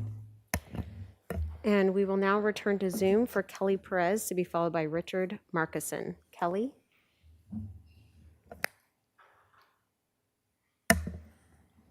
Hi, can you hear me? Yes, we can. Okay, perfect. Anyway, this is Kelly at Plum & Sons, and I apologize about the snafu earlier. As far as the CWA goes, you know, we're already on a level playing field on all prevailing wage projects. We all pay the same wages. We all pay the same benefits. It's state law. And by all means, the 15% of the workforce that's union should be allowed to work, but so should the 85% of non-union Santa Barbara workers. And non-union should be able to keep their benefits and not lose them to the unions and the trust funds. It's the employees' money, and we're fighting for our employees to be able to keep their money and for our apprentices to be able to work on these projects in the county they live. It's discriminatory to say, oh, yeah, you're not a union apprentice, you can't work on this project. They're being trained under, you know, an approved apprenticeship program. They should by all means be able to work on those projects. And it's not good for the employees or the businesses to have part of their workforce sit home so that you can have strangers come on. You know, our crews, they know each other, they've worked together for years, and they work, you know, as a smooth machine. And when you bring, you know, someone else in, they've got to learn each other and figure out, you know, what's what. And it's not good, you know, on the crew as well. And I just hope that you guys, you know, look at this thoughtfully and really look at what it does to these employees. And they're your constituents, you know, and this hurts them. And we don't want to see our guys hurt. And that's really all I have to say today. Thank you. Thank you. And we will now go to Richard Markison, who is our final speaker. Richard? Good afternoon, supervisors. I'm Richard Markison. I'm representing the Western Electrical Contractors Association. I've really enjoyed the comments from the contractors and the workers who will be negatively impacted by your community workforce agreement. Haven't heard really much in terms of the benefits to the county, but I wanted to focus on one thing. And if I understood staff's presentation correctly, it would appear at this point that the county has agreed to discriminate against non-union apprentices. And if that is correct, that seems to be inherently anti-public policy to discriminate against any community of interest. Now, one of the arguments that is frequently made to justify this discrimination is that union apprentices in California typically make up about 90% of all of the apprentices who are graduating. But I just ask yourself, at any point, would you as a supervisor countenance a discriminatory policy that discriminated against any population? Would you say, oh, sure, let's adopt this as the county policy, even though it discriminates against Native Americans or against African Americans? You would never do that. And yet the county seems to be poised, again, if I understood the staff correctly, to discriminate against otherwise qualified apprentices from non-union apprenticeship programs. I think this definitely needs to go back to the starting point to develop something that is truly equitable, that does not discriminate, or that certainly holds harmless and keeps every local contractor in the mix for doing county projects. Thank you very much. Thank you. And that was our final speaker on this item. Okay, so this issue comes back to the Board of Supervisors, and I think we've had an excellent staff report and a lot of different viewpoints expressed on this proposal. What I would suggest for discussion is if we would first look at the different options, weigh in on what we're thinking about the options, and then perhaps go to the points of disagreement and give some board direction, some feedback about those. I don't think we're here where we want to actually negotiate an agreement. I think we want to give some direction to staff about where they go next. So Supervisor Hart, I guess you've got, and then Supervisor Nelson, is that all right? Did you have? I just had a question for staff. Okay, Chair Hart. questions first. Yeah, thank you. Mr. McAuliffe, I was just curious, I've been hearing different numbers thrown out there on what the local workforce is, the contractors that we currently have in the county. Is there a good number out there? I wanted to clarify that. Madam Chair and Supervisor Nelson, we've heard the number 85% non-union contractors in the community. I guess the question is, I've heard that from the speakers. I'm just curious from your perspective and the work that you do, what is the experience of Public Works Department? Madam Chair, Supervisor Nelson, that number seems reasonable to us, and I think I was asked the question before at one of these other CWA items, how many of the contractors that bid our job are union and non-union, and we don't know, honestly, because we look at the lowest responsible and responsive bidder under the Public Contract Code. Okay, and then my other question is about the exclusions, the types of repair, maintenance, and replacement. Would that actually include like some of our road work that we have in the county? Through the chair, Supervisor Nelson, yes. So we'd be looking at maintenance work being excluded. Capital work, no, like new bridge construction, that would be included. Okay. So that type of work. So we'd obviously work with the city's language and then work with TCBT to finalize the language for the agreement. And getting back to roads for a second. So I know in the past we've had some issues with bidding on our roadmap because we have limited amount of maybe road construction companies in the county. Being near proximity to your site is important for paving roads and whatnot. So can you speak to that a little bit on the challenges that it represents? Because it sounds like we really kind of have two big road construction companies in the county, one union, one non-union. How does that play into it for your shop? Through the chair, yes, Supervisor Nelson. When we pave, the same issue that Parks would have and General Services would have, the material has to be at a certain temperature. When you do the breakdown rolling, you lay it down. So You need those plants to be close by to make that work successful. So concrete, same thing, not necessarily a temperature thing, but we need to have suppliers that are available locally to help us build projects. And then the last one that was also brought up by a speaker, that there's a crew, the makeup of a crew. It can be quite large in a public works project or a paving project, and there's obviously some safety concerns with the crew that might be familiar with each other and how that works. Is there anything to that? Through the chair, Supervisor Nelson, I mean, you heard today that paving crews can be 20 to 25 people, different types of equipment, rollers, pavers, trucks, things like that. And, you know, usually teams work together and they work together well. Thank you. Thank you. Thank you, Chair Hartman. Thank you. Are there other questions for staff before we begin deliberations? Supervisor Hart. I'll be honest, I'm disappointed by what we have been presented by staff today. This process has taken an extraordinarily long time, and we still have a really muddled, unclear package of options on the table. The board gave clear direction in April of 2019 to follow the path pursued by the City of Santa Barbara's negotiations with the Tri-Counties building trades to follow their community workforce agreement.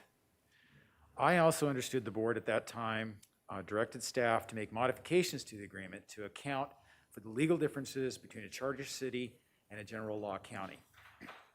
Admittedly, the city's negotiations took a really long time, nearly 2 years, but an agreement was reached. Here we are 6 months later, and the staff proposal is going backwards. The changes proposed by staff significantly undermine the utility of a regional CWA approach. We need to give clear direction today to staff to go back to the proposal adopted by the City of Santa Barbara and agreed to by the Tri-Counties building trades.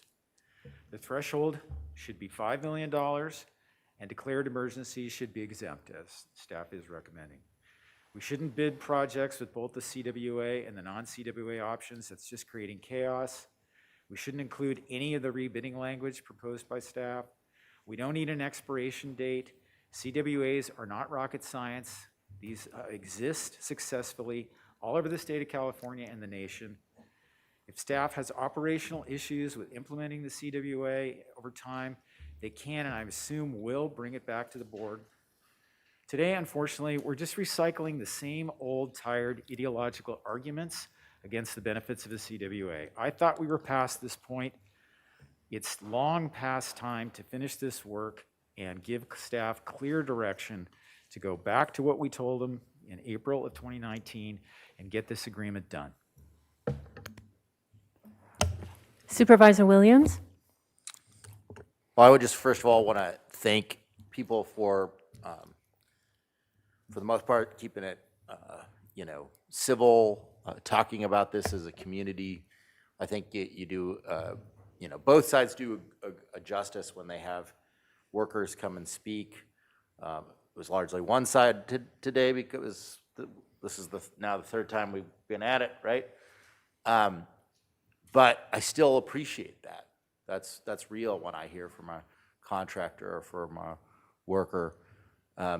Since we probably will have one more hint, it doesn't do you any favors with these hired guns from out of town lecturing us about, government interference. If you don't want government rules, don't bid on a government contract. It's kind of like simple. And all it does is make me want to basically, shift everything as hardcore as I could possibly imagine to the other side. So I won't do that today because it's my job also to keep a cool head and think about this step by step. Because to me, this is about what kind of positive effects we can have for workers in general without hurting the bottom line of the county too much. Some of the things that non-union workers and non-union contractors that are here view as a sign of health, I don't view as a sign of health. Most people don't choose to be a non-union worker. Most, apprenticeship programs are not always open because there's not always enough work. A lot of you have ended up where you are by circumstance. A lot of your colleagues have ended up where they were by circumstance. And the stats show that the union apprentices, union journeymen and union masters, on average, get better wages and benefits. So that's why we're involved in this, right?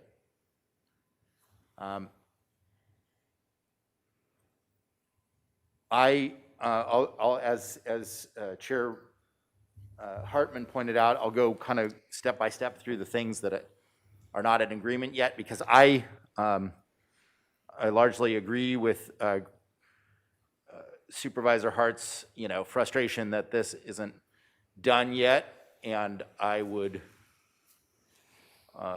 I hate to direct additional negotiations, but I think that's probably what's in order. I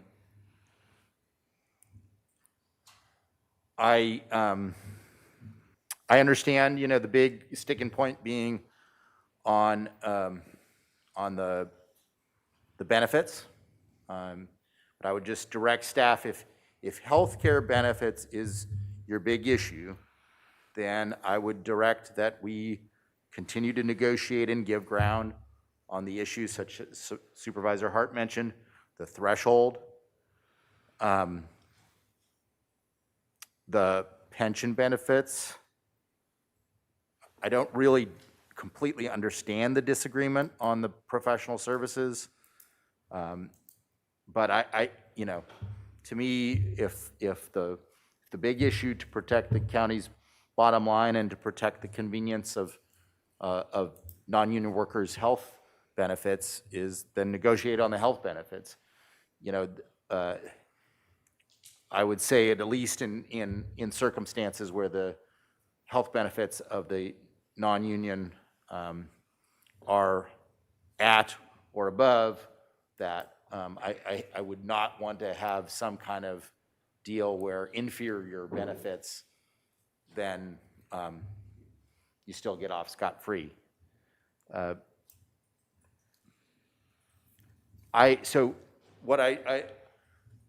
To me, I will explain why I think that doing union pension is good policy. Number one, it's what we have here at the county, right? If you don't work, for the county for 5 years, you're not vested. And, there are examples of whether a county crew or a contractor crew can do some of the same work. And if you have a career, many of you started earlier than 20, right? If you have a career that's 35 years or 40 years, it's very possible to get more than 5 or more years of credit and get a second pension, this being a union pension. That's not bad. I don't think it's complicated. You work for a month, you get a month worth of credit. You work for a year, you get a year worth of credit. And generally, employees that end up after, most of the way through their career with 3 or 4 years worth of pension benefit, they're going to find a way to work another year or two on a job and get all 5 years and get vested. I'm okay with where the unions are in regard to the pensions. I know there's some tweaks or some smaller issues that are still out there in regard to some of the things that you guys are close to agreement at, but I think they're pretty solvable. I think emergency should be exempted, but we should also have some provision to make sure that stuff that isn't time sensitive is covered, right? The prefab being exempted, maybe we do say except in circumstances of air conditioning equipment and ducts, things like that.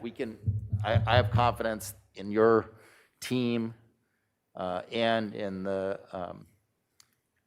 the trades to be able to work out these form of provisions. But it seems to me like it's boiling down to thresholds and health benefits. Thank you for that succinct summary. Supervisor Lavanino. Thank you. So I think one of the things, you know, when Supervisor Williams right there was talking about, you know, the pension issue, it's a lot different for our kind of work as opposed to a construction job. I'm going to be in the same office, in the same building, going to work at the same place every day for, God willing, 25, 30 years if you're a government employee. As opposed to, this is one of the arguments we heard about the oil industry too, where people were saying, well, they're not real jobs because they're temporary. And the workers would come in and go, all my jobs are temporary. I'm moving from this job to the next job to the next job.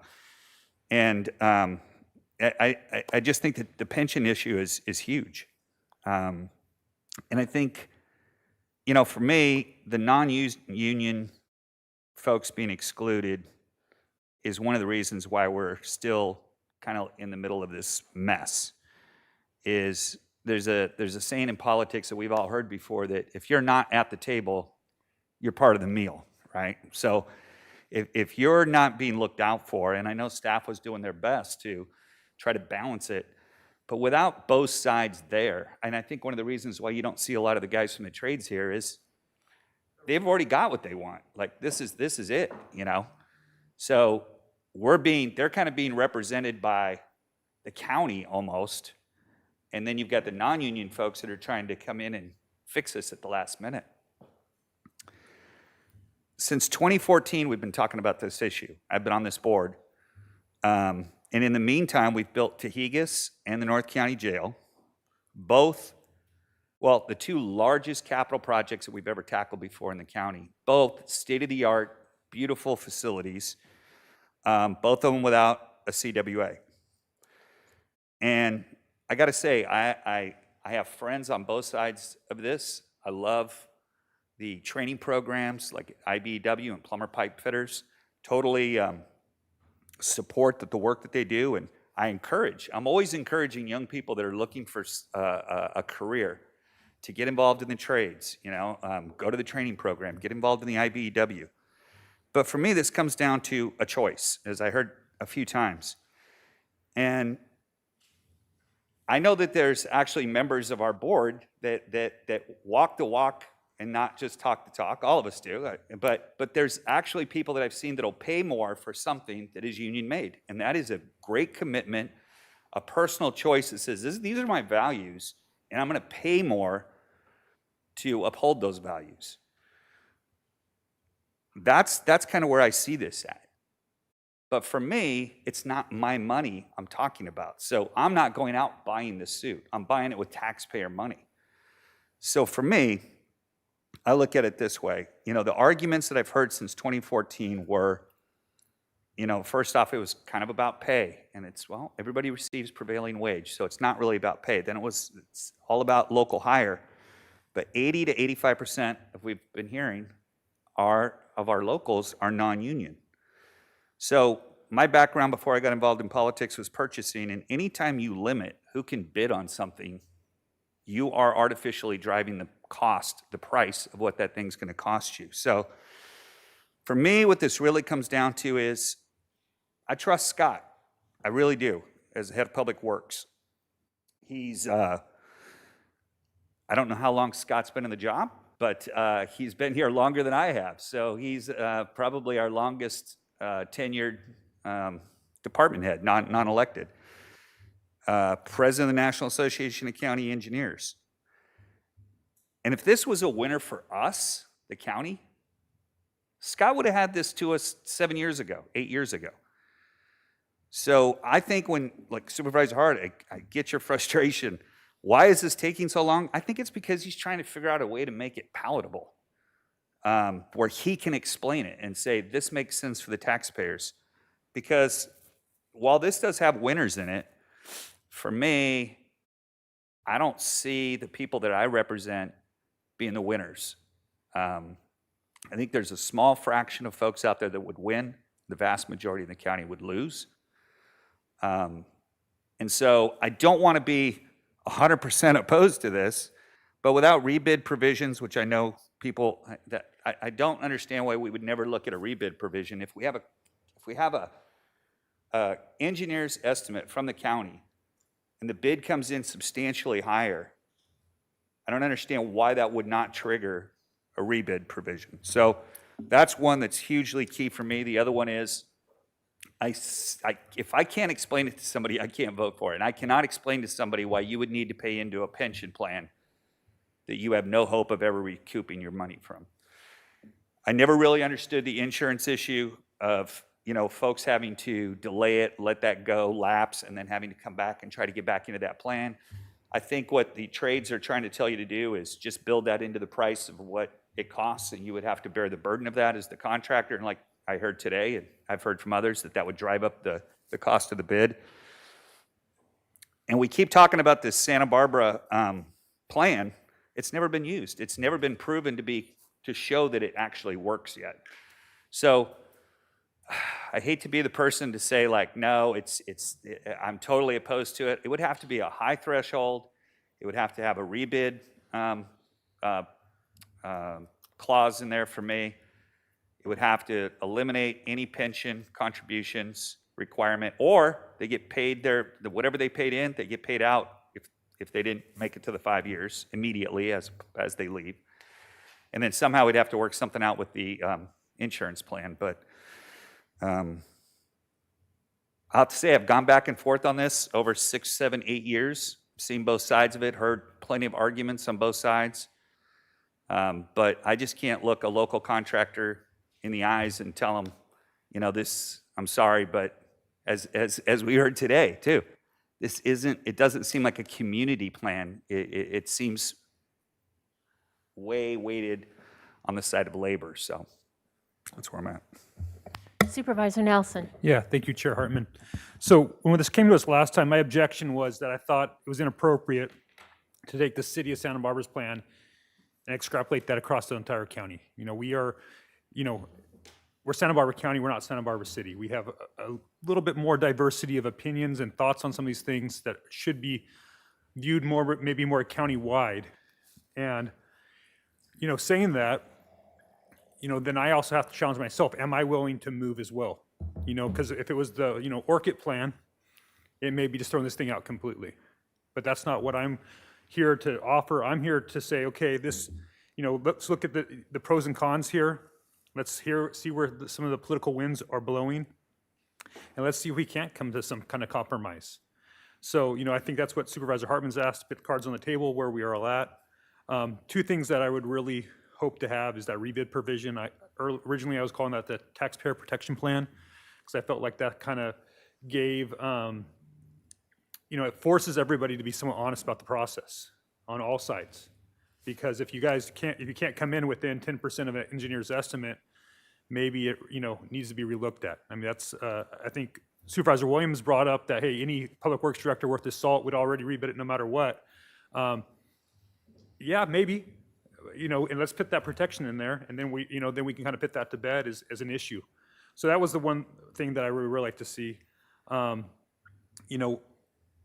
been a big guy about deferred maintenance, especially on our roads.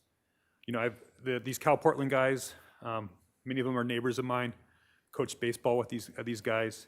I heard their stories, how important it is to have a crew that can work together, that can move quickly. It's actually pretty dangerous work out there, paving roads. So the other thing I like to see is the exclusion on the repair and maintenance. I think that the city of Santa Barbara has some of that in place. So I don't think that's far politically from what might be palatable to the board. And if we could have those two things in place, I'm willing to move towards option 3 there.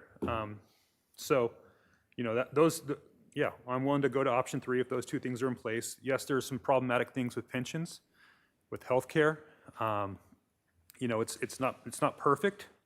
I'm definitely going to get criticized for being willing to move forward with a CWA from certain circles of my support. But I do think, if I talk about asking for compromise, I got to be willing to give compromise. And so that's a place I could go at this point. I'm glad to continue to have the discussion with my colleagues on this, but I think those are places that I can give and support a CWA. Thank you very much for that. As I think about my position on this, union bargaining has really improved conditions for all workers. And I've heard private contractors say that in terms of benefits, in terms of training, in terms of safety. So unions have been a major positive factor, I think, in the workplace. As we think about PLAs or community workforce agreements, in part, we want ours to succeed. It must succeed. And I know where they do succeed best is where you've got complex projects with multiple trades involved, high value, that extend over a long period of time. And they assure quality work, they assure that that it'll be done on time and on budget, and that there won't be strikes or holdouts.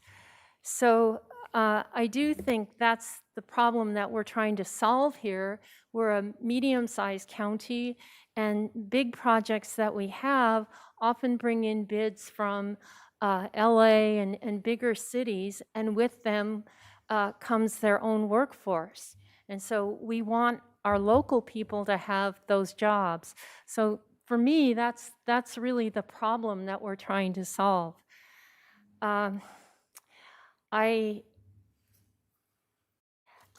I think the real crux of the matter, and I hear what you're saying about rebid, and we'll come back to that, but I think the real crux of the problem is union benefits and how you think about that.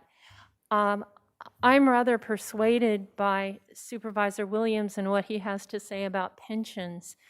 But when it comes to medical benefits, and this is informed by my own recent experience, my husband's retiring and I have to get new medical insurance. And I can tell you, this isn't an easy thing to do. You have to figure out what the new plan offers. Your old insurance, they start denying you even before your end date. They just want to fight with you, I guess. And the new plan may not be acceptable to your doctors. And nowadays, we don't just have one doctor, we have specialists in every field. So you've got to run all that down. And then there's a 6-month or a year delay on vision or on dental. So having to do this for myself, let alone think of children and spouse and family, it is to me not reasonable to expect people to do that.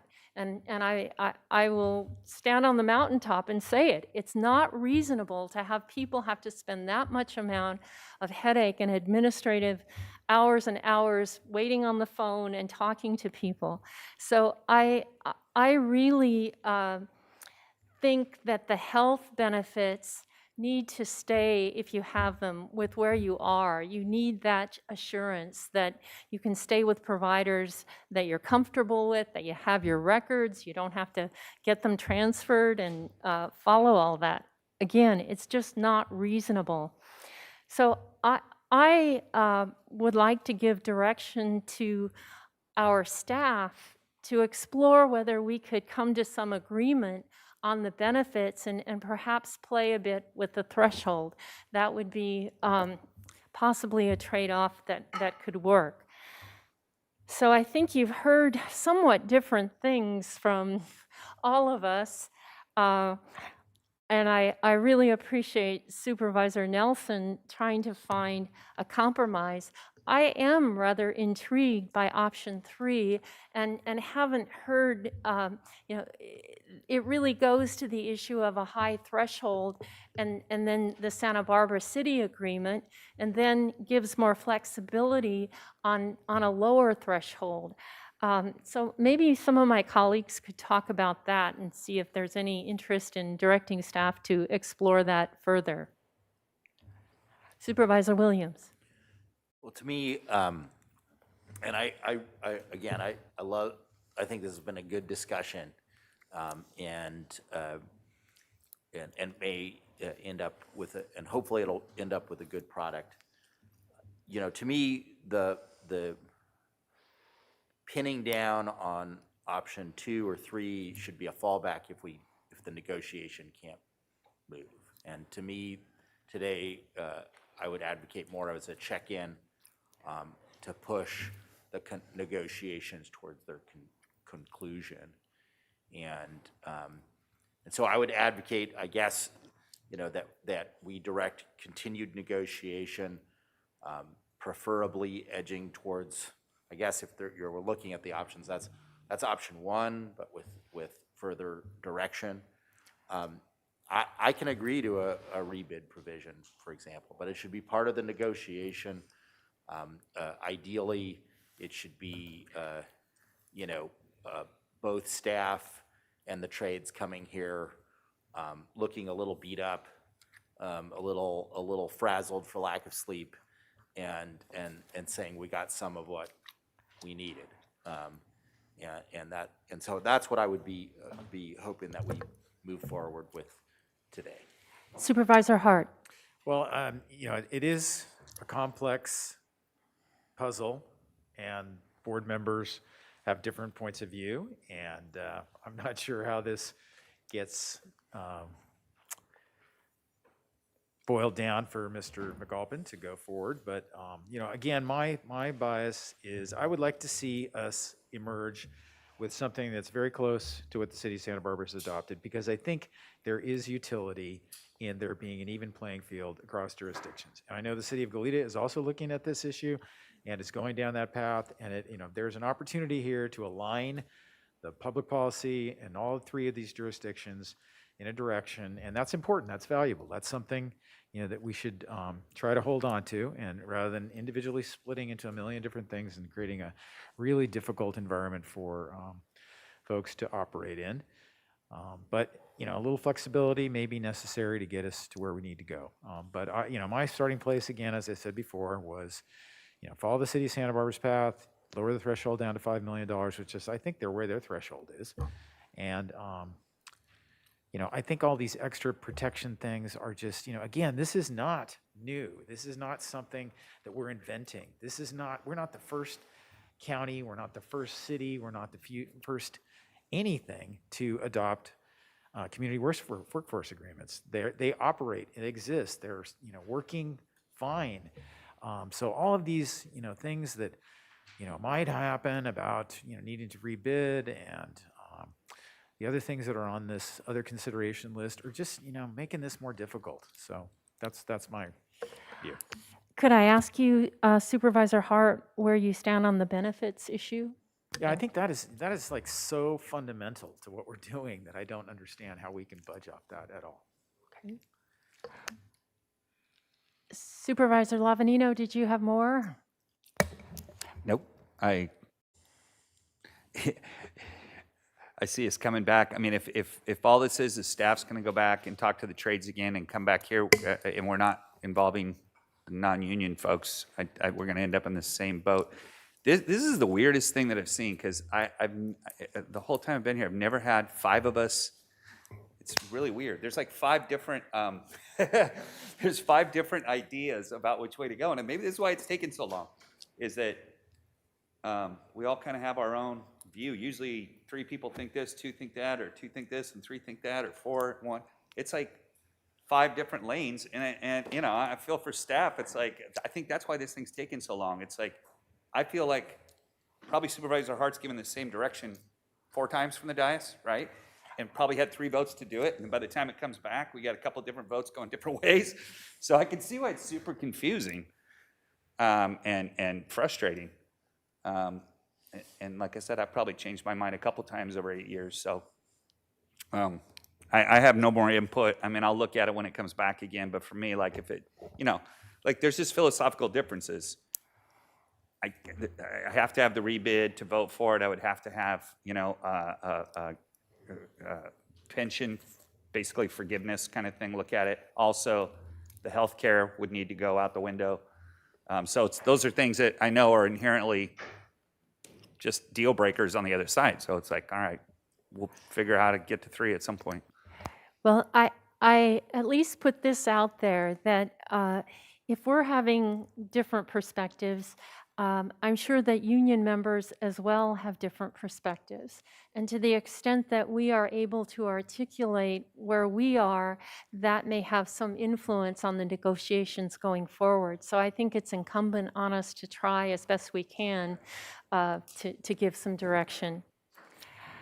So giving direction, so the reason why I could get to 3 is because when I look at my values, I always look at, okay, I want to be a good steward of tax dollars. Okay, so that's always a high priority, but it's not the only highest priority.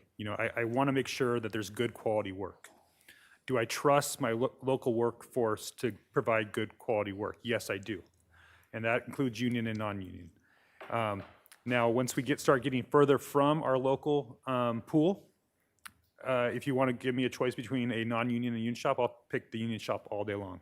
I've been out to the trainings there. I believe in what they do. I've encouraged my own son to think about joining the trades. I'm a fan.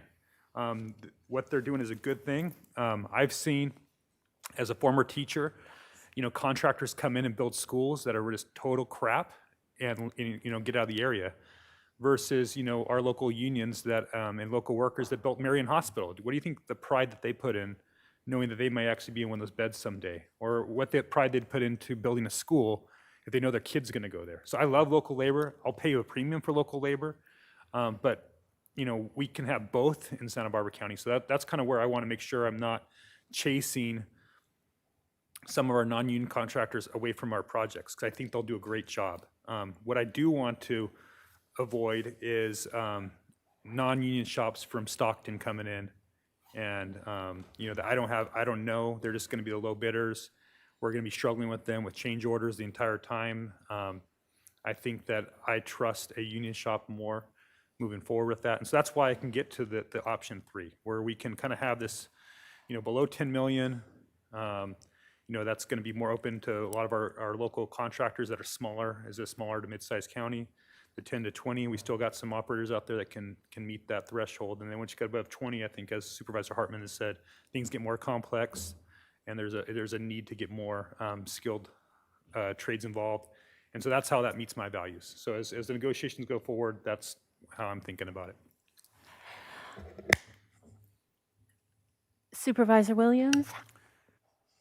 Well, I'll try to make a motion and preface it just with, I think what I think needs to happen is what unions are used to doing, which is negotiating, and you're used to doing that.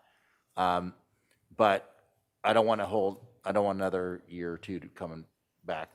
If you can't get any headway, you're going to have to come back. And the danger there is to do then a default option. Santa Barbara has most of what the union wants, but I can tell you, not everything. There was some locals who weren't very happy with that either. So, or this 2-tiered, it's a danger to either the unions or to staff's position to just default into one option or the other. The ideal situation is to negotiate this point by point and give and take some. So I will direct 2 more months worth of negotiation and to return with the results of that and sort of this format of what you're in agreement and still in disagreement at that time. So just to clarify, is that option 1 or? Yeah, essentially that's option 1. Supervisor Hart? Yeah, one thing I think we also would benefit from when this comes back is, a red line version of what the agreement is and the differences of opinion about it, from the Tri-Counties Building Trade, because I think there's a little confusion here about the language. It's very high level.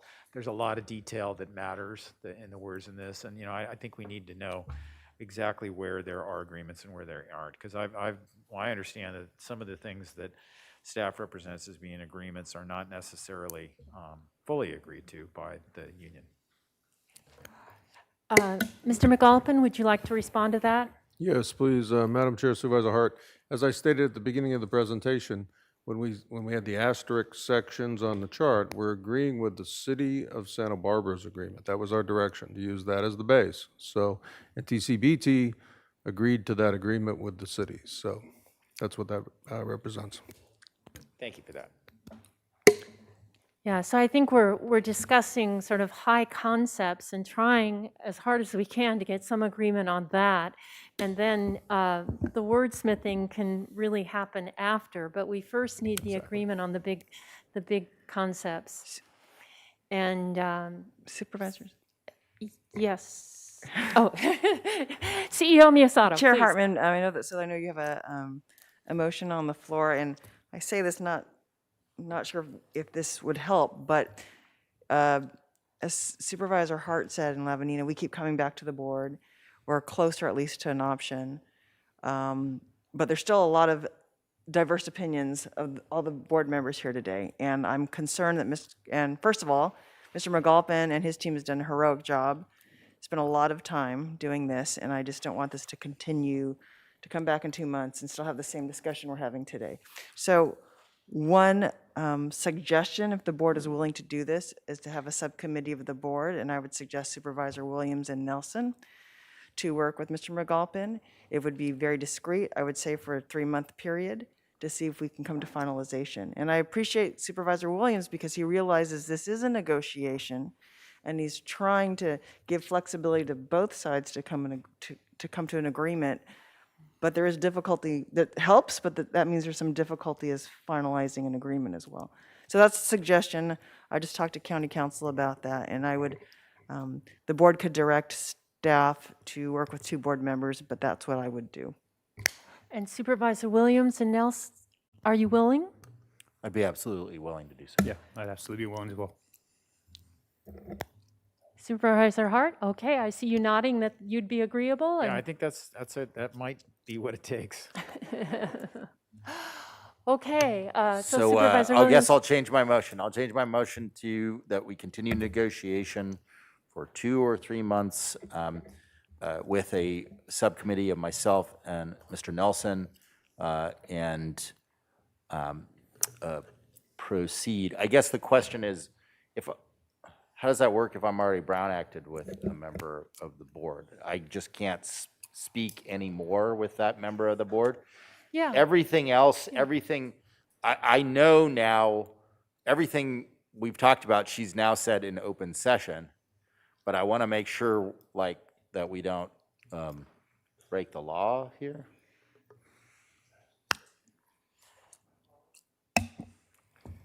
Madam Chair, members of the board,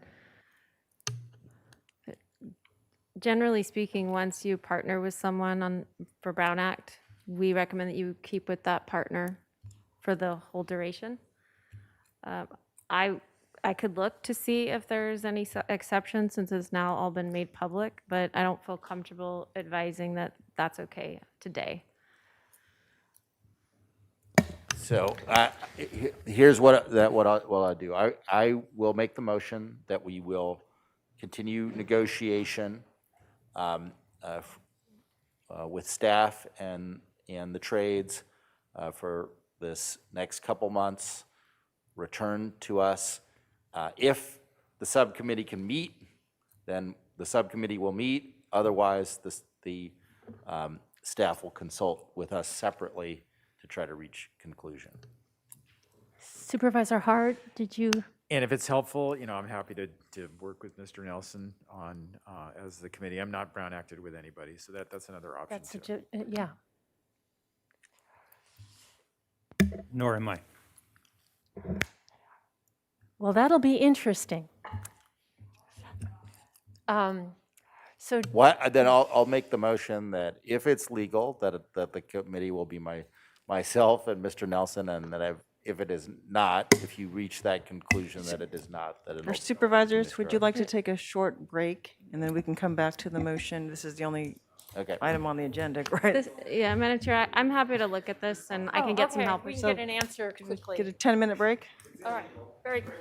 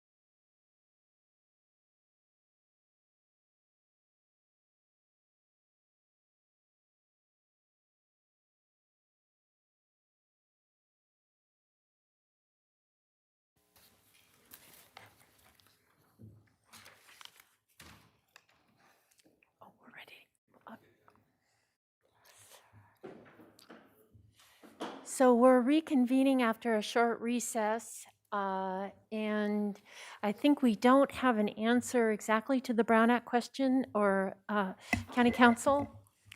Madam Chair, members of the board, thank you for giving me a few minutes to just sort through this. My recommendation is that you either have an ad hoc subcommittee of with Brown Act buddies that are already in place, so Supervisor Williams and Supervisor Hartman, or you do, as was suggested before, and have two of the supervisors that have not been Brown Acted together. There may be an exception out there, but in the short time we had, we were not able to locate it. Okay, well, I would be willing to continue serving as your Brown Act partner and an ad hoc committee working with Mr. McAlpin and Mr. Snedden.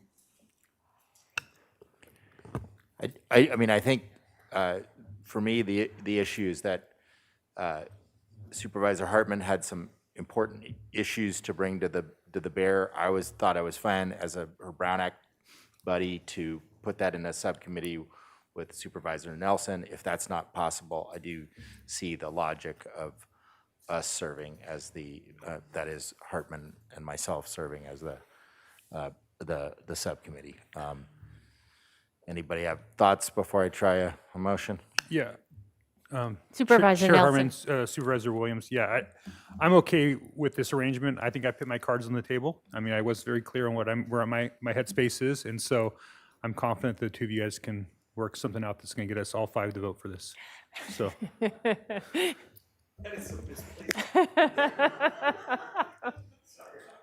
I thought I was the optimist. A kid can dream. Okay, then I will try one more time to get a second. I will move option under the framework of option one that staff continue to negotiate with the trades for a period of a couple months with help if necessary from a subcommittee of myself and Ms. Hartman. And I will second that. And could we have a roll call vote, Madam Clerk? Madam Chair, and just for Brown Act purposes, it's probably self-explanatory, but I just want to make it clear it is a temporary ad hoc subcommittee so that the meetings of the subcommittee are not subject to the Brown Act. And let me ask, is there any more discussion of the motion?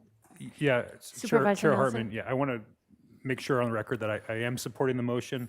I'm not necessarily supporting option one. I'm going to reserve my right to make a decision in the future, but I do support the efforts moving forward. Okay. And I see a nod from Ditto. Supervisor Yep. Lavanino and from Hart. Okay, so please call the roll. Supervisor Nelson. Aye. Supervisor Lavanino. Aye. Supervisor Williams. Aye. Supervisor Hart. Aye. And Chair Hartman. Aye. Motion passes unanimously. Okay, with that, we are adjourned to Tuesday, February 8th, next week.